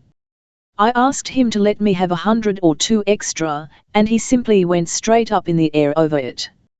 100 or 2. Oh, Tony, have you got into debt again?" "I haven't been running up bills, if that's what you mean. But I've had bad luck at cards, and of course I had to square things up." Anne suppressed a sigh.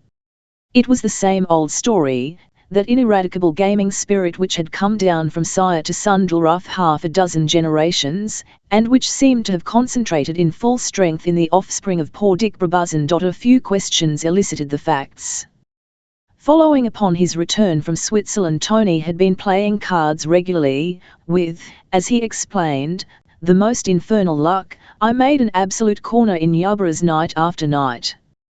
The set of people with whom he mixed played unusually high points, Brett Forrester's set, as a matter of fact, although he himself had cleared out of town early in order to go yachting.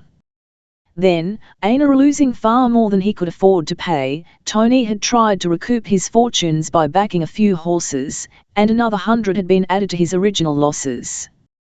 Ultimately, when he and his uncle had gone down to Lorne, he had been compelled to make a clean breast of things and ask for money with which to settle his debts. Debts of honour he had termed them, and the description acted like a red rag to a bull. Sir Philip had lost his temper completely. "Debts of honour you call 'em, you young jackanapes," he had raged. "I call them debts of the dirtiest dishonour you could pick up out of the gutter." He swept Tony's indignant remonstrances to one side. "If you call it honourable to play for money when you haven't got it to pay with if you lose, a sense of honour's a different thing from what it was in my young days." Why, he spluttered, "it's no better than stealing. You deserve a damn good hiding, let me tell you, and it's what you two get one of these days if you can't keep straight, you young devil." The old man had stormed on for a heated half-hour or so, while Tony had stood by and listened to him, white-faced and furious, his haughty young head flung up and his teeth clenched to keep back the bitter answers that fought for utterance. Finally, his hands still shaking with rage, Sir Philip had written a cheque that would cover his nephew's losses. "That's the last time I pay your gambling debts," he had said as he flung down the pen. "You've an allowance of 600 a year, and if you exceed that again I'll fire you out of the house neck and crop, and be damned to you. I'll go now, sir, at once, if you wish." Tony had returned with cool insolence. "Go? Where would you go, I'd like to know?" Sir Philip had flung at him sneeringly. And just to prove that he could and would go if he chose, and because he was filled with a wild spirit of revolt and anger, Tony had dispatched a telegram to Anne and had quitted Lorne the very next day. He was insufferable, he declared stormily. "Great Scott! Does the man think I'm a child to be cuffed into obedience? I warned him for his own sake he'd better never lay a finger on me." "He never would," Tony said Anne. "Of that I'm sure. He's far too fond of you, for one thing." "No, I don't suppose he would," really conceded Tony. "But when he flies into a rage, he hardly knows what he's saying or doing. He's got the brabuzzin temper all right, the same as I've got the family love of gambling." "Oh, Tony, I wish you'd give it all up," exclaimed Anne impulsively. And then the colour rushed hotly into her face as she recalled with sudden vividness the circumstances in which he had once offered to renounce every form of gambling. Absorbed in the interests of the new life in which she found herself, the recollection of that moonlit night on the steep side of Roche d'Or had slipped into the background of her thoughts. Now it leaped abruptly into the forefront, and she felt helpless and constrained, unable to urge her appeal. The answer Tony could give back was so obvious. "I haven't the least intention of giving it up," he said in a hard voice. "It's the chief pleasure in life to me. Trailing around Lorne and harrying his tenants happen to be Uncle Philip's pet enjoyments. I don't ask him to give those up. And I reserve the right to amuse myself in my own way." He switched the conversation on to another subject, and, after a decent interval, excused himself on the plea that he must unpack his traps. Anne watched him stalking back to the house with gravely wistful eyes. Neither by word nor look had he implied the slightest recollection of the occasion when he had asked her to be his wife nor of her answer, and she realized that with the ingrained pride of his race he chose to consider the incident as closed. "Then that's finished," he had said at the time. "I shan't ask you again." And he had meant every word of it. With a headstrong determination he had accepted his dismissal and henceforward regarded himself as free to make ducks and drakes of his life if it so pleased him. She shrank from the knowledge. It seemed to lay a heavy sense of responsibility upon her. Yet she could not find it in her heart to regret her decision. She felt deeply thankful that the mothering, protective impulse which had almost led her into promising to marry Tony had been stayed by Lady Susan's wise words. This hot-headed, undisciplined boy, despite his lovableness and charm, was not the type of man who would make a woman of Anne's fine fibre happy as his wife. Perhaps, unconsciously to herself, she was mentally contrasting him with someone else, with a man who, stern and embittered though he might be, yet gave her a curious feeling of reliance, a sense of secret reserves of strength that would never fail whatever demand life might make upon them. It seemed to her as if she and Elliot had drawn nearer to each other during their talk together on the deserted railway platform, as though some intangible barrier between them had been broken down. She could not put into actual words the thought which flitted fugitively through her mind. It was too vague and indeterminate. Only she was subconsciously aware that some change had taken place, that their relation to each other was curiously altered. As she lay in bed that night, her mind a confused jumble of the day's happenings, one thought rose clear above the medley, the memory of his last words to her, "You need never imagine you're not wanted at the cottage. I like to think of you there." Chapter 14. The Eternal Triangle. Under Brett Forrester's tutelage, Anne's progress in the art of swimming proceeded apace. Since his arrival at White Windows, the weather had been perfect, still, dewy mornings, veiled in mist, melting by midday into a blaze of deep blue skies and brilliant sunshine, and every day Anne and Mrs. Hilliard, accompanied by Forrester and very often by Robin in addition, might have been seen descending to Berryer Cove, the favourite bathing beach of the neighbourhood. Quite frequently, too, Lady Susan would join them in the water. She was an excellent straightforward swimmer, though without any monkey tricks, as she regretfully acknowledged. On these occasions the tribes of Israel would sit in a mournful row along the shore, watching the proceedings with concerned brown eyes. They themselves, individually and collectively, exhibited an unfeigned distaste for every form of aquatic sport which, Brett wickedly suggested, might be due to some subconscious atavistic emotion relative to the Red Sea episode. When they had suffered their adored mistress's temerity in silence for as long as canine toleration could be expected to endure, one or other of them would lift up his voice in a long-drawn wail of protest, the others would immediately join in, and the chorus of howls continued to make day hideous until Lady Susan issued from the water and hurried into her tent to dress. Punishment and persuasion proved equally futile as a corrective. Inexplicable though it appeared, their mistress apparently derived some obscure satisfaction out of the process of splashing about in the wet sea, and because they loved her they bore it as long as they could. But after the expiration of a certain time limit nothing could quiet them except Lady Susan's prompt emergence from the water. Tony's arrival had added yet another member to the bathing contingent. He seemed to have forgotten all his troubles, and entered with zest into any and every sort of amusement which Silverkey afforded. A letter Anne had received from Sir Philip was primarily responsible for this carefree attitude. "Keep Tony as long as you want, the old man had boot. You may tell the young fool he can come home when he likes. I shan't bite his head off." A slow, pleased smile had dawned on Tony's face as Anne read out this particular extract from the letter. Quarrel as he and his uncle might, they were genuinely fond of each other, and although Tony would not for worlds have admitted it, the knowledge that Sir Philip was really seriously annoyed with him had weighed heavily on his mind. Since the removal of this incubus he had reverted to his usual high spirits and, between them, he and Brett Forrester had made things hum as he described it. Boating, bathing, and picnics had been the order of the day, and the latest proposal, emanating from Forrester, was that they should all dine one evening on board the Sphinx. The date had been fixed to coincide with a night of full moon, and the invitations included both Elliot Coventry and the two Tempests. The former had taken but little part in the summer diversions inaugurated by Brett and Tony. Nevertheless, he had been persuaded into joining one of the picnics. On this occasion the hostess had been Lady Susan, and she had simply declined to accept his refusal.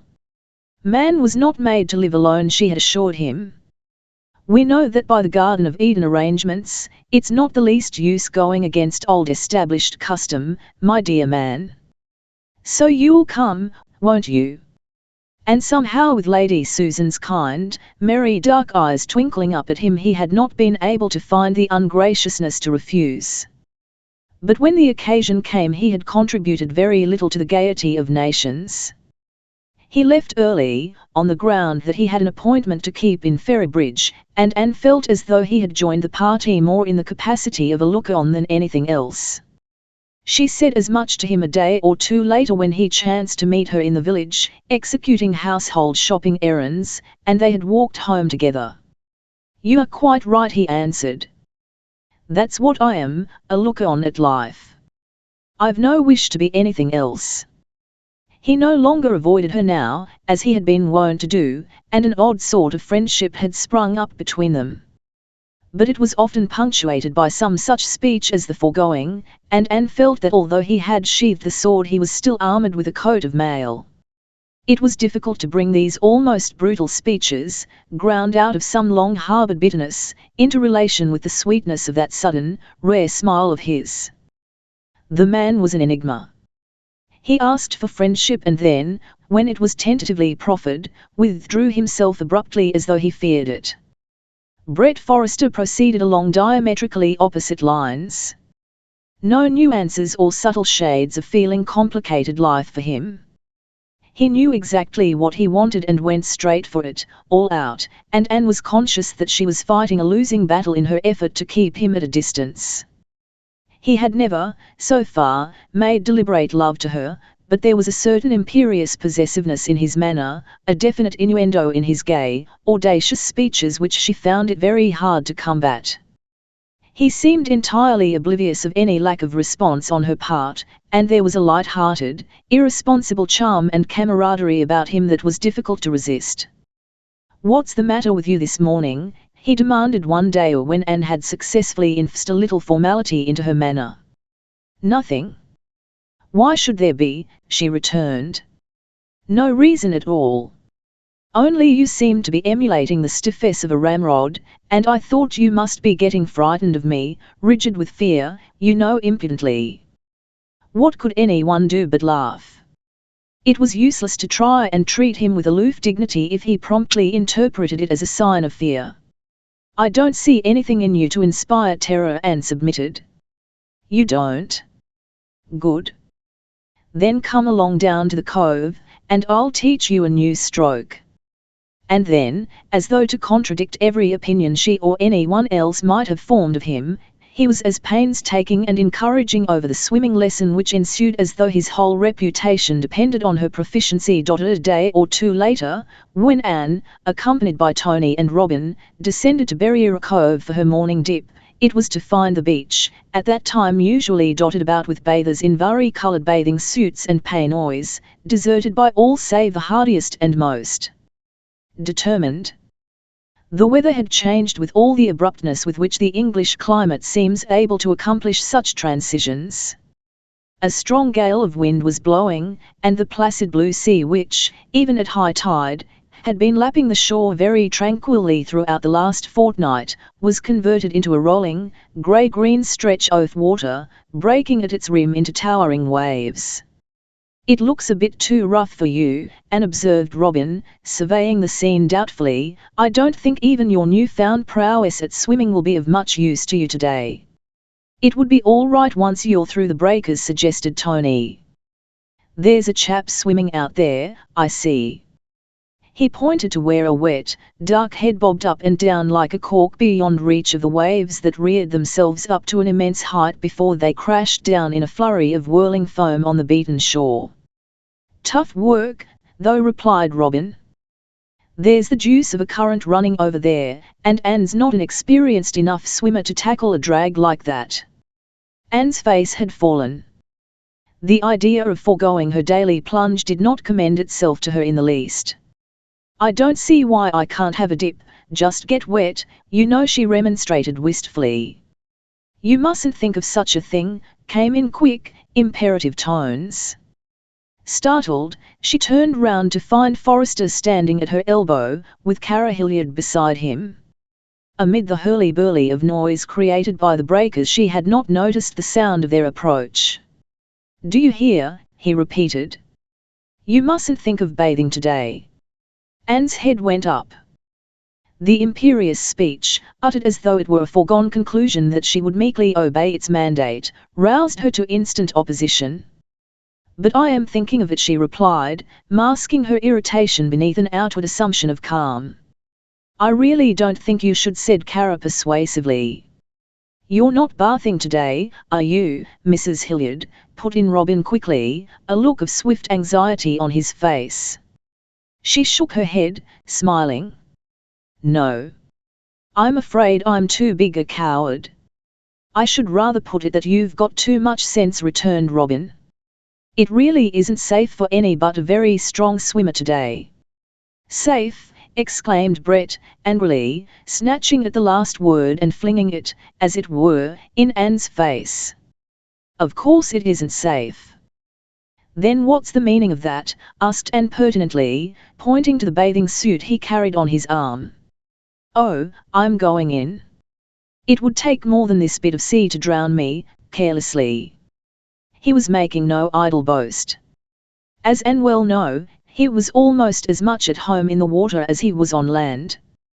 And presently, when it had been decided that only the three men should risk the roughness of the breakers, she stood watching him with quiet, unstinted admiration as, timing his plunge to a nicety, he met a large billow as it rose, dived sheer through its green depths, and emerged into the comparatively smooth water on the further side before its white, curving crest could thunder down onto the shore. Robin and Tony made but a brief stay in the water, the former curtailing the proceedings because he very much preferred the idea of keeping Mrs. Hilliard company where she sat in a fold of the rocks. Meanwhile Anne's gaze was riveted enviously on Forrester's sleek red head as it appeared and disappeared with the rise and fall of the swelling sea. He looked as if he were thoroughly enjoying the buffeting he was getting. I should like to go in, just for a few minutes, she said discontentedly. There are few things that draw the genuine sea lover more strongly than the longing to plunge into the tantalizing, gleaming water and feel the rush and prick of it and its buoyancy beneath one's limbs. Carol looked up in dismay. You're not thinking of going, after all, she exclaimed. Oh, don't, Anne. Urgently. It's really too risky today. If one of those big breakers knocked you down you wouldn't have time to get up again before another came. I once saw a woman drowned just in that way. It was horrible. She was flung down by a huge breaker, and before she could pick herself up a second wave broke over her. She had no chance to get her breath. And there wasn't anyone near enough to help her. I saw it all happen from the cliff. She shuddered a little at the recollection. And if one of those waves didn't knock me down, retorted Anne, I should have the most glorious dip imaginable. Honestly, Kara, coaxingly, I wouldn't do more than just dash in and out again. Well, ask Robin what he thinks first, begged Kara. Anne shook her head. I'd much rather ask him, Aina, she answered whimsically. In fact, I'm going to sneak into the water before he and Tony finish their respective toilettes. Without more ado she vanished into the tent which she usually shared with Kara, and in a very short space of time reappeared equipped for the water, the tassel of her jaunty little bathing cap fluttering defiantly in the wind. Slipping out of her peignoir, she let it fall to the ground and emerged a slender, naiad-like figure in her green bathing suit. She ran, white-footed, to the edge of the water and danced into the creaming foam of a receding wave, while Kara watched her with inward misgivings. Even from where she sat she could see how strong was the undertow, each wave as it retreated dragging back with it both sand and pebbles, and even quite large stones, in a swirling sea would rush against the pull of which it was difficult to maintain a footing. Anne, lithe and supple though she was, staggered uncertainly in the effort to retain her balance, her feet sinking deep into the shifting sand, as she turned to wave a reassuring hand to the solitary watcher on the beach. And then it happened, the thing which Kara had foreseen must almost inevitably ensue. She had a momentary glimpse of the slim naiad figure swaying against a background of sea and sky, then a terrific wave towered up behind it, blotting out the horizon and seeming for an instant to stand poised, smooth and perpendicular like a solid wall of green glass. She saw Anne's face change swiftly as she realized her danger, the upward fling of her arms as she tried to spring to the surface in an effort to escape the full force of the wave and be carried in on its crest. But it was too late. With a crash like gun thunder the huge billow broke, and to Kara's straining eyes it seemed that Anne's light form was snatched up as though of no more moment than a floating straw and buried beneath a seething, tumbling avalanche of waters. She sprang to her feet and ran towards the water, shrieking for help as she ran. But the noise of the sea drowned her cries so that neither Robin nor Tony, still dressing in one of the tents, heard anything amiss. Even as she called and shouted she realized the utter uselessness of it. No weak woman's voice could carry against that thunderous roar. In the same instant, she caught sight of Brett's head and shoulders in the distance, and she waved and beckoned to him frenziedly. With a choking gasp of relief, she caught his answering gesture before he turned and headed straight for the shore, shearing through the water with a powerful overhand stroke that brought him momentarily nearer. Though actually not more than a few seconds, it seemed to Kara an eternity before the huge wave which had engulfed and spent itself. Then, as it receded she discerned her figure struggling in the backwash, and as the girl at last dragged herself to her knees Kara rushed waist-deep into the foaming, eddying flood in a plucky effort to reach her. But, before she could get near enough, the suction of the retreating wave had swept Anne out of her reach and the next incoming breaker thundered over her again. Kara herself barely escaped its savage onslaught, and as she staggered into safety she turned a desperate, agonized face seaward. Brett was still some yards away, and Anne would die with succor almost at hand. Her own helplessness drove her nearly frantic. She was beating her hands together and quite unconsciously repeating Brett's name over and over in a sick agony of urgency. Brett. Brett. God, let him come in time. Brett. Brett. Brett. The retreating wave revealed once more the slight girl figure, spent and effortless this time, tossing impotently in the churning backwash. Forrester would be too late. A third wave would batter the life out of that fragile body. Kara's voice died into a strangled sob of despair. And then came the sound of racing footsteps, something passed her like a flash, and the white spray flew up in a dense cloud as a tall figure hurled itself headlong into the sea. For an instant Kara could distinguish nothing but a dark blot and the blur of flying spume as it spattered against her face. Then, with a shaking cry of utter thankfulness, she saw Elliot Coventry come striding out from amid the maelstrom of surging waters, bearing Anne's unconscious form in his arms. He carried her swiftly beyond reach of the hungry, devouring waves and, laying her down on the sand, tore off his coat and placed it beneath her head. At the same moment Forrester reached the shore and raced towards them, and as Elliot straightened himself it was to meet the other man's eyes blazing into his, savage, challenging eyes, like those of a tiger robbed of its prey. For an instant the two men remained staring straight into each other's faces, while on the ground between them lay Anne's slender, white-limbed body, limp and unconscious. To Kara, hurrying towards them as fast as the wet skirts which clung about her would allow, the brief scene seemed like a picture flung vividly upon a screen. In that moment of fierce stress the innermost thoughts of the two men were nakedly revealed upon their faces, if not to each other, at least to the clear, unerring vision of the woman, who caught her breath sharply between her teeth in a sudden blinding flash of enlightenment. The little group seemed to her symbolical, the two men standing face to face like hostile forces, with the young, girlish figure lying helpless between them. Chapter 15. Ancient History. Anne opened her eyes and stared incuriously up into a blank, indeterminate expanse of white. It was quite without interest, conveyed no meaning to her whatever. Moreover, her eyelids felt inexplicably heavy, as though they were weighted. So she let them fall again, and the placid, reposeful sense of nothingness which had been momentarily interrupted enveloped her once more. She was conscious of no particular sensation of any kind, neither painful nor pleasurable, but merely of an immense peace and tranquility. Presently a faint feeling of curiosity concerning that odd expanse of white overhead filtered into her consciousness, gradually increasing in strength until it became a definite irritation, like the prolonged light scratching of a fingernail up a surface of silk. She opened her eyes again reluctantly. It was still there, immediately above her, a formless stretch of dull white. She wondered whether it extended indefinitely, and her eyes travelled slowly along until they were arrested by a narrow line of demarcation. Here the expanse of white ceased abruptly, at right angles to a misty blue surface in the centre of which glimmered a square of light. Anne's mind seemed to struggle up from some profound depth where it had lain quiescent and feebly and disjointedly signal the words, ceiling, wall, window, and finally, with an immense effort, room. After that the cogs of her mental machinery began to move in a more normal manner, though still slowly and confusedly. She recaptured the memory of a blurred murmur of voices and of some fiery liquid being poured down her throat which stung and smarted abominably as it went down.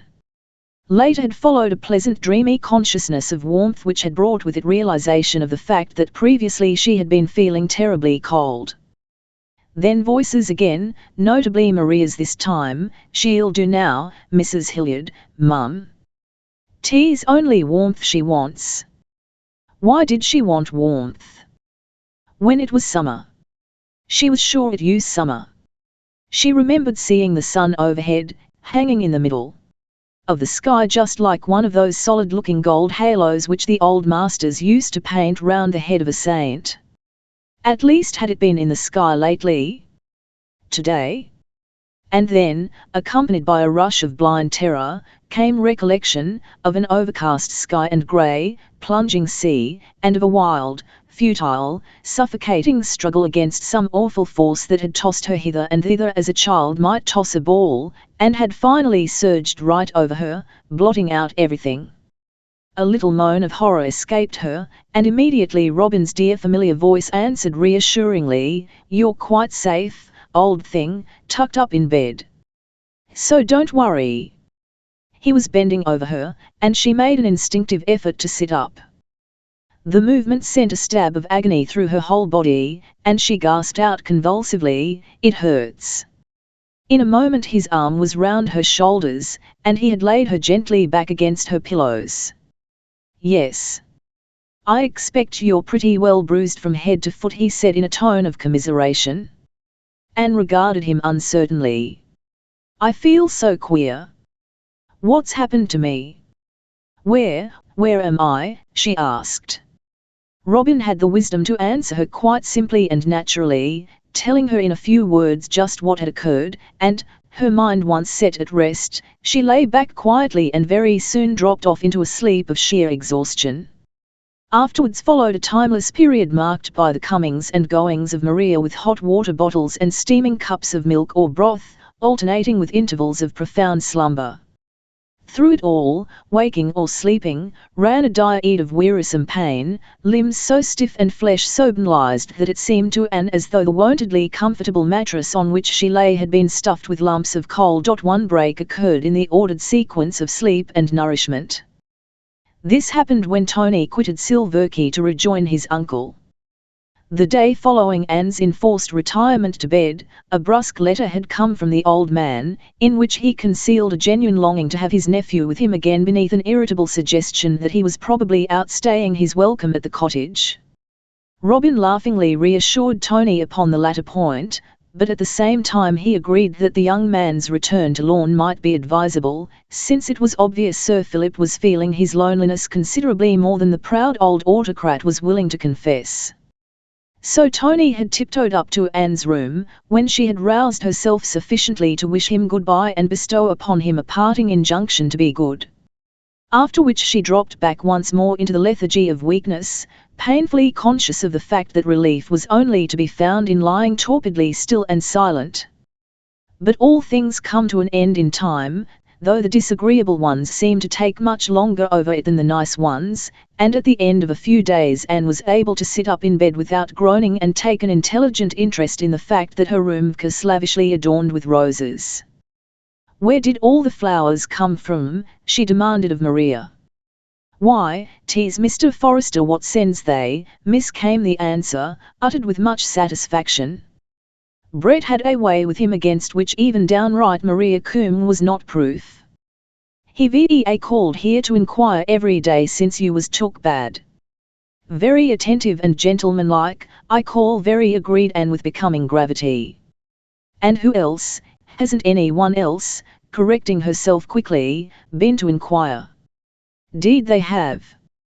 'Twas can't I see Miss Lovell today, Maria, with first one and then t'other of them. But I told them all the same with grim triumph. Not till I gives the word I told them. Who has called, then? Asked Anne curiously. Her ladyship up to White Windows, she came, and Mrs. Hilliard, and the rector, and that there long-faced sister of his, all of 'em have been, miss. And the squire, he sent his groom down to ask how you were going. The squire? Mr. Coventry, I'm meaning, he has pulled you out of the water. You ought to be main grateful to him, Miss Anne, for sure. A faint colour stole up into Anne's white cheeks. Oh, I am. You had better send back a message by the groom to that effect, she said curtly. Maria surveyed her with frank disapproval. You should take shame to yourself, speaking that way, miss, she admonished severely. But I expect you am hungry like, that's what 'tis. And I've a beautiful young chicken roasting for your lunch. You'll feel different when you've got a bit of something solid inside you.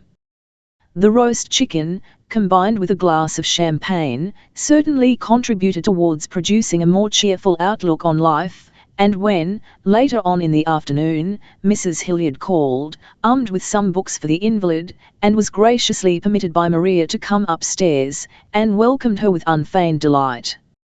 Well, it's quite nice to see you alive, smiled Cara as they kissed each other. I really thought you were going to drown before my very eyes the other day. Instead of which I've turned up again like a bad penny. Thanks to Mr. Coventry.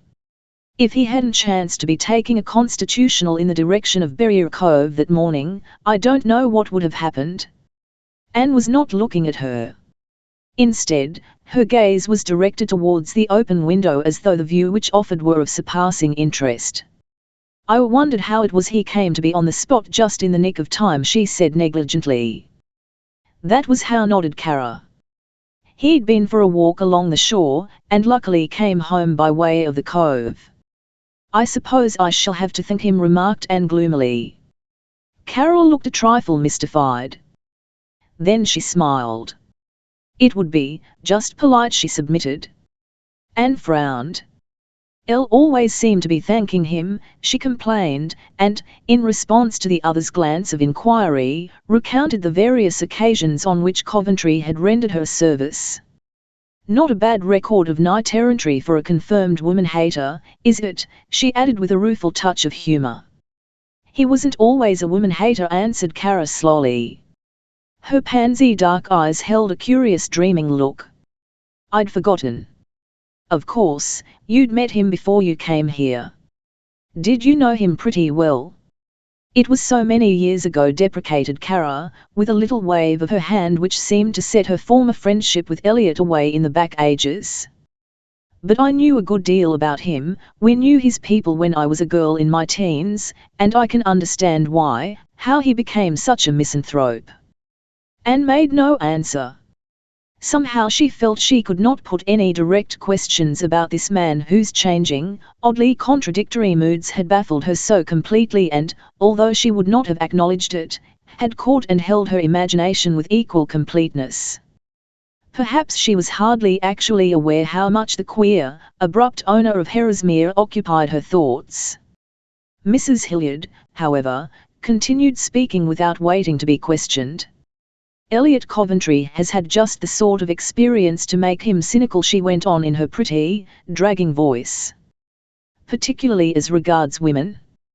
His mother was a perfectly beautiful woman, with the temper of a fiend. She lived simply and solely for her own enjoyment, and never cared tuppence about either Elliot or his sister. Oh, has he a sister? The question sprang from Anne's lips without her own volition. Yes. She was a very pretty girl, too, I remember.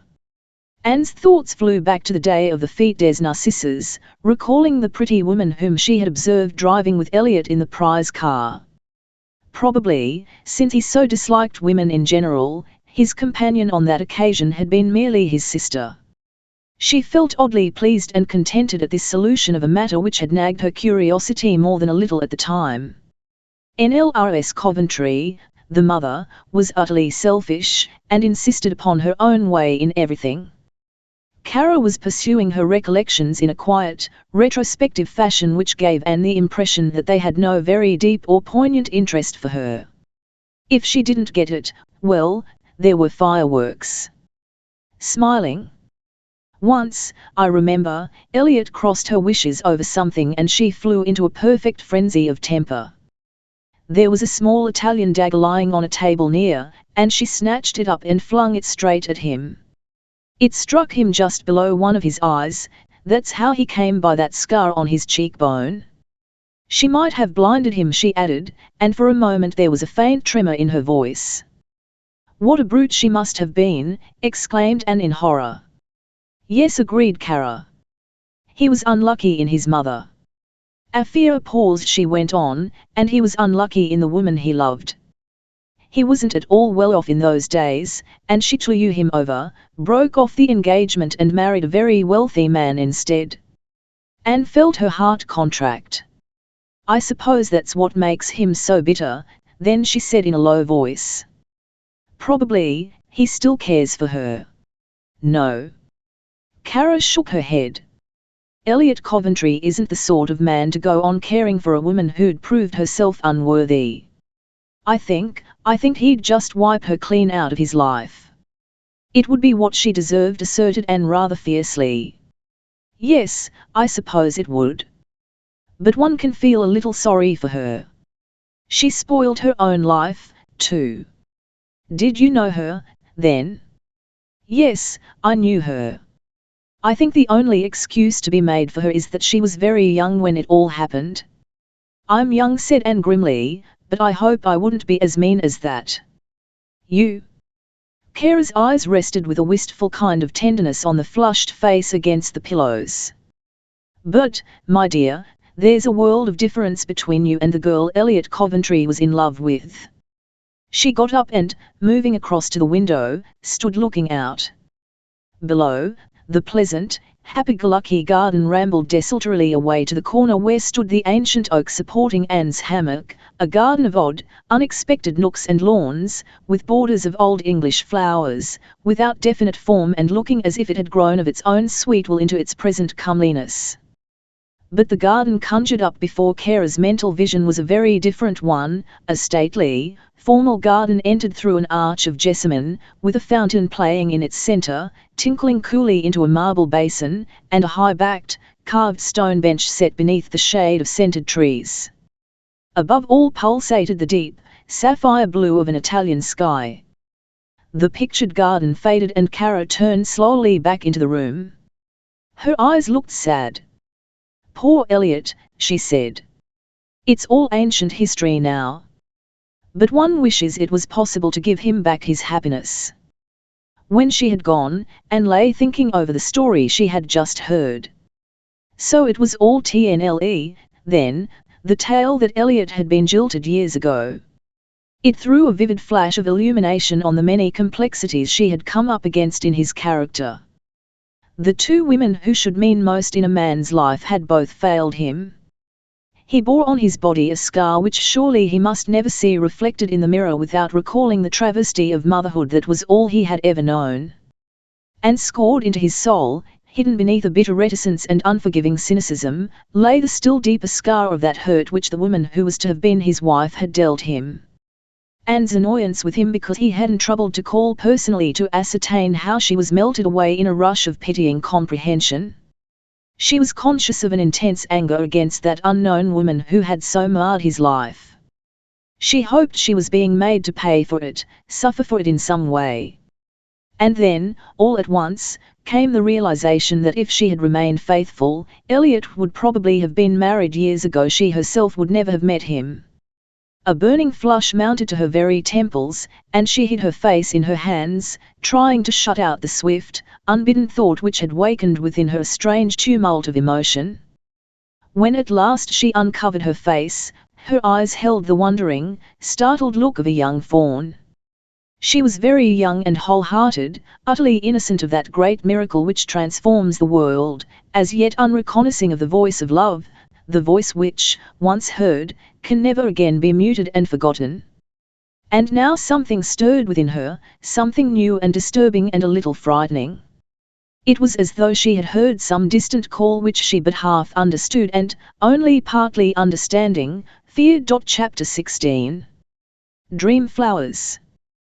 The news of Mrs. Hilliard's visit to the cottage soon spread abroad, and the following day, when she was allowed downstairs for the first time, and held quite a small reception, Lady Susan, escorted by Forrester and the ubiquitous tribes of Israel, was the first to arrive. Afterwards came the rector and Miss Caroline, and even Mrs. Carberry, a somewhat consequential dame whose husband was master of the Heronsfoot foxhounds, and who had hitherto held rather aloof from anything approaching intimacy and merely paid a stately first call on the cottage people, unbent sufficiently to take tea informally with the invalid.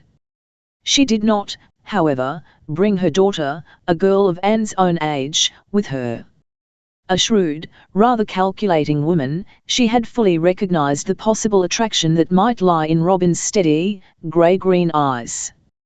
And since her plans for her daughter's future most certainly did not include marriage with anyone so unimportant, and probably hard up, as a young estate agent, she judged it wiser to run no risks. She extracted from an AFFLL, true, and particular account of her bathing adventure, and the information that it had been the owner of Herosmere who had come to the rescue did not appear to afford her much pleasure. "He's not here this afternoon." She glanced quickly round the party of friends who had gathered in the pretty, low-ceiled room. "But I suppose he has called already to make sure that you're safe and sound?" There was a kind of acrid sweetness in her tones. "Oh, no," replied Anne, sensing the woman's latent antagonism. "Why should he?" "Why, indeed?" Mrs. Carberry laughed dryly. "After all, he can't really feel very grateful to you for procuring him a soaking, can he? A man does so hate to be made a fool of." "I really don't know what he felt," retorted Anne sweetly, but with heightened colour. "You see, I was unconscious." "Just as well for you, perhaps." Again that unpleasant little dry laugh. "One feels so draggled, doesn't one, with one's hair all lank and wet." Miss Caroline's maidenly mind seemed chiefly oppressed with the immodesty of being rescued from drowning by a member of the other sex. "How unfortunate it was that Mrs. Hilliard couldn't reach you," she said, when she got Anne to herself for a few moments. "You must have felt very uncomfortable." "Uncomfortable?" Anne's clear eyes met Miss Caroline's blue-bead ones inquiringly. "Dreadfully uncomfortable, I should think," with sympathy.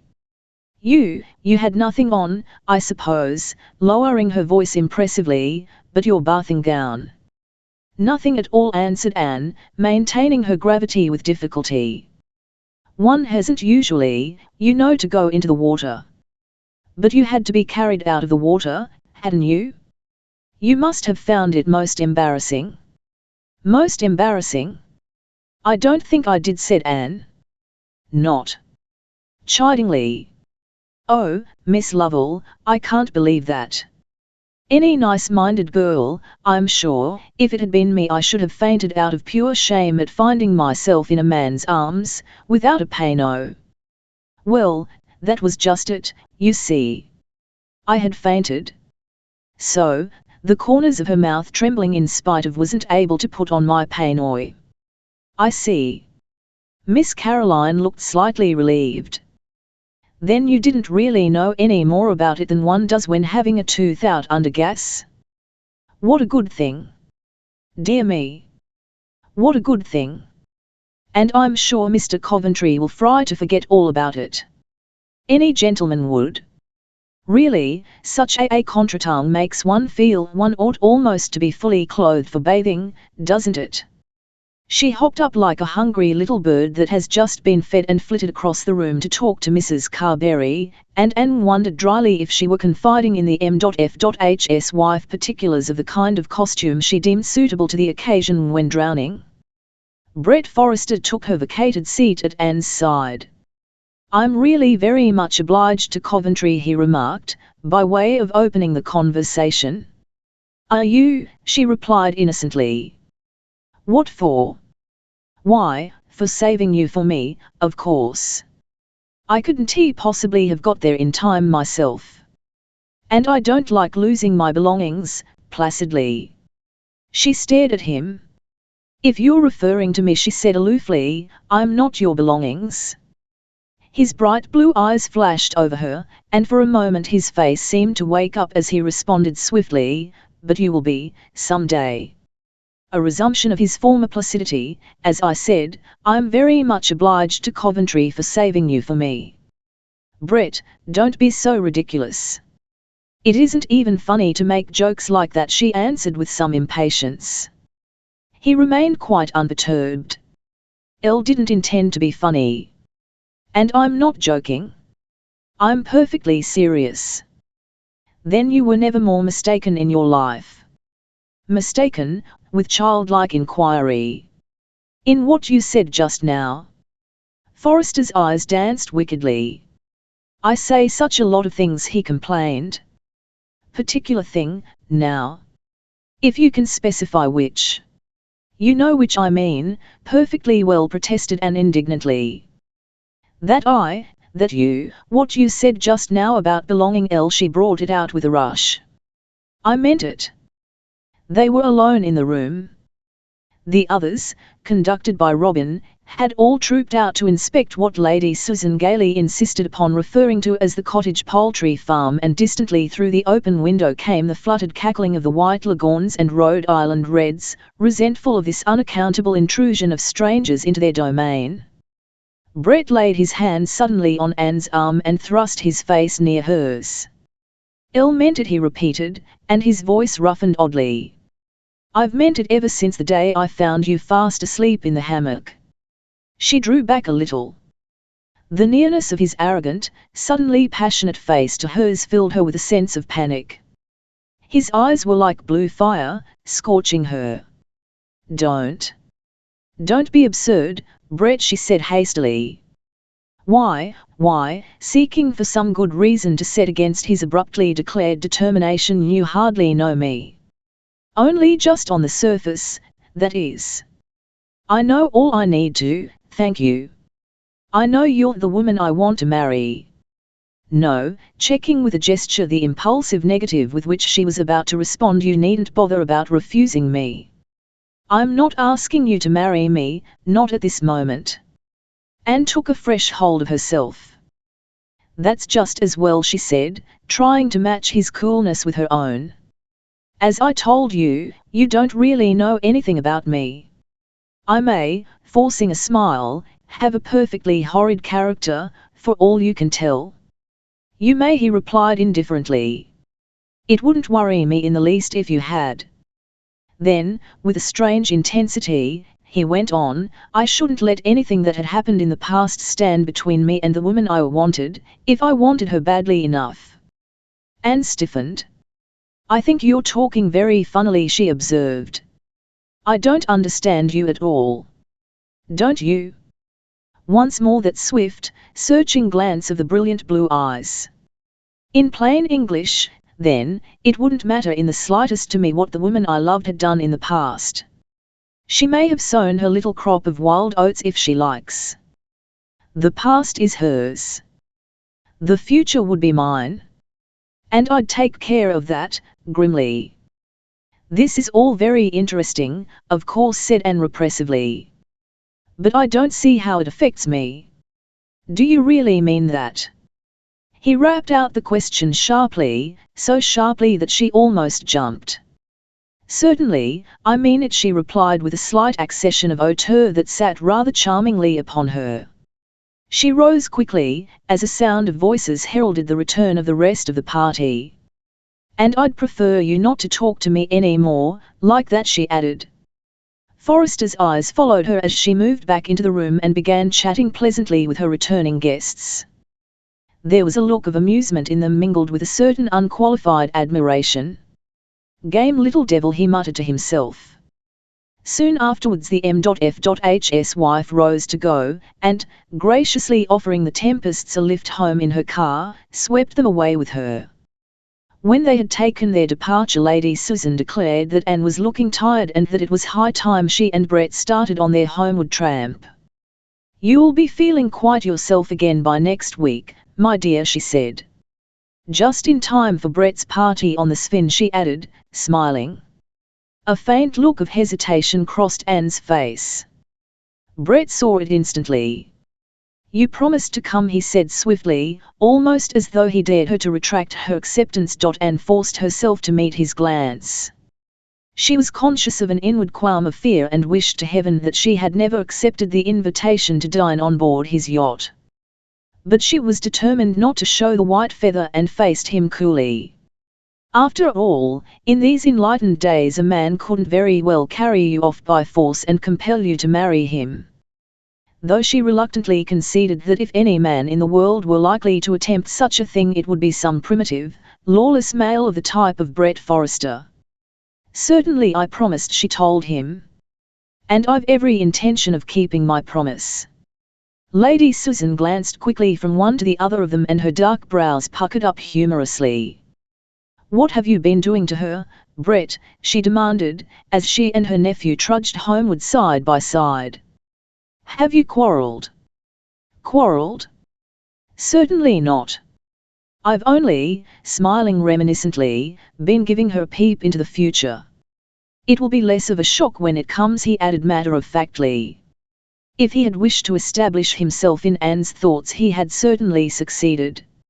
Odd snatches of his conversation kept recurring to her mind, his coolly possessive, "I don't hke losing my belongings," followed by that equally significant, "the future would be mine." It was outrageous. Apparently Brett Forrester had never got beyond the primitive idea of the caveman who captured his chosen mate by force of his good right arm and club, and subsequently kept her in order by an elaboration of the same simple methods. No question of other people's rights and privileges ever seemed to enter his head. Splendidly unmoral, he had gone through life driving straight ahead for whatever he wanted, without a back thought as to whether it might be right or wrong. That aspect of the matter simply did not enter into his calculations. And because there was still a great deal of the little boy in him, that little boy who never seems to grow up in some men, women had always found excuses and forgiveness for him, and probably always would. Even Anne could not feel as offended at his audacity as she would like to have done. There was something disarming in the very fact that he never seemed to expect you to feel offended. And though, on that first afternoon she had been allowed downstairs, he had shaken her nerve somewhat, she was inclined to attribute this to the circumstance that she was still physically a little weak, not quite her usual buoyant self. The impression of sheer dynamic force which he had left with her was very vivid, and might have lingered with her longer, troubling her peace of mind, but for an unexpected happening which served to direct her thoughts into another channel. It was one afternoon a day or two later, and Anne was sitting in a sunny corner of the garden, idly dipping into the books which Kara had lent her. The previous day the weather had been cloudy and rather cool, and Maria, the martinet, had sternly vetoed Anne's modest suggestion that she was now sufficiently recovered to go outdoors again. "My dear life. And take your death of cold on top of being near drowned?" Maria had demanded witheringly. "I wish the Almighty had weighed you in a bit more common sense when he set about making you, Miss Anne, and no disrespect intended to him." She flounced away indignantly.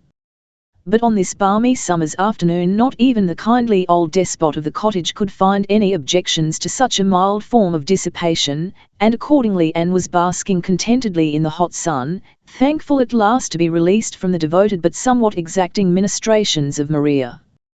She felt deliciously lazy, too lazy even to concentrate on any of the novels which Kara had brought her. She had no particular craving at the moment either to be thrilled by adventures or harrowed by the partings of lovers. But a slim volume of verse held her attention intermittently. It was more suited to her idle humour, she reflected.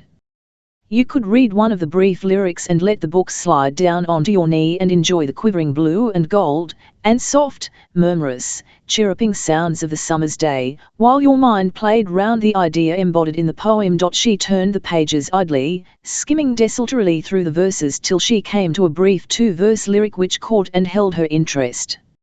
It was a very simple little song, but it appealed to the shining optimism and belief which was a fundamental part of her own nature, to that brave, sturdy confidence which had brought her, still buoyant and unspoiled and sweet, through the vicissitudes of a girlhood that might very easily have cradled an embittered woman. Beyond Chehill Chere's a garden, fashioned of sweetest flowers, calling to you with its voice of gold, telling all that your heart may hold. Beyond the hill Chere's a garden fair, my garden of happy hours. Dream, flowers grow plus or minus en chat garden, awesome of sun and showers. There, withered hopes may bloom anew, dreams long forgotten shall all come true. Beyond the hill Chere's a garden fair, my garden of happy hours. Footnote: this song, Dream Flowers, has been set to music by Margaret Pedler. Published by Edward Shoebuth & Co., 2 East 22nd Street, New York. Anne's thoughts turned towards Elliot Coventry, the man who had told her he was old enough to have lost all his illusions. Need one ever be as old as that, she wondered rather wistfully. Surely for each one of us there should be a garden where our dream flowers grow, dream flowers which one day we shall pluck and find they have become beautiful realities. She was reading the verses flew off for the second time when a shadow seemed to move betwixt her and the sun, darkening the page. She glanced up quickly to find Coventry himself standing beside her. "I hope I haven't startled you," he said. "Maria told me you were in the garden and left me to find my own way here. I think," smiling, "some cakes were in imminent danger of burning if she took her eye off them, so to speak." Anne shook hands and hospitably indicated a garden chair. "Won't you sit down?" she said, though a trifle nervously. "Or are you in a hurry?" It had startled her to find the man of whom she had at that moment been thinking close beside her. "I'm in no hurry," he said, sitting down. "I came to inquire how you were getting on." A spark lit itself in her eyes. "I wonder you didn't send your groom instead," she flashed out quickly. "It would have saved you the trouble." Coventry was silent a moment, while a slow flush rose under his sun-tanned skin. "I think perhaps I deserved that," he admitted at last. His glance met and held hers. "Will you at any rate try to believe I had a good reason for doing what I did?" She hesitated. "But, then why have you come now? What's happened to the good reason?" "I've scrapped it," he said tersely. Then, almost as though he were arguing the matter out with himself, he added, "A man can take risks if he likes, if the game's worth the candle." "And, is this particular game worth the candle?" A sudden smile broke up the gravity of those deep, unhappy eyes of his. "I can't answer that question yet." Anne was silent. The sense of constraint left her and an odd feeling of contentment took its place. He was no longer cold and distant and aloof, in the mood to dispatch a groom with a message of inquiry. The friend in him was uppermost. "I think you deserve a thorough good scolding," he went on presently. "What possessed you to attempt bathing in a rough sea like that?" Seriously, speaking more earnestly. "It was a most foolhardy thing to do." Anne's eyes, goldenly clear in the sunlight, met his frankly. "I think I went, partly because I was told not to," she acknowledged, smiling. His lips twitched in spite of himself. "Good heavens! What a woman's reason!" She nodded. "Suppose it was. But I never dreamed the waves could be as strong as they were." I felt absolutely helpless to stand up against them, and the ground seemed to be slipping away under my feet all the time, dragging me with it. Oh, it was horrible. With a shiver of recollection. And I have to thank you, again, for coming to the rescue, she resumed more lightly after a moment. I think I must really be destined to end my days in Davy Jones's locker, and you keep frustrating the designs of fate. Well, don't trouble to go out of your way to give me another opportunity, he advised dryly. Anne laughed. I won't, she promised. Especially as it must go against all your principles to have to take so much trouble over a woman. He made no answer, and, fearing she had unwittingly wounded him in some way, she hastened to change the conversation. She had instinctively come to know that beneath his brusque exterior he concealed a curious sensitiveness, and, remembering all that Kara had told her of the man's history, she regretted her insouciant speech as soon as it was spoken. Are you going to the dinner party on board the Sphinx? She asked, grasping hurriedly at the first topic that presented itself. A quick ejaculation escaped him. I'd clean forgotten all about it, he replied. No, I didn't intend going. I must send along a refusal, I suppose. Why? Why? He looked at her rather blankly. The monosyllabic question, uttered so naturally, seemed to take him aback. Why? A shrug. These social gatherings don't appeal to me. I prefer my own company. It's very bad for you, observed Anne. What is? My own company. Yes, simply. He was silent a moment. Then he asked abruptly, will you be there, on the yacht, I mean? She bent her head, conscious of the sudden flush that came and went quickly in her face. Yes. Robin and I are going. In that was an infinitesimal pause, and, although she would not look up, she was sensitively aware of the intentness of his that case. I shall change my mind and go, too. You'll meet plenty of friends there, replied Anne. Lady Susan, of course, and the Tempests, and Mrs. Hilliard. Acquaintances only, he returned shortly. Well, at least you'll admit that Mrs. Hilliard is an old acquaintance, she said, laughing. And she's so pretty. I do love people who are nice to look at, don't you? Yes. Just the bare monosyllable, rather grudgingly uttered, nothing more. Don't you think she's very beautiful? Asked Anne in some astonishment at the lack of enthusiasm in his tones. Yes. But, after all, that's only the outside of the cup and platter.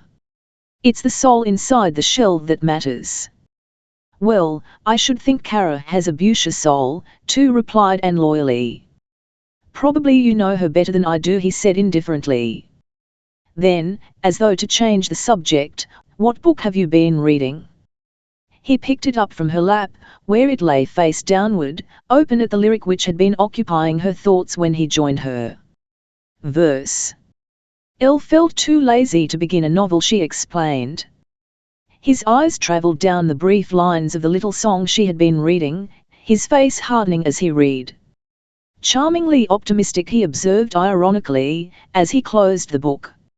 I'm afraid, however, that the Garden of Happy Hours is a purely imaginary one for most of us. Of course it's bound to be, if you don't believe in it. You got to have dream flowers first, or naturally they can't materialize. I suppose all of us have had our dream flowers at one time or another, he replied quietly. And then the frost has come along and scotched them. But I forgot, with a short laugh.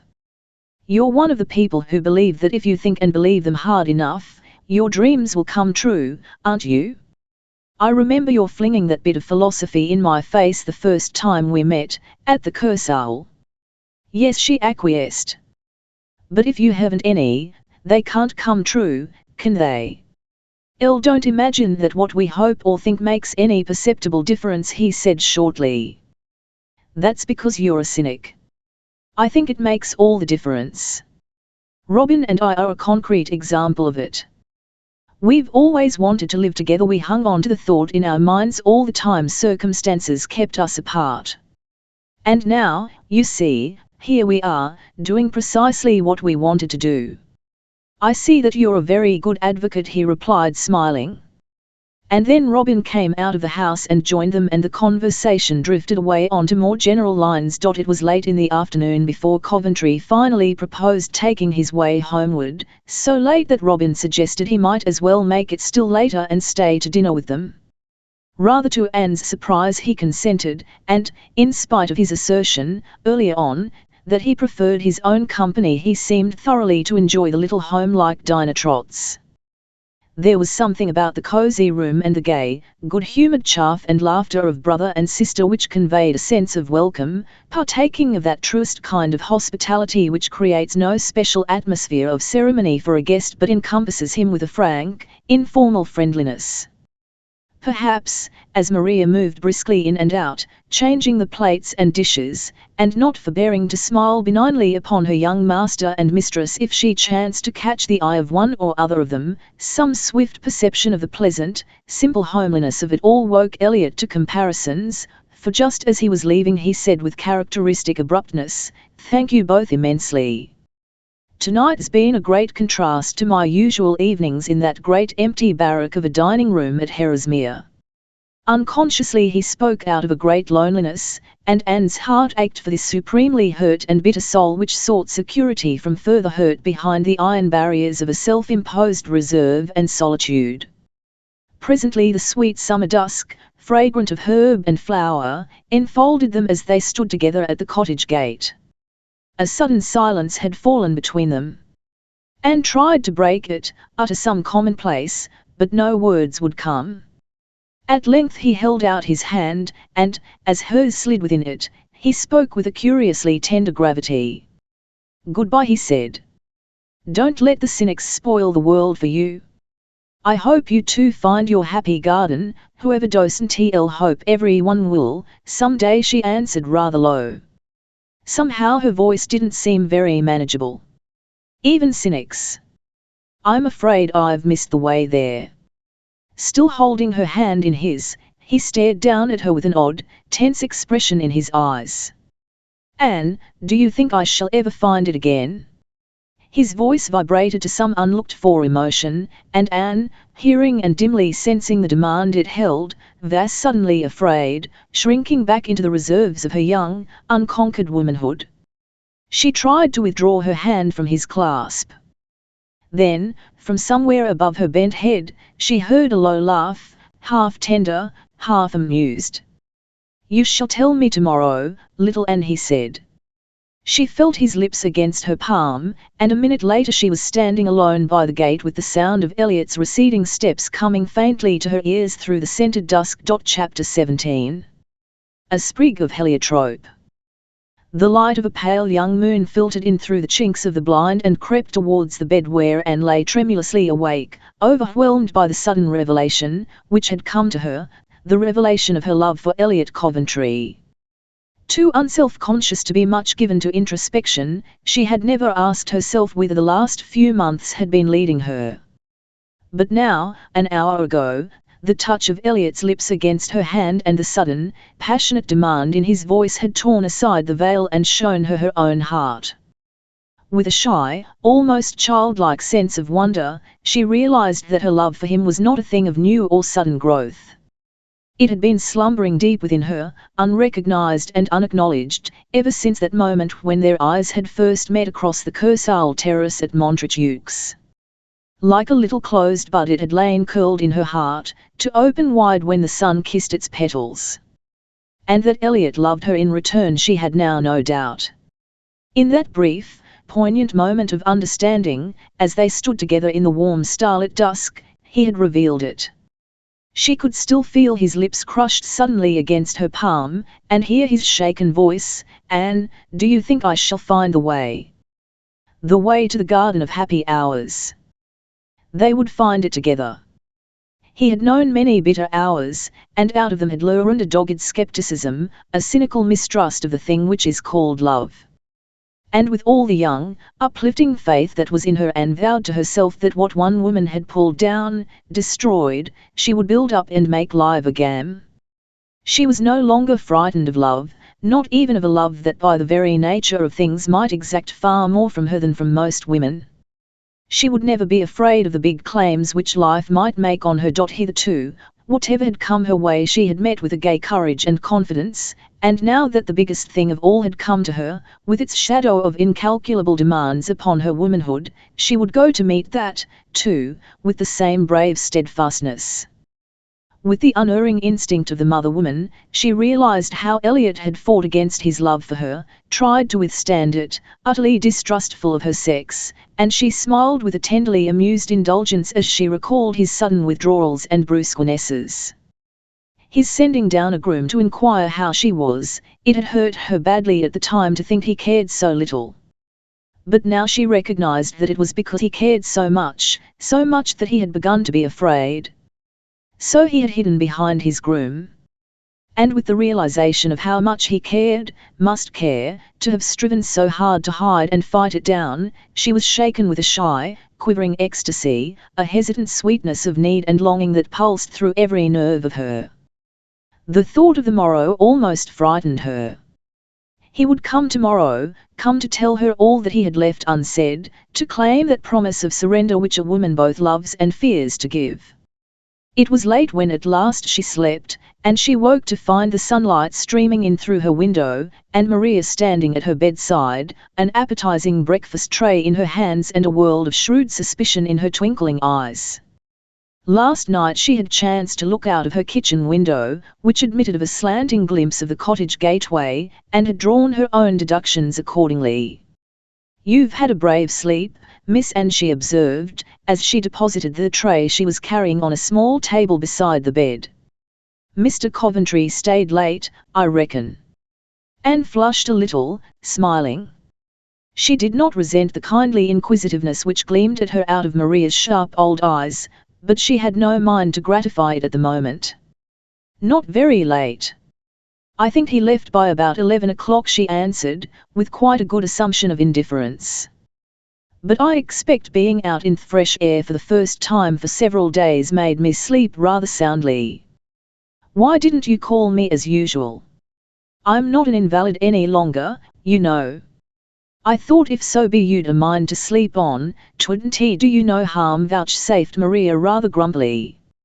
She was inwardly burning with curiosity, but felt unequal to the task of coping with her young mistress's facility for eluding tentative inquiries, so she stumped downstairs to the kitchen regions, and left her to consume her breakfast in solitude. Anne hurried through the meal as quickly as possible. She felt tremendously alive today, and the breezy sunshiny morning, the blue sky with white fleecy clouds blowing across it, the wheeling swallows, all seemed curiously in accord with her mood. She rose and, dressing quickly, went about her various household duties with a subconscious desire to get them finished and out of the way as soon as possible, and thus be free for whatever the day might bring forth. That afternoon she and Robin were due at the rectory for tea. It was what Miss Caroline called her day, a bi-monthly occasion when she sat in state, and a villainous shade of mauve satin, to receive visitors. During the winter this sacred rite resolved itself chiefly into an opportunity for tea and feminine gossip in a hot, ill-ventilated room, but in the summer it was rather a pleasant little function. Tea was served in the pretty old rectory garden, and the proceedings developed on the lines of an informal garden party at which most of the neighbours, of both sexes, showed up. For although Miss Caroline was of too inquiring a mind to be very popular, the rector himself was beloved by men and women alike. The morning hours seemed to Anne interminably long. Insensibly she was keyed up to a delicate pitch of expectancy, her ear nervously alert for the sound of a familiar footstep on the flagged path. And as the leaden moments crawled by, and the warm, sunshiny silence which enfolded the cottage remained unbroken, a vague sense of apprehension crept into her heart. The glamour of those moments alone with Elliot at the gate, the pulsating sweetness of the thoughts which, in the night, had sent little quivering rivulets of fire racing through her veins, grew dim and uncertain. Had she mistaken him? The bare idea sent a swift stab of fear through her whole being. But in a few moments her faith in the man she loved returned, and with it her serenity. She was ready to laugh at herself. Probably, she reflected, he had merely been detained by some unexpected piece of business which had cropped up necessitating his attention, and, as a matter of fact, this was precisely what had occurred. So that when at length she and Robin made their way down a shady path and emerged onto the rectory lawn, dotted about with groups of people, and she perceived Coventry's tall, lean figure in the distance, leaning rather moodily against a tree, she reproached herself for having doubted him even for an instant. While she was greeting Miss Caroline and the rector, her heart seemed to be singing a little paean of happiness all to itself. "So glad to see you." Anne came suddenly down to earth, and tried to focus her attention on Miss Caroline's hospitable gabble. "Such a lot of people here this afternoon, too. I'm so pleased. And a beautiful day, isn't it? Even Mr. Coventry has been tempted out of his shell. He'll be quite a social acquisition to the neighbourhood soon, at this rate." She turned to envelop Robin in a similar flood of meaningless prattle, while Anne and Tempest sauntered on together. "Yes," said the latter, his eyes resting thoughtfully on Elliot's distant figure. "It's a real joy to me to see Coventry here. He's too much of a hermit. I'm afraid," though he admitted with an awful laugh, "I rather badgered him into coming. And I expect now he is here he's not exactly blessing me for my persistency. Will you go and be very nice to him, Anne?" He had dropped into the friendly usage of her Christian name, and Anne liked it, "and get me out of hot water." "I don't suppose you're in it very deeply," she returned, with some amusement at his air of apprehension. "Well, I really made him come," confessed the rector apologetically. "I simply wouldn't take no." "And you know perfectly well that nobody ever resents what you make them do," said Anne, smiling. "The rector have a way with him, as Maria remarked the other day." Tempest's mouth curved in a responsive smile.